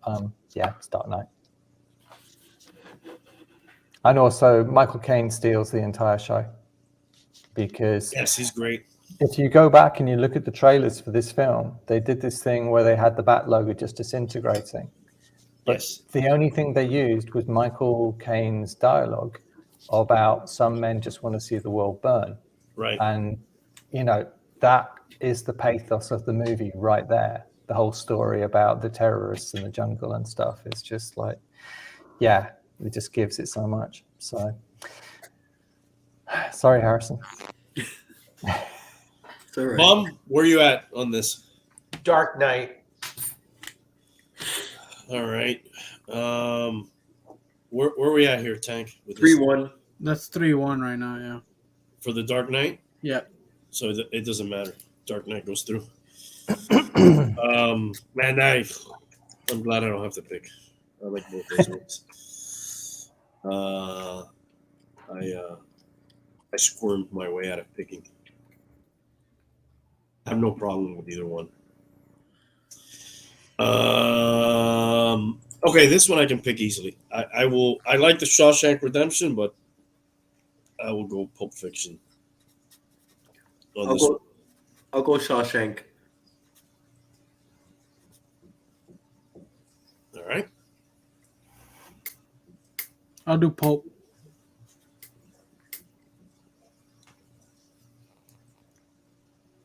Mom? Man, this is really tough. I know you're very fond of Shawshank Redemption. And I'm going to stick with that. Shawshank. I don't think, does it matter at this point, or is it? Yeah. Oh, okay, he gets to decide who goes through. So, a future without Tarantino.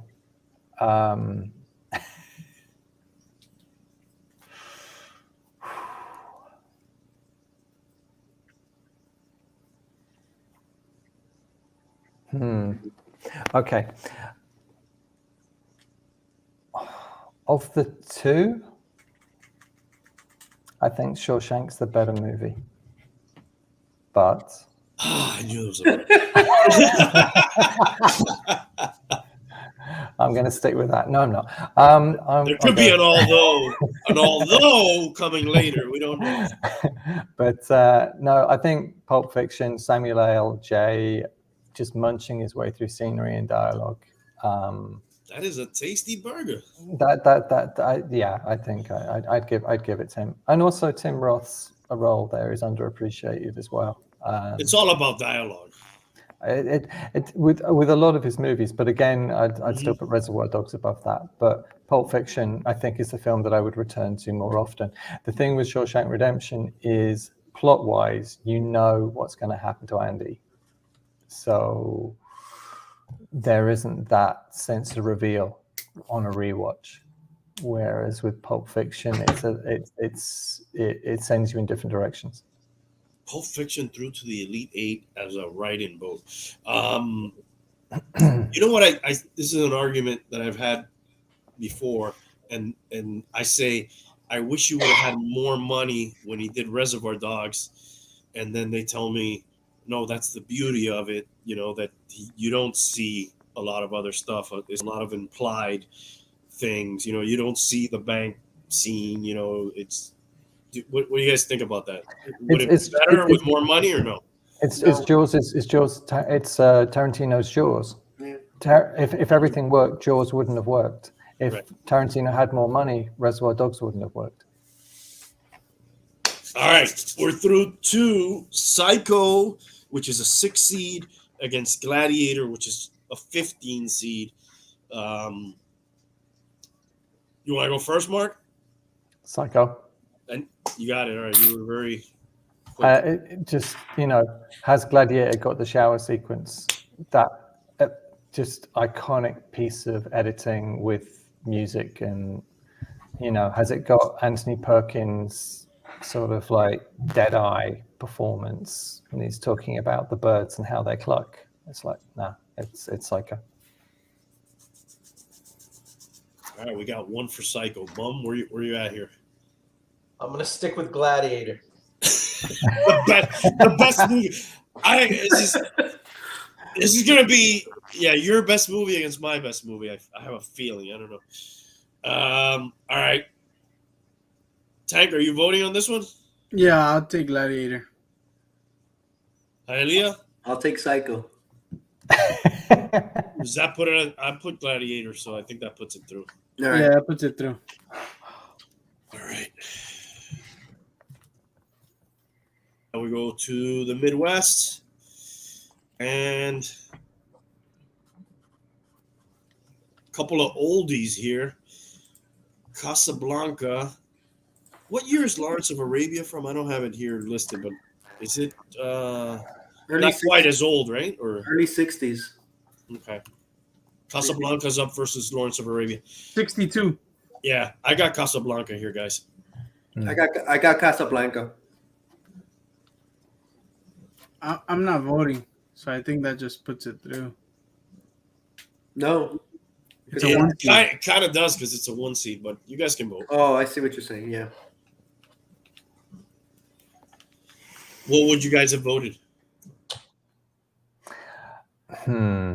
I would have done Lawrence, so to speak. It's tough. I'm actually glad it didn't come down to a deciding vote because it's almost near impossible. I can tell you're very fond of Lawrence of Arabia. I had Lawrence of Arabia go all the way to the final when I sat down and did it for myself. So okay. So yeah, and I think I would have probably gone for Lawrence of Arabia again. All right. Bottom bracket here in the Midwest: Silence of the Lambs versus Sound of Music. You want to go first, Mark? I can go first. I have a clear pick on this one. Isn't it wonderful just looking at the titles? One's about silence, the other one's about loud music. Yeah. This is about as yin and yang as it comes.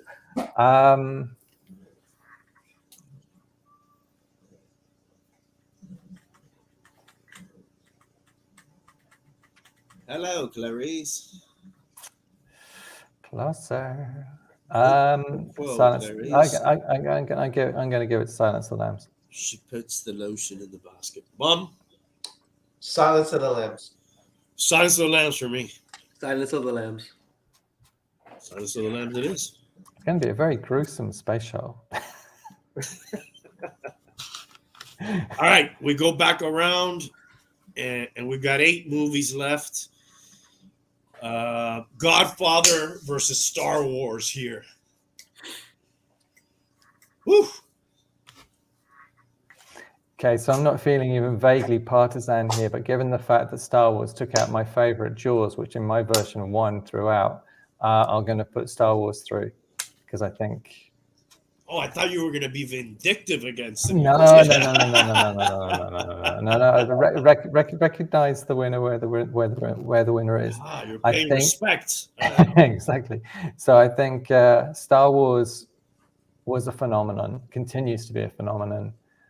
Godfather was 3 movies. Star Wars. All right. I will go Godfather. I will go Godfather as well.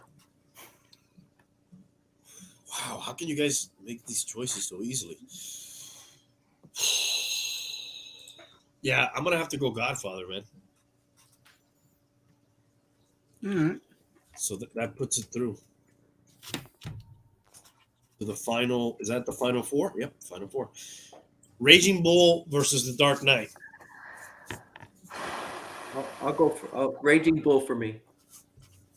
Wow, this Raging Bull. I need to go watch that right now. I'm surprised you have not seen it. Honestly, I've been on the verge of watching it many times. For whatever reason, I haven't. Do you guys want to know who this bracket's winner was? Which is kind of interesting. Maybe at the end. At the end, yeah, at the end. I'll hold it back. Mark already revealed his, but this other vote was interesting.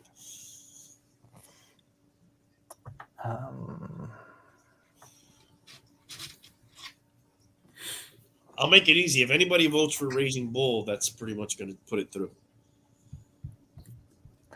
I'm leaning that way.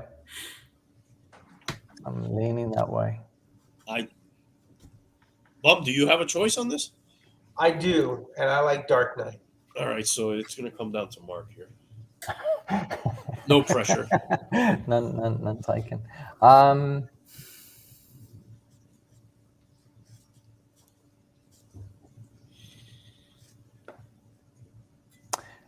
Raging Bull. Raging Bull. It's the one that it's the one that I created. I collected news cuttings of as a kid. So yeah. Pulling at the heartstrings. Raging Bull. And Raging Bull was a, let's see, what seed was that? It was an 8 seed, so middle of the road. All right. So now we're going through down here to Pulp Fiction versus Gladiator, right? Yeah. All right.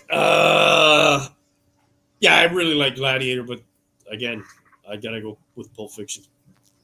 Pulp Fiction for me. Yeah, I'll go with Pulp.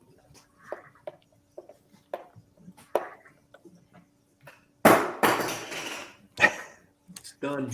People are throwing things because they're out. That's Prince, my cat, throwing a cup off the side of the table in disgust.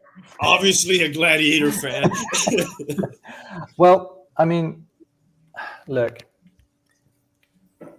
there's no alien, no pun intended. There's no alien on the space shuttle. There's no Blade Runner on the space shuttle. You got to have a Ridley Scott movie in there somewhere. And if you're going to give me a choice between Ridley Scott and Tarantino, I'm going to go with Ridley Scott. I thought this list was lacking in sci-fi. When I saw So I would go with Gladiator over Pulp Fiction. Bum, what would have your choice have been, just for shits and giggles? This would have been really tough. I think Gladiator is a little more epic, so I probably would have picked that. All right, luckily it doesn't matter. We're going to move on. It could or could not be interesting. I don't know. Casablanca versus Silence of the Lambs. Totally different movies. Casablanca. I'd go Casablanca too. I go Silence of the Lambs. Yeah, I gotta go Casablanca here, which I think puts it through. Right? Yeah, that put it through. Okay, so we're down to the final four here, guys. Thanks for sticking through, everybody. So we got a 1 seed went through, which is Godfather. We already said Raging Bull, I think, was an 8 or 9 seed. Casablanca was a 1 seed, and then Pulp Fiction was a write-in vote that got all the way to the final four. So now it's up against Godfather to go into the final.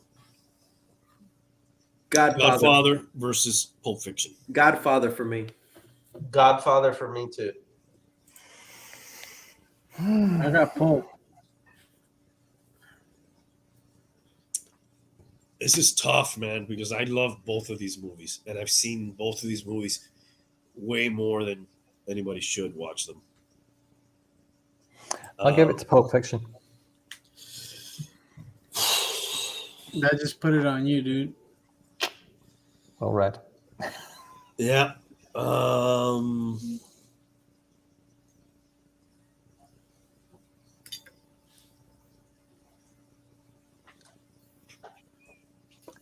I'm gonna have to go with Pulp Fiction, but I could have gone the other way too. Thank you, dude. But I won't. I feel like I'm gonna watch The Godfather and be disappointed. No. Mm. Now for the other final, Raging Bull versus Casablanca. Casablanca for me.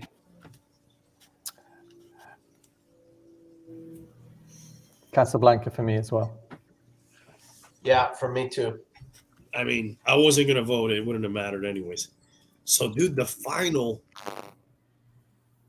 is Casablanca versus Pulp Fiction. Did anybody see that coming? No. No. I'm not surprised by Casablanca. It was a 1 seed, so yeah. Yeah. That's the winner.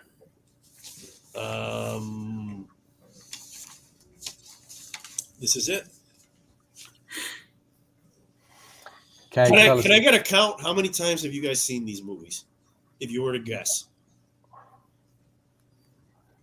I don't know the number, but I know I've watched Casablanca more for than me. Pulp Fiction. So On the Mark, reverse. you've watched Casablanca more than Pulp Fiction? Yeah. Okay. And Bum? No, Pulp Fiction more than Casablanca. Okay. How about you, Hialeah? Same. Pulp Fiction over more than Casablanca. I probably I watched Pulp Fiction like a million times. There's like a few movies that are like an opera to me, where I recite like every line. That's one. I do that with Tombstone. Do you like Tombstone, Mark? By the way, I don't know if I asked you. Is this the one with? Because it's the gunfight at the OK Corral redone, but I think Val Kilmer is playing Doc Holliday. Is that the one? Yes. Yeah, I do like that. I actually thought that was Val Kilmer's finest hour. Oh, he stole the movie. Yeah, for sure. But that one I recite all the lines when I watch it. All right, so this is it, guys. After almost 4.5 hours, we got here. Anybody want to vote? I'll go first. I'm going Casablanca. Wow. I second that motion. Casablanca. It's you've got two very iconic movies, but Casablanca just smokes it. I think that kind of seals the deal. Wait, the bum has to choose. No, it seals the deal. I asked. Pulp Fiction's a write-in vote, so like it has no seeding, tie-breaking ability over Casablanca. But what would you do, Bum? Wow. I mean, Casablanca is just iconic. I mean, I'd have to lean towards Casablanca. Well, that even more so puts it through. I was hoping you'd go Pulp, so I could go Pulp, and then Randy could go. Put me on the spot. I honestly, I wouldn't. I love both those movies. I probably wouldn't have had a problem either way. But the voting puts through Casablanca. I wouldn't have expected that. I don't think. Did any of you guys?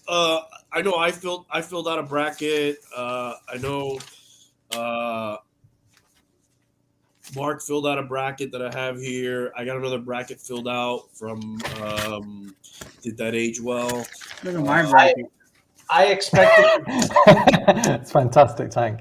I expected to have Godfather here at the end. Yeah, me as well. I thought that it was a no-brainer. Yep.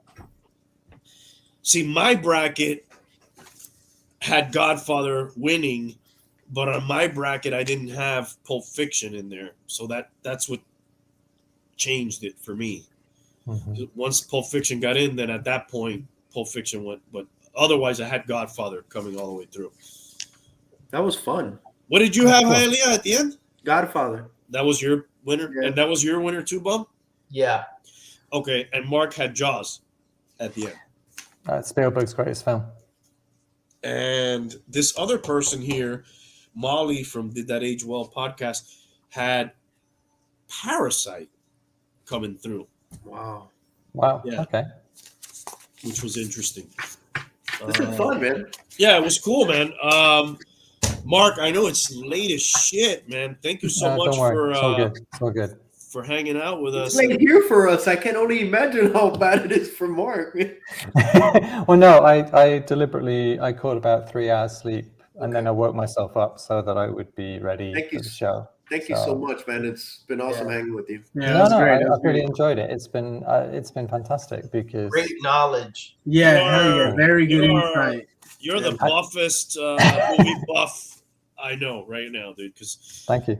And I there's mean, a ton of movies I put down that you recommended that I need to watch too. So I appreciate that. 63 or 67 out of 68. That's amazing. That's crazy. I'm surprised you didn't go back and watch that one, which I think, what was the one that you didn't watch? City Lights. City Lights. Is that bothering you that you didn't watch that one? If I'm honest, no. But I was going to ask a question. Yeah, go ahead. Maybe. So, each of you give me one film that isn't on this list at all that you felt should have won. One? Just one. That should have ended up number one, you mean, or just Yeah. been on the list? No, the A should have been on the list and should have won throughout. Wow. I'll say Do the Right Thing. You think Good that choice. could have finished one? I think Right it's. choice. I think. I it's love a- the movie. It's a good movie. I think so. I don't know if it would have done it, but I really like that movie. I think that movie's important. Oh yeah, hugely. Well, look, I put in Pulp Fiction. I love that movie, and it made it to the final, right? Yeah. If I didn't, let's say, if the bum would have put in Pulp Fiction, and then I wouldn't have had to do it, or somebody else would have put in Pulp Fiction. I'll give you two that I thought could have made it deep. Yeah, I'll go that far. I won't say win it, but I would have thought maybe I could throw in The Matrix, and it would have maybe made its way through deep into a couple rounds, and then maybe I would have thrown in The Good, the Bad, and the Ugly, and maybe that could have made its way through. I don't know if to a final, but those are my two. If I get two to throw in. Yeah, I can't think of one that would have finished number one. I was really leaning towards The Godfather doing that. But I will say the lack of scary horror movies, I would say The Shining should have been on there. And it would have been in my, maybe Sweet 16, maybe somewhere in there. It would have moved up pretty good. I have another one. Well, another movie. I got another one question. A movie like the whole thing with the Gladiator being the best movie in the last 20. Is 1917? I have that on my the to-do Bob De list. Niro picture. Yes. I thought that was fantastic. Man. That's the World War I movie, right? Yes, I thought that movie was fantastic. But those are my two. I thought there was a lot of movies that could have been on it. Blade course. Runner for sure. Yeah. How about you, Mark? Besides Blade Runner, I know that was one. It would have been it would have been a toss up between three movies. It would have either been Alien, Blade Runner, or The Shining. Perfect. Hey, how about we don't talk about that Aliens when we talk about those sequels? Aliens, I think Aliens holds for me a unique distinction because not only is it a great sequel, but I think it's potentially also one of the few sequels which almost eclipses the original. And the original is pretty damn perfect in its own right. So to eclipse an almost perfect first film or prequel is a hell of an achievement, and also to go in a completely different direction in terms of genre. It's a rarity, yeah, for sure. It's incredible rarity, and it has such an amazing storyline in the sense that you have Ripley, who is a mother, and I'm particularly a fan of this special edition. She is a mother who effectively has had her child stolen away from her by fate, who then finds a surrogate child that she is going to pour her love and her caring into. And that's the story. Although there happen to be some aliens around. But and all of this is done inside the context of a war movie. It is really something quite remarkable. So yeah, it's a lot of different things in one movie. Yes, hugely. It's got layers. It's got substance. You could really go to town on that one. And I'm rubbing my hands. I'm at the 4K scan that we're promised, I think, this year. Cannot come quick enough. I have deliberately been not watching Aliens for, I don't know, 3-4 years, waiting for them to do a 4K digital scan, and now it's coming. And because the stock is really, really noisy, because they shot it on cheap stock in low light, and so it's really noisy and it's horrible. It doesn't stand up very well on Blu-ray. So it's like, I mean, in terms of beautifully restored films, if you're going to buy 2 beautifully restored Blu-rays, it's Lawrence of Arabia and Jaws. Those 2 restorations are insane. And Jaws looks like it was shot on brand new film stock, and it was shot yesterday. It just looks utterly incredible. Mark, are you a fan of like some of the I don't know if they're sequels or what you call them? Not Covenant. Which one comes before that? Prometheus. I have okay, so I have a history here with Prometheus. I've watched it, the theatrical version, I think 4 times. I watched it once in 2D on the big screen. Then I watched it again in 3D with my wife, again on the big screen. And on both occasions, I thought it was crap. However, Not a fan of Prometheus. It broke up for a minute. Not a fan of Prometheus. Is that what you're saying? Yeah, I when I watched it those 2 occasions, I thought it was terrible. I thought it suffered the same problems that Covenant does, which is thematically and genre-wise, it doesn't know what it wants to be. It's trying to be scary one minute, it's trying to be funny the other, and the beats don't join up in any kind of rhythmic or satisfying whole. Saying that, I watched a recut version of Prometheus by a fan editor, and it totally changed my perception of the film. And I went from thinking it was crap to actually really, really liking it. Wow. And what the guy did was he threw out all the crappy, half-hearted attempts at humor and stuff, and some of the subplots and character arcs that weren't making any sense. And then he also got a lot of B-roll footage off the Blu-rays, and he restored it, regraded it, remixed the sound, really went to town on the whole thing. And it's stunning. And it's funny. It's one of these things. I'm like, on these various Facebook groups for aliens and other stuff, and people, and this question comes up, and there's a lot of, how can I put it? Not outright hatred, but despair at Prometheus, and they say, "Oh, it's a poor film." And go, "Yes, but if you can get hold of this cut, there is a cut out there that would make you change your mind." That's crazy. Well, look what they did with the Snyder cut. I don't know. I didn't watch either version, but it made it a different movie too, right? Oh, completely. No, I watched both of the cuts, and the Snyder cut with its restored aspect ratio and Steppenwolf and stuff. The thing about the Snyder cut and the thing about Justice League is, with the restored version, it's probably, and I'm not a huge fan of Zack Snyder, I'll just say that up front, it's his best film by a country mile. Because the way to appreciate Justice League as opposed to Avengers is that Justice League is trying to be the Ring cycle. It's trying to be Wagner. It's trying to deliberately be operatic. So if you kind of settle back and kind of go, all right, this is an operatic take on a superhero story, then you can really enjoy it and you can really go with it. I don't think you can compare Justice League with Avengers because it's comparing apples and oranges. They're both fruit, but they're very, very, very different and have different tastes and different sensibilities. But I was so pleasantly surprised with that recut version of Justice League as opposed to all the kind of overwrought, bombastic stuff he kind of does in his other films.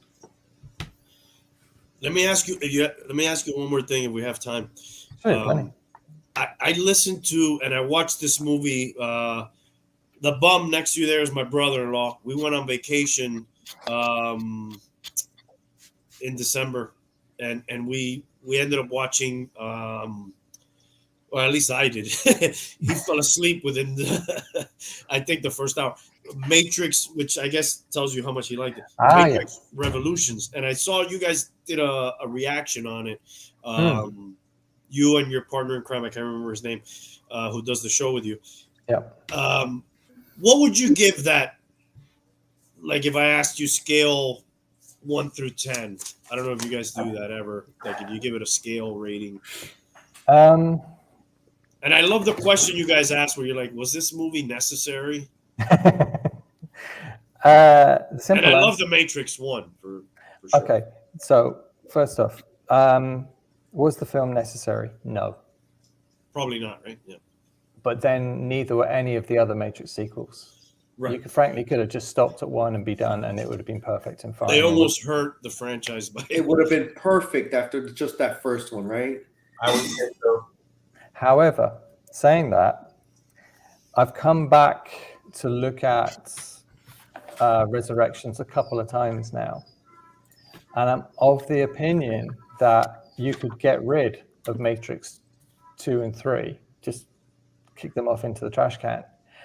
And I kind of can enjoy Resurrections for the fact that essentially this is a film where Lana is riffing on, oh, I'm being pressured into doing a sequel. Well, if somebody's got to do a sequel, then it might as well be me. And so it's kind of this, she's happy to throw the genre expectations up in the air. And so it's almost about her struggling to write the film as through the characters. So it's all a question of expectations. If you can, the thing about The Matrix was, for me, it became a victim of its own success. When we saw the first film, it was incredible, it was thought-provoking, and it was way ahead of its time in terms of special effects and stuff. And the problem was that all the sequels that came afterwards, for my money, were trying to compete with the first film, trying to go better. If you go back and you watch the fight in the schoolyard with Agent Smith and stuff, it's laughable. It's over painful. the top. It's over the top. It's painful to watch. We did a Matrix marathon, and we were going to watch all the movies in sequence. And I have to confess that after I've got about halfway through Matrix 2, and I was like, I'm sorry, I can't watch any more of this. It's junk. And that might be like the better sequel of all, or at least of 2 and 3. Yeah, but the thing about it is that, again, I can now enjoy Resurrections because it feels like a kind of film within a film that they kind of said, all right, we're not going to compete with ourselves. We're not going to try and make the best special effects. We're not trying to draw a line in terms of filmmaking here. We're just going to have fun. Right. Yeah. Like the when they try to make Neo and he's like, I can't fly anymore. I can't, like they made it clear that they weren't going to try to out Matrix the Matrix. There's a lot of weird stuff, the whole studio, like a movie within the movie and all that. It's just weird stuff, goofy stuff. Did you see it, Hialeah, by the way? Yeah, I did. What'd you think? I didn't like it, man. At all? At all. I was excited for it. But what were your expectations? What were your expectations going in? What were you thinking you were going to get? It just felt like it wasn't going to be over the top, and I thought it was going to go more for the first one, not do that. And I just started watching it, and I was watching with my daughter, and I was like, and she thought it was okay, and I was like, oh my god, it couldn't end fast enough. Yeah, it's a long movie. It's a long movie. It was like, God, please end already. And then there would be another scene. I'd be like, oh my God, I'm done. I was done with it. The other thing is, and I agree with you guys. I listened to that episode you did. Like, why didn't they bring Fishburne back? They could have easily somehow had him in the movie, and it was.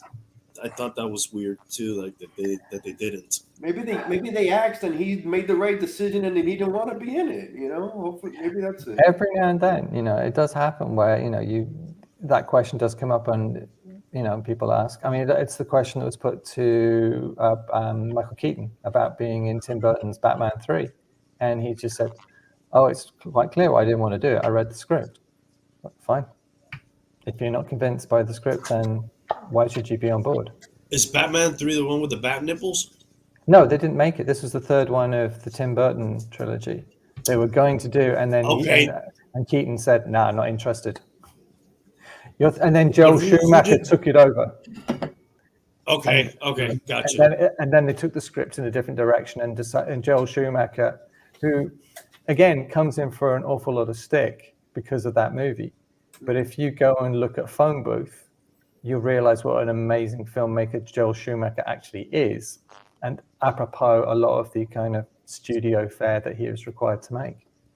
Because there is always this trade-off in cinema where, you know, people who are visionary directors will do generic product just to get the studio to sign off on a passion project.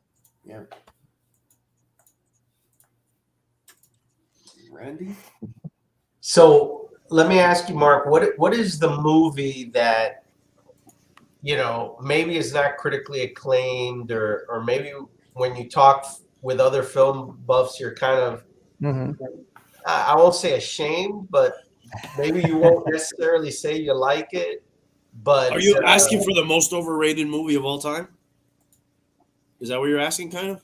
No, just kind of maybe one that he likes that maybe is panned across most critics. There's not okay, the opposite of what I'm saying. Why doesn't you give us both? Give us what is a not well respected movie, like a guilty pleasure, maybe, yeah, and guilty pleasure kind of, and an overrated. Give us both, a guilty pleasure and an overrated. That's a really good question, and I'm struggling for an answer, if I'm honest. Guilty pleasure. Let's think. The one you watch over and over, and it's not maybe well respected. I don't know about well respected, because it's the only answer that immediately flew into my head. But I know Guy Ritchie deservedly comes in for an awful lot of stick, but I love watching his second movie, Snatch. I love that, dude. I'm sorry. If we're talking, I'll double up with Lock, Stock, and Two Smoking Barrels before, and then I'll watch Snatch after. Don't get me wrong, Lock, Stock is great, but Snatch for me is the superior movie. It's another level, yeah. It's another level. But honestly, for me, as in terms of a movie having memorable moments, memorable catchphrases or dialogue, it is absolutely jammed packed. You can't put a knife through it and find any excess fat. Yeah. And I love the performances. It's also a very, very smart movie because it works for international audiences, it works for American audiences, but it also still has this tier of references in for the UK, and it's all traveling side by side, and one is neither stealing from the other. It also has, for arguably, I'm sorry, Brad, if you're listening, but for my money, it has Brad Pitt's best performance. He's incredible. Because half the time you can't understand him, but still. But that was the beauty of it, and they absolutely nailed it. And the fight sequences, because this was obviously just prior to Fight Club, which is again a really fantastic movie. I was about to say, should that have been on the list? Yes, without question. Yeah. But the weird thing with Fight Club is when I first saw it, I didn't just hate it; I despised it. I really, really, really, really despised it. I remember walking. I was gone to a multiplex and I was watching about 5 movies back to back. I spent my day in there. Went in the morning, came out in the evening, watched a whole bunch. I think I watched 7 during the same sitting as watching Fight Club. And I had the same initial reaction to Fight Club as I did to watching Russell Crowe and Romper Stomper. I really thought, damn, this is a film where people are going to actually try and imitate what is going on in the film. I think this is actually potentially going to be inflammatory rather than critical of what's happening. And then I sort of took some time away from the movie and I came back and watched it again. I think it was about 2 or 3 months later. And I totally 180'd my position because I had to accept the fact that the film was amazing for the fact that it produced such a violent reaction in me. And that was the point of the film. It made you feel something. Yes. And there are very, very few films that you could put your hand up honestly and say, that film made me feel something. Yeah, 100%. How about you, Bum? What would you? Oh, give me one that's overrated? Well, I guess that's the one. Well, no, that wasn't, because you went back and you ended up respecting that one. What's one that's overrated in your book that like everybody seems to love, and you're like, that one's crap? Wow. Give me some candidates. I'm absolutely stumped. Let me think. Or if one of you guys have one, Highly or Tank or Bum, what's one you guys think's overrated? Oh, I think you guys mentioned it. Black Panther was too overhyped for me. $1 Million Baby for me. I don't see the big deal about that movie. Oh, I like that. I liked it. I mean, but I don't think it was. I don't like that movie at all, man. Really? It's depressing. I didn't like it. I didn't like it. I didn't believe anything about it. I don't like it. How about one you like that sucks? I'm going to have a very quick look. Just quickly spin through a list of reviews that I've done in, say, the last year, and just quickly see if there are any obvious candidates that just jump out at me and say, I'll give you a couple. Okay. Go ahead. Okay, so I'm just looking because I'm literally putting the finishing touches to a roundtable podcast that we did a couple of weeks ago, which hopefully will go out in the next few days. And we covered a lot of movies. We basically covered movies from the beginning of this year till now. By the way, I got his links and whoever else contributed in the bottom, if you guys want to check it out. So, overhyped movie.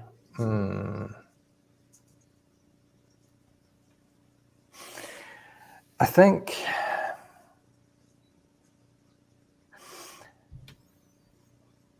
I struggle with King Richard, if I'm brutally honest. I thought that it was a good film, a solid film, but it didn't go as deep or as dark as I sensed as it could have done. And if I'm brutally honest, I would have preferred to have seen somebody like Lawrence Fishburne or whatever playing the Richard Williams role, because I think it needed a more actorly approach. But Will Smith may well get the best nod for this because, it's his time, I guess. But I felt that one felt a little overhyped compared to what it was. I thought you were going to say Titanic. Titanic is overhyped, but I keep hearing the song in my head every time. You guys hear the song in your head every time somebody says Titanic? Yeah. No. It just comes on like somebody pressed the play button. I've had therapy for that now. It's now being exercised out of my brain. When we were going through the bracket, that was probably the one that was most offensive to you. Yes. I was going to ask, which is the movie that everyone thought shouldn't have been on the bracket at all, that had no business being there? Shrek 2, probably. Yeah, that's a good shout. Yeah, Shrek 2. That's a good shout. 100%. That's a very good shout. Dude. Yeah. I'm just looking. That and Jaws. Wait, easy. Just kidding. I think I'm just looking. Shrek 2, definitely. You know what movie should have been on there? Pursuit of Happiness. That's a good fucking movie. I've never seen it. I've never seen that. Oh, one. really? Wow. Yeah. There you go. You have one to watch. There you go. I haven't seen that one. Mark, who's winning the Oscar? Which one? I mean, is that a big deal for you? Best movie. Now we're not going to go through all this. Who's your front runner? That's in Super Bowl. I think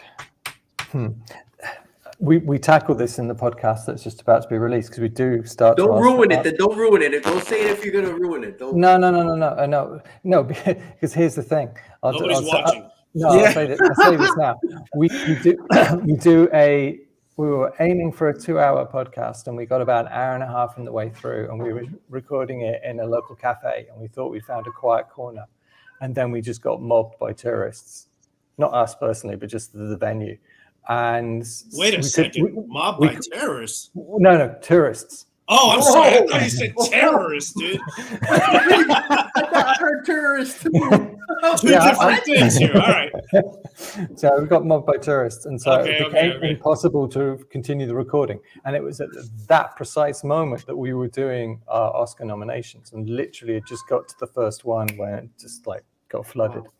I think it's cool. You guys walk out of the movie. It sounds like you're like walking out of the movie, and you're doing. It is literal.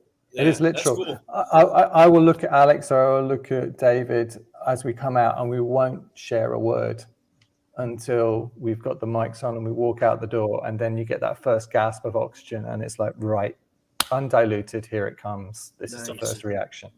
And I love that, because I mean, with regards to the podcast, it's been through different format changes and different iterations, and I'm really happy. I'm really proud of where it is at the moment. How long have you been doing it? Just over 2 years now, because I was writing before then, and then kind of a friend of mine suggested, said, hey, look, you should do a podcast. And I started doing it with David, and then COVID happened, and then I kind of had to do it by myself. And then COVID's now disappearing, and now the guys come back and we can actually see things together rather than watch screeners and stuff.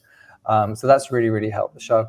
But yeah, I really want to capture the immediacy of the reaction, because when I was sitting down chatting with David about the podcast, I was saying, look, the thing is, as reviewers, and I hate the term critics, but as movie reviewers, we're not perfect. We get things wrong. We don't always make the right picks or celebrate the right films. And so let's actually lean into that. So let's do our first reactions, and then let's let everything's cool off for like 2 or 3 months, and then come back to these movies and see, do we feel the same way? Do we hate them more? Do we like them more? Do we feel indifferent? And see how our opinions of movies have changed, because they do change over time. Absolutely. And we thought that was a much more interesting way to go, rather than this whole kind of lift something up, smash it down kind of syndrome, which you quite often get with film criticism. A recent one I saw like that was, and Bum, we went to watch it. Well, Jonas too. We went to watch it together. Was and I gave the DVD to Hialeah afterwards. Once Upon a Time in Hollywood. Didn't think it was that great upon first watching at the theater, and then when I sat down at home and I watched it a couple times at home, I started to appreciate more the pauses and the scenery and dude, if you got to go deep into it, right? If you want to like sort of appreciate the movie, like they recreated, that whole section of LA, like the way it was back in that era. Yeah, that's still not one of my favorite Tarantino movies, but I appreciated it more. I think for me, that film is a bit of a one-trick pony, because it's teasing you with what you think you're going to get, and then you don't get it, and then you kind of get it at the end. And in terms of a film that kind of looks back at California at that period of the time, I think Paul Thomas Anderson's Licorice Pizza does an infinitely better job.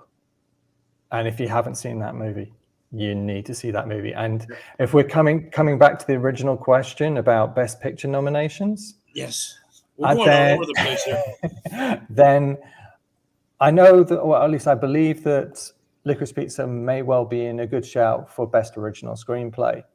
Part of me would have liked to have seen it get a Best Picture nod, though I think, and there is a lot of to and fro about this in the press and what have you, and you don't pay too much attention. But I did recently get a chance to watch Coda, and there's a little chat about Coda sneaking through and stealing it away from Power of a Dog, which is very, very good. Which is a Western, right? Yes, it's a Western. And why is that genre coming back, do you think? Did it ever go away? Did it ever go away? Or is it, I don't know. I feel like there's a little bit more of an uptick in that genre. I could be wrong. I don't know. I think the thing about Power of a Dog is the fact that it's a story that effectively could take place anywhere, but it is based on a historical journal by a character who is essentially writing from the point of view that these things did happen. So it's actually a sort of what is it they put at the front of movies? They're kind of mostly true or based on real events kind of thing. But they have decided not to try and hang themselves on that phrase and just go for the movie by itself. I mean, the acting and the filmmaking is incredible. It is a fantastic movie, and it will have you on the edge of your seat. But if we're talking about Academy-friendly movies, then I think Coda is probably going to get Best Picture. You mentioned Paul T. Anderson. Yeah. What's your favorite, like, top Magnolia. 2 or 3? Okay. Magnolia, easy. That it's just something else. And again, it bears rewatching. It's not a short film by any stretch, but Paul C. Riley and people like that, Robert C. Riley, sorry, they haven't had anything better to work on. It is such a sublime script, and it is such an amazing moment at the end, which has a huge plot spoiler, which obviously I can't go anywhere near. Oh, that's not your style. It's not our style. But how about like There Will Be Blood and amazing film. Inherent Vice? Loved it. Yeah. But it's a rare day. I mean, even The Phantom Thread has its moments, but if you want to see Tom Cruise actually act, then Magnolia is your film. You guys ever seen Inherent Vice? Hialeah, Tank? No, I have not. No. I think you guys would like it. A little bit convoluted, right? Would you say, Mark? That's fine. The plot and stuff, maybe a little hard to follow, but kind of, I enjoyed it. It was, I'd watch it It's again. no killing of a sacred deer, right? Oh.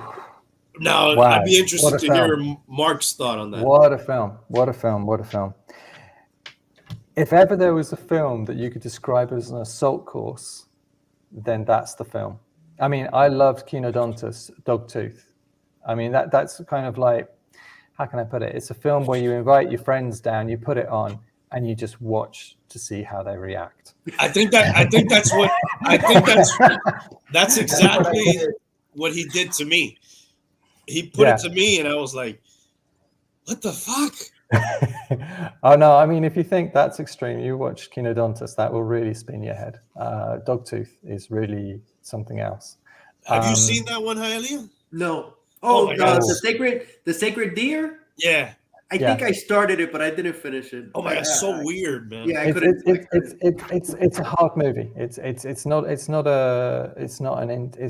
attempting to even try and be entertaining. Yeah. But I don't know if you guys caught the release scene from the Batman movie with Barry Keoghan playing the Joker, which is currently just doing the social media rounds at the moment. Yeah, it's like a big deal right now. But I watched. Go and look on YouTube. Which is the same guy from, for those who don't know, from Killing of a Sacred Deer, right? Go on YouTube, find the scene, the spaghetti scene. Find it on YouTube where Barry Keoghan is talking whilst he's eating spaghetti in Killing of a Sacred Deer. Yes. Then watch the Joker scene, and you will see everything that you need to know why this guy is going to do to the Joker what Joaquin Phoenix did without any problem whatsoever. He was channeling the same energy. It's not so much the same energy. He's got his own take, and that's the thing that you really want. He's got his own take, and yet he still delivers on the character, and that's a neat trick to be able to step into a well-worn pair of shoes and dance a different tune. And I remember watching that movie and be like, why is this guy hanging out with this guy? Why is this? And then like it's such a slow burn to get, to where you end up getting. It's crazy movie. I can't say too many good things about that actor at all. I mean, you go and look at Dunkirk, and he plays this kind of like shy gauche guy on the boat, and no, the guy's got talent to spare. He just needs the right projects, and he's getting them, thank God. So no, he's definitely one to watch. You guys are a fan of Dunkirk, right? Yeah, I mean, it's a weird. Like I was saying about A Night to Remember. There is, I think it's the Dunkirk story. It's a black and white film. Had John Mills in it and stuff. That for me is the better Dunkirk movie, because I think whilst I really, really enjoyed Christopher Nolan's, it didn't have the sense of scale. Yeah. It didn't have the sheer numbers of bodies on the beach. Because that's the one thing that this black and white did, because it was made very, very recently after the end of the war. So all the materials, the tanks, everything was still lying around because nobody had scraped them off the beach. And it has that cast of thousands, and it really does feel like this shockingly desperate thing. And it's the same kind of story of, all these people getting in their little holiday cruisers, going up the riverbanks of the UK and trying to make it across 30 miles of open ocean to the other side, to France. And I think, Lauren, I don't know if Noel Coward's in it or not. I think he's the skipper of one of the boats. But that for me, it is a bit preachy. It is a bit propagandist, given the time that it was made and stuff. But for my money, it got the scale right. Whereas Nolan's felt a little underfed. Beautifully shot, wonderfully realized, love the time device. Tom Hardy is always fantastic. But in a funny, I know he loves to do everything realistic, and I totally commend that. But more bodies on the beach. It didn't feel as desperate as I was hoping it was going to. Didn't have the scale. No. It's funny how some movies can do that without it, and some movies have to have that. Sure, definitely. Like you could watch Hateful Eight. Some people hate it. Some people, whatever you may think about it, I still think it's interesting in the fact that like that whole movie kind of takes place in like basically in one room. Mm-hmm. Whether you like the movie or not, whatever they did it like in basically in one setting, which is kind of. It's not one of my favorite Tarantino movies, but I'll give it that. Like they got as much as they could get out of one room in that movie. Do you guys, to wrap it up, do you guys want to give one recommendation that we should watch? Who? That maybe we haven't watched? How far back do you want to go? As far, I don't care. I watch anything, dude. I got a lot of recommendations today. You got a big list, dude. Let's have a look. Let's give him one recommendation out of all of them. Out of all the ones he missed, which one should he watch? Godfather. You never seen Godfather, Tank? No. All right. Yeah, I mean, it made it pretty far. I would recommend that one before the winner, which was Casablanca. I would say it's probably more. You might turn off Casablanca after a little while, but Godfather, you may watch the whole thing. Okay, I've got a recommendation. I've got two, and they're both hard sells, and they're not necessarily films you're instantly going to gravitate towards. First, Tragedy of Macbeth with Denzel Washington. I've never seen that. Has anybody seen that? It's out on Apple. It's up. He's got a Best Actor nod. This is a recent thing. Yep, literally in the last sort of month or so. Okay. It looks exquisite. The acting is amazing. And what Joel Cohen has done, as of the Coen brothers, has done with the Macbeth script is incredible. And there's also an actress in there called Catherine Hunter who plays the witches and a few other characters, and she steals the show. So if you want to sit down and watch a movie which is all about acting, stage and cinematography, then that is one that you should seek out without question. Tragedy of Macbeth.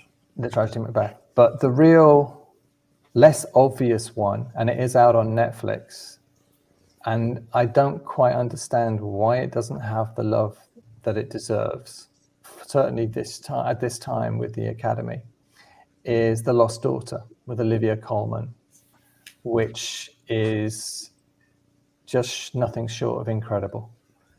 and she's playing a part together with another actress called Jessie Buckley, and they're both playing the same character at different points in time.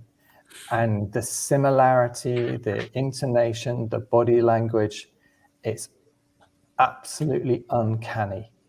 And the story will, I swear, it's the first film where I have been properly on the edge of my seat from start to finish in years. Wow. In absolute years. Right. And if you want to see, and it's the first film by Maggie Gyllenhaal as a director. Okay. And I think I heard about this now that you mentioned that. Yeah. It's the subject matter isn't a turn on. You're not going to watch the trailer and think, hey, I want to watch that film tonight. It's drama with a capital D, but my God, what a film, and my God, what a performance. And Olivia Colman's up for a Best Actress nod. Jessie Buckley's up for a Best Supporting Actress, and wholly deserved. And if Olivia Colman isn't walking away with a statuette come Oscar time, then something is deeply, deeply wrong. Bum, do you have any you want to throw out?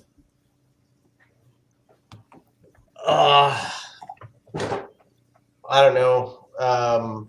We're going with a recent theme here, so Recent? well, I mean, the two he gave were relatively recent. Yeah, those were recent. I mean, you don't have to follow that. I just wanted to give you something that you could easily access and Right. go and watch. Yeah, I love Netflix. It's easy to just boom. I can't think of anything recent. Well, then just think of anything. Or Hialeah, you can go. You watch a lot of Yeah, new go ahead, stuff. I've been watching a lot of TV shows lately. I You're haven't into been the watching series too right many- now. Yeah, I haven't been watching too many movies, to tell you the truth. All right, so what are you watching? As far as shows, Yeah. the one I started now, dude, I'm loving Winning, the LA Lakers story. Uh-huh. Oh my God, it's fantastic. Is that Netflix too? HBO Max. Okay. It's excellent, dude. I'm enjoying that, and That's basically Magic Johnson era, Showtime era. the whole start of that, and that just started. I don't know. I just saw The Last Kingdom and the Vikings Valhalla. I've just been watching shows. Yeah, you but- got into that Viking Yeah. phase recently. All right. I think for TV shows, the one that I saw recently, which I'm championing, is a new show, again out on Apple. It's called Slow Horses, and it's got Gary Oldman in it. Oh, And if you enjoyed Tinker Tailor Soldier Spy, mhm. then we're in similar territory. But what's really, really interesting about this show is that he's playing the polar opposite character. Oh, wow. If George Smiley is all very kind of, steel fist in a silk glove, refined and restrained, the guy that he's playing is completely the opposite. I'll give you the setup. So basically, he's playing a guy who has been put in charge of MI5 rejects. MI5, for those of you who don't know, is the Secret Service here in the UK. And essentially, it's the fuck-ups, the people who have embarrassed the service badly. They know too much, they can't get rid of them, so they give them crap flower watering duties and utter rubbish stuff to do. And he's essentially the primary school teacher keeping all of these kids in line. And then something happens, ... That's on And Apple. something happens. I'm not going to elaborate any further than that. That's on Something Apple? happens. That's on Apple. And if you enjoy Gary Oldman's acting as much as I do, Oh, Are we This going is to a- recognize him in the movie? Or in the you're show? gonna recognize him. But Okay. this is one for the. Go find the trailer. Watch it on YouTube. I swear you will not be disappointed. This is vintage Gary Oldman. Because oftentimes you don't I think- recognize him. Yes, he's a man of many faces, and I think every movie he's been in, I've liked. Yeah. Just about. He's usually not in crappy movies. No. Pretty I safe mean, bet. There are rent-paying appearances in lesser films, and that's fine. But he always brings it. He always does the work. He always delivers. But this is a vehicle where he gets the ball and he just runs for it. He heads to the touchline and he doesn't look back. It's Yeah. I'm sorry. Give the name one more time. Slow Horses. It's a show. It's a show. Okay. 6 episodes. Each episode is roughly, give or take, an hour each, and it's just a delight. It's just a treat.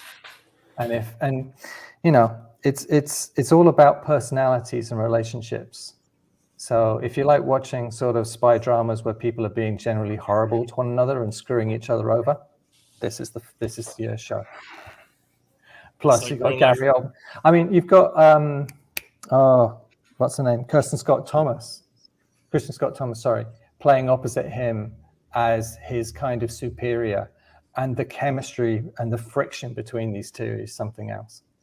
Nice. So part of me sort of feels sad that it's on Amazon and not on Netflix, because with Netflix it would have more oxygen and people would see it, develop a chance to develop more of a buzz. Apple doesn't always necessarily have such a persuasive lineup of content, but this is very, very, very good indeed.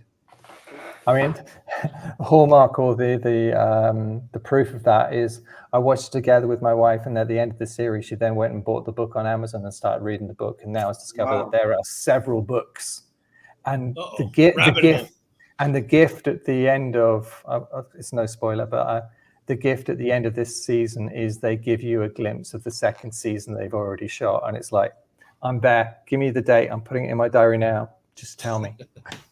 Nice. I'm gonna have to look at that. No, it's definitely very, guys, very cool. We are over 5 hours here. Any parting thoughts we want to do? It's been a fun episode. I'm glad. You know, it was a little bit tedious for me doing the seating and all this stuff, and I reached out to a few people. I'm super happy we got Mark, dude. I don't think Thank you. I don't think I could have gotten a better person to join us on the show, man. You're super knowledgeable. I hope we didn't embarrass ourselves. Well, I'm sure we did, dude. I'm sure he did. God, no. Yeah. No, I mean, okay. So here we go. Parting thought, parting question. And then look, I haven't got with the wrong end of the wrong end of the flat that I'm in, because I haven't got my comics behind me or this kind of stuff. But I do have one of these, which I will be playing with later, if you know one of those guys. Can you show that again? What is that? Is that from Hellraiser? That is from Hellraiser. Well spotted. It was a very quick glimpse, and there's a name for that thing. What is the name of that? It's a lament configuration. Okay, yeah. We used to sell those at Man of Action Figures at one time. Cool. I had to save up for this bad boy, but I don't often go looking for like movie replicas and movie props, but this was like, I must have, because I love this. But yeah, I was going to toss, because I can see you're all into comics and stuff and what have you, which is great, and I love that as well. So I'm going to toss this grenade in. What do we think of the new Batman? Haven't seen it. I have not seen it yet. I haven't seen it. I've heard great things. My daughter loves it, but I was actually going to go see it, but I hear it's going to be on HBO Max in like a month. Mid-April. Yeah, mid-April. So I said, you know what? I'll just wait. All right, you can invite me over, dude. We'll see it. Yeah, we'll watch it. If you're going to watch it, turn up the sound system. Okay. That's not a negative. That's not saying people are whispering or any of that kind of stuff. I've heard great things. The sound. I mean, so okay. I'm very, very blessed. I'm very, very privileged, because living here in Berlin, we have a cinema which is from the old days. It's a huge cinema, but the interior is made totally out of wood, and they've done a 70mm proper full surround sound system. Nice. And how old is this theater? Oh my God, I don't know. It's old. It's like pre-war time. Oh, that's so awesome, man. We just tear that shit down here. That's our problem. The acoustic. Well, Tom Hanks, I read, said it was like one of the top 5 cinemas in the world he's ever been to, and I don't disagree with him. It's my favorite cinema, because I mean, we just watched Ambulance there, but whatever film you watch there, because of the acoustics, it transforms your appreciation of the movie. To give you a reference, and I was going to come back to this when we were talking about Dunkirk, I can't watch Dunkirk, having now watched it at this cinema on this sound system in the full 70mm print, because the acoustics were so colossal and so invasive. And I'm sort of thinking, you're not going to get that at home. You're not going to get that. Like you You're not gonna remember get that.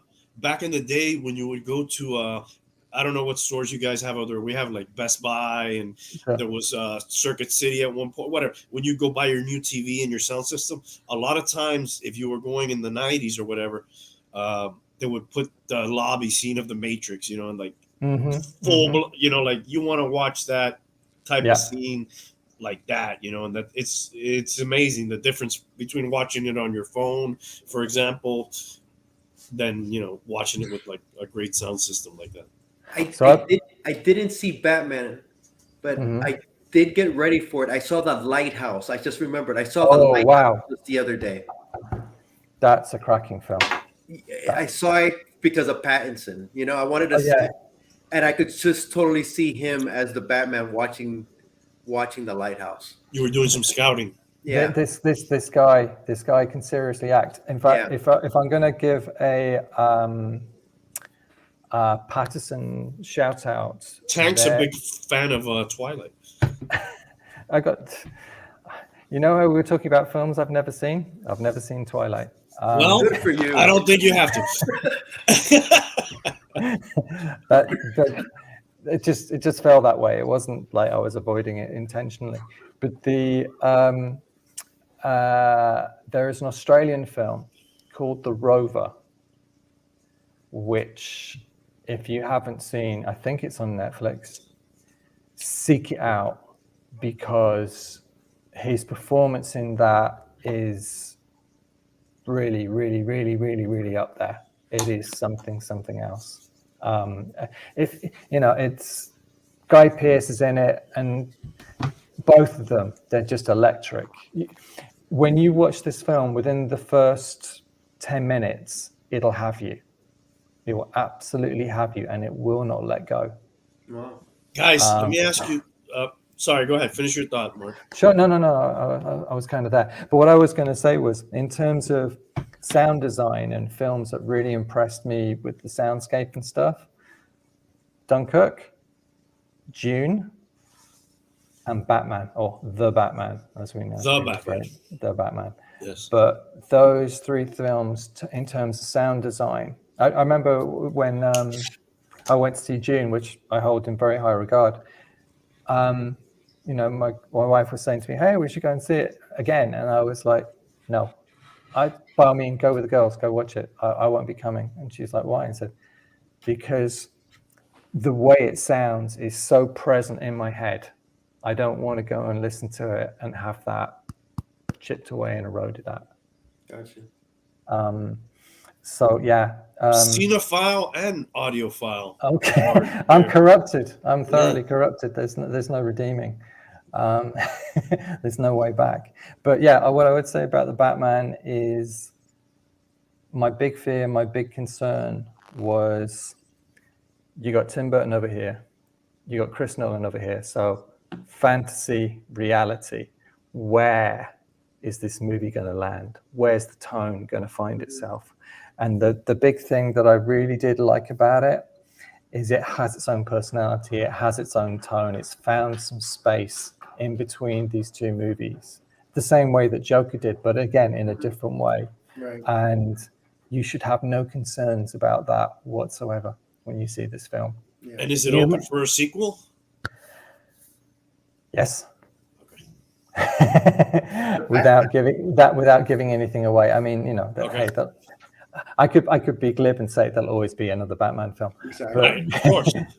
But for the characters, for the same cast, and for the numbers that it's doing at the box office at the moment, that's safe. Yeah, for sure. That's a safe bet. There will be people making that wanting to happen. But, all right. Last question I want to ask you guys before we get out of here: if we did another NCAA bracket, sort of like we did tonight, what would be another good category we could do if we did a movie related or something else. I'll give you TV shows. TV shows. Okay.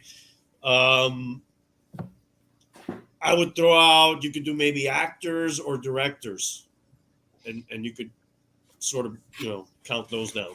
Yeah. Yeah, game for either of those three suggestions. Or you could go genre specific. You could say best horror or Best boxing movies.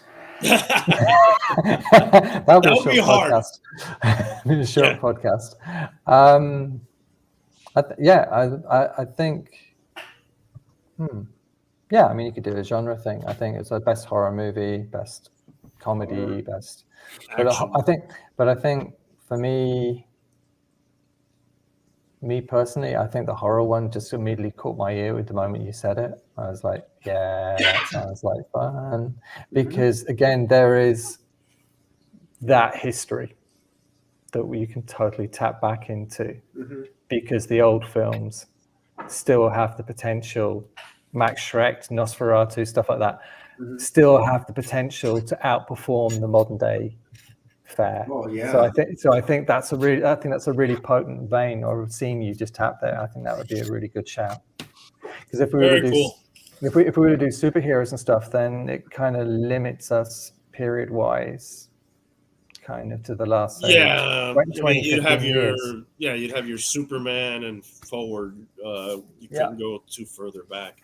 But the horror thing, you could really go back big time, because some of the horror stuff, some of the black and white horror stuff. I mean, again, I mentioned cat people at the beginning. It's properly creepy. Eyes without You could a do face. an abbreviated bracket with some directors. Not go full 64. You could go, maybe 32 or 24. I don't know how that works out, but that'd be cool. Look at their body of work and stuff. All right, man. Hey, any parting thoughts, guys, before we get out of here? Mark, I think we just had him. Yeah, thank you so much, man. I know it's a tough time slot for you over there, but we really appreciate you coming on, man, and hanging out with us. Thank you guys too, man. It's late for us. Not as late. I don't want to. We're gonna sound like pussies if we say it's late for us compared to Mark. It's early for me. Yeah, you're gonna get some shut eye. I'm gonna get some breakfast. But no, I loved it. So it was great fun. Thank you so much. Mark. All right, man. We'll be in touch. Thank you so much, man. Check out his podcast. I have the link below. Thank you, guys, and let's get out of here, man. It's super late in the morning. I think my music turned off and everything. Nice. All right, Hialeah. Thank you, bro. Be good, guys. All right. All right. Thank you, fellas. All right, go.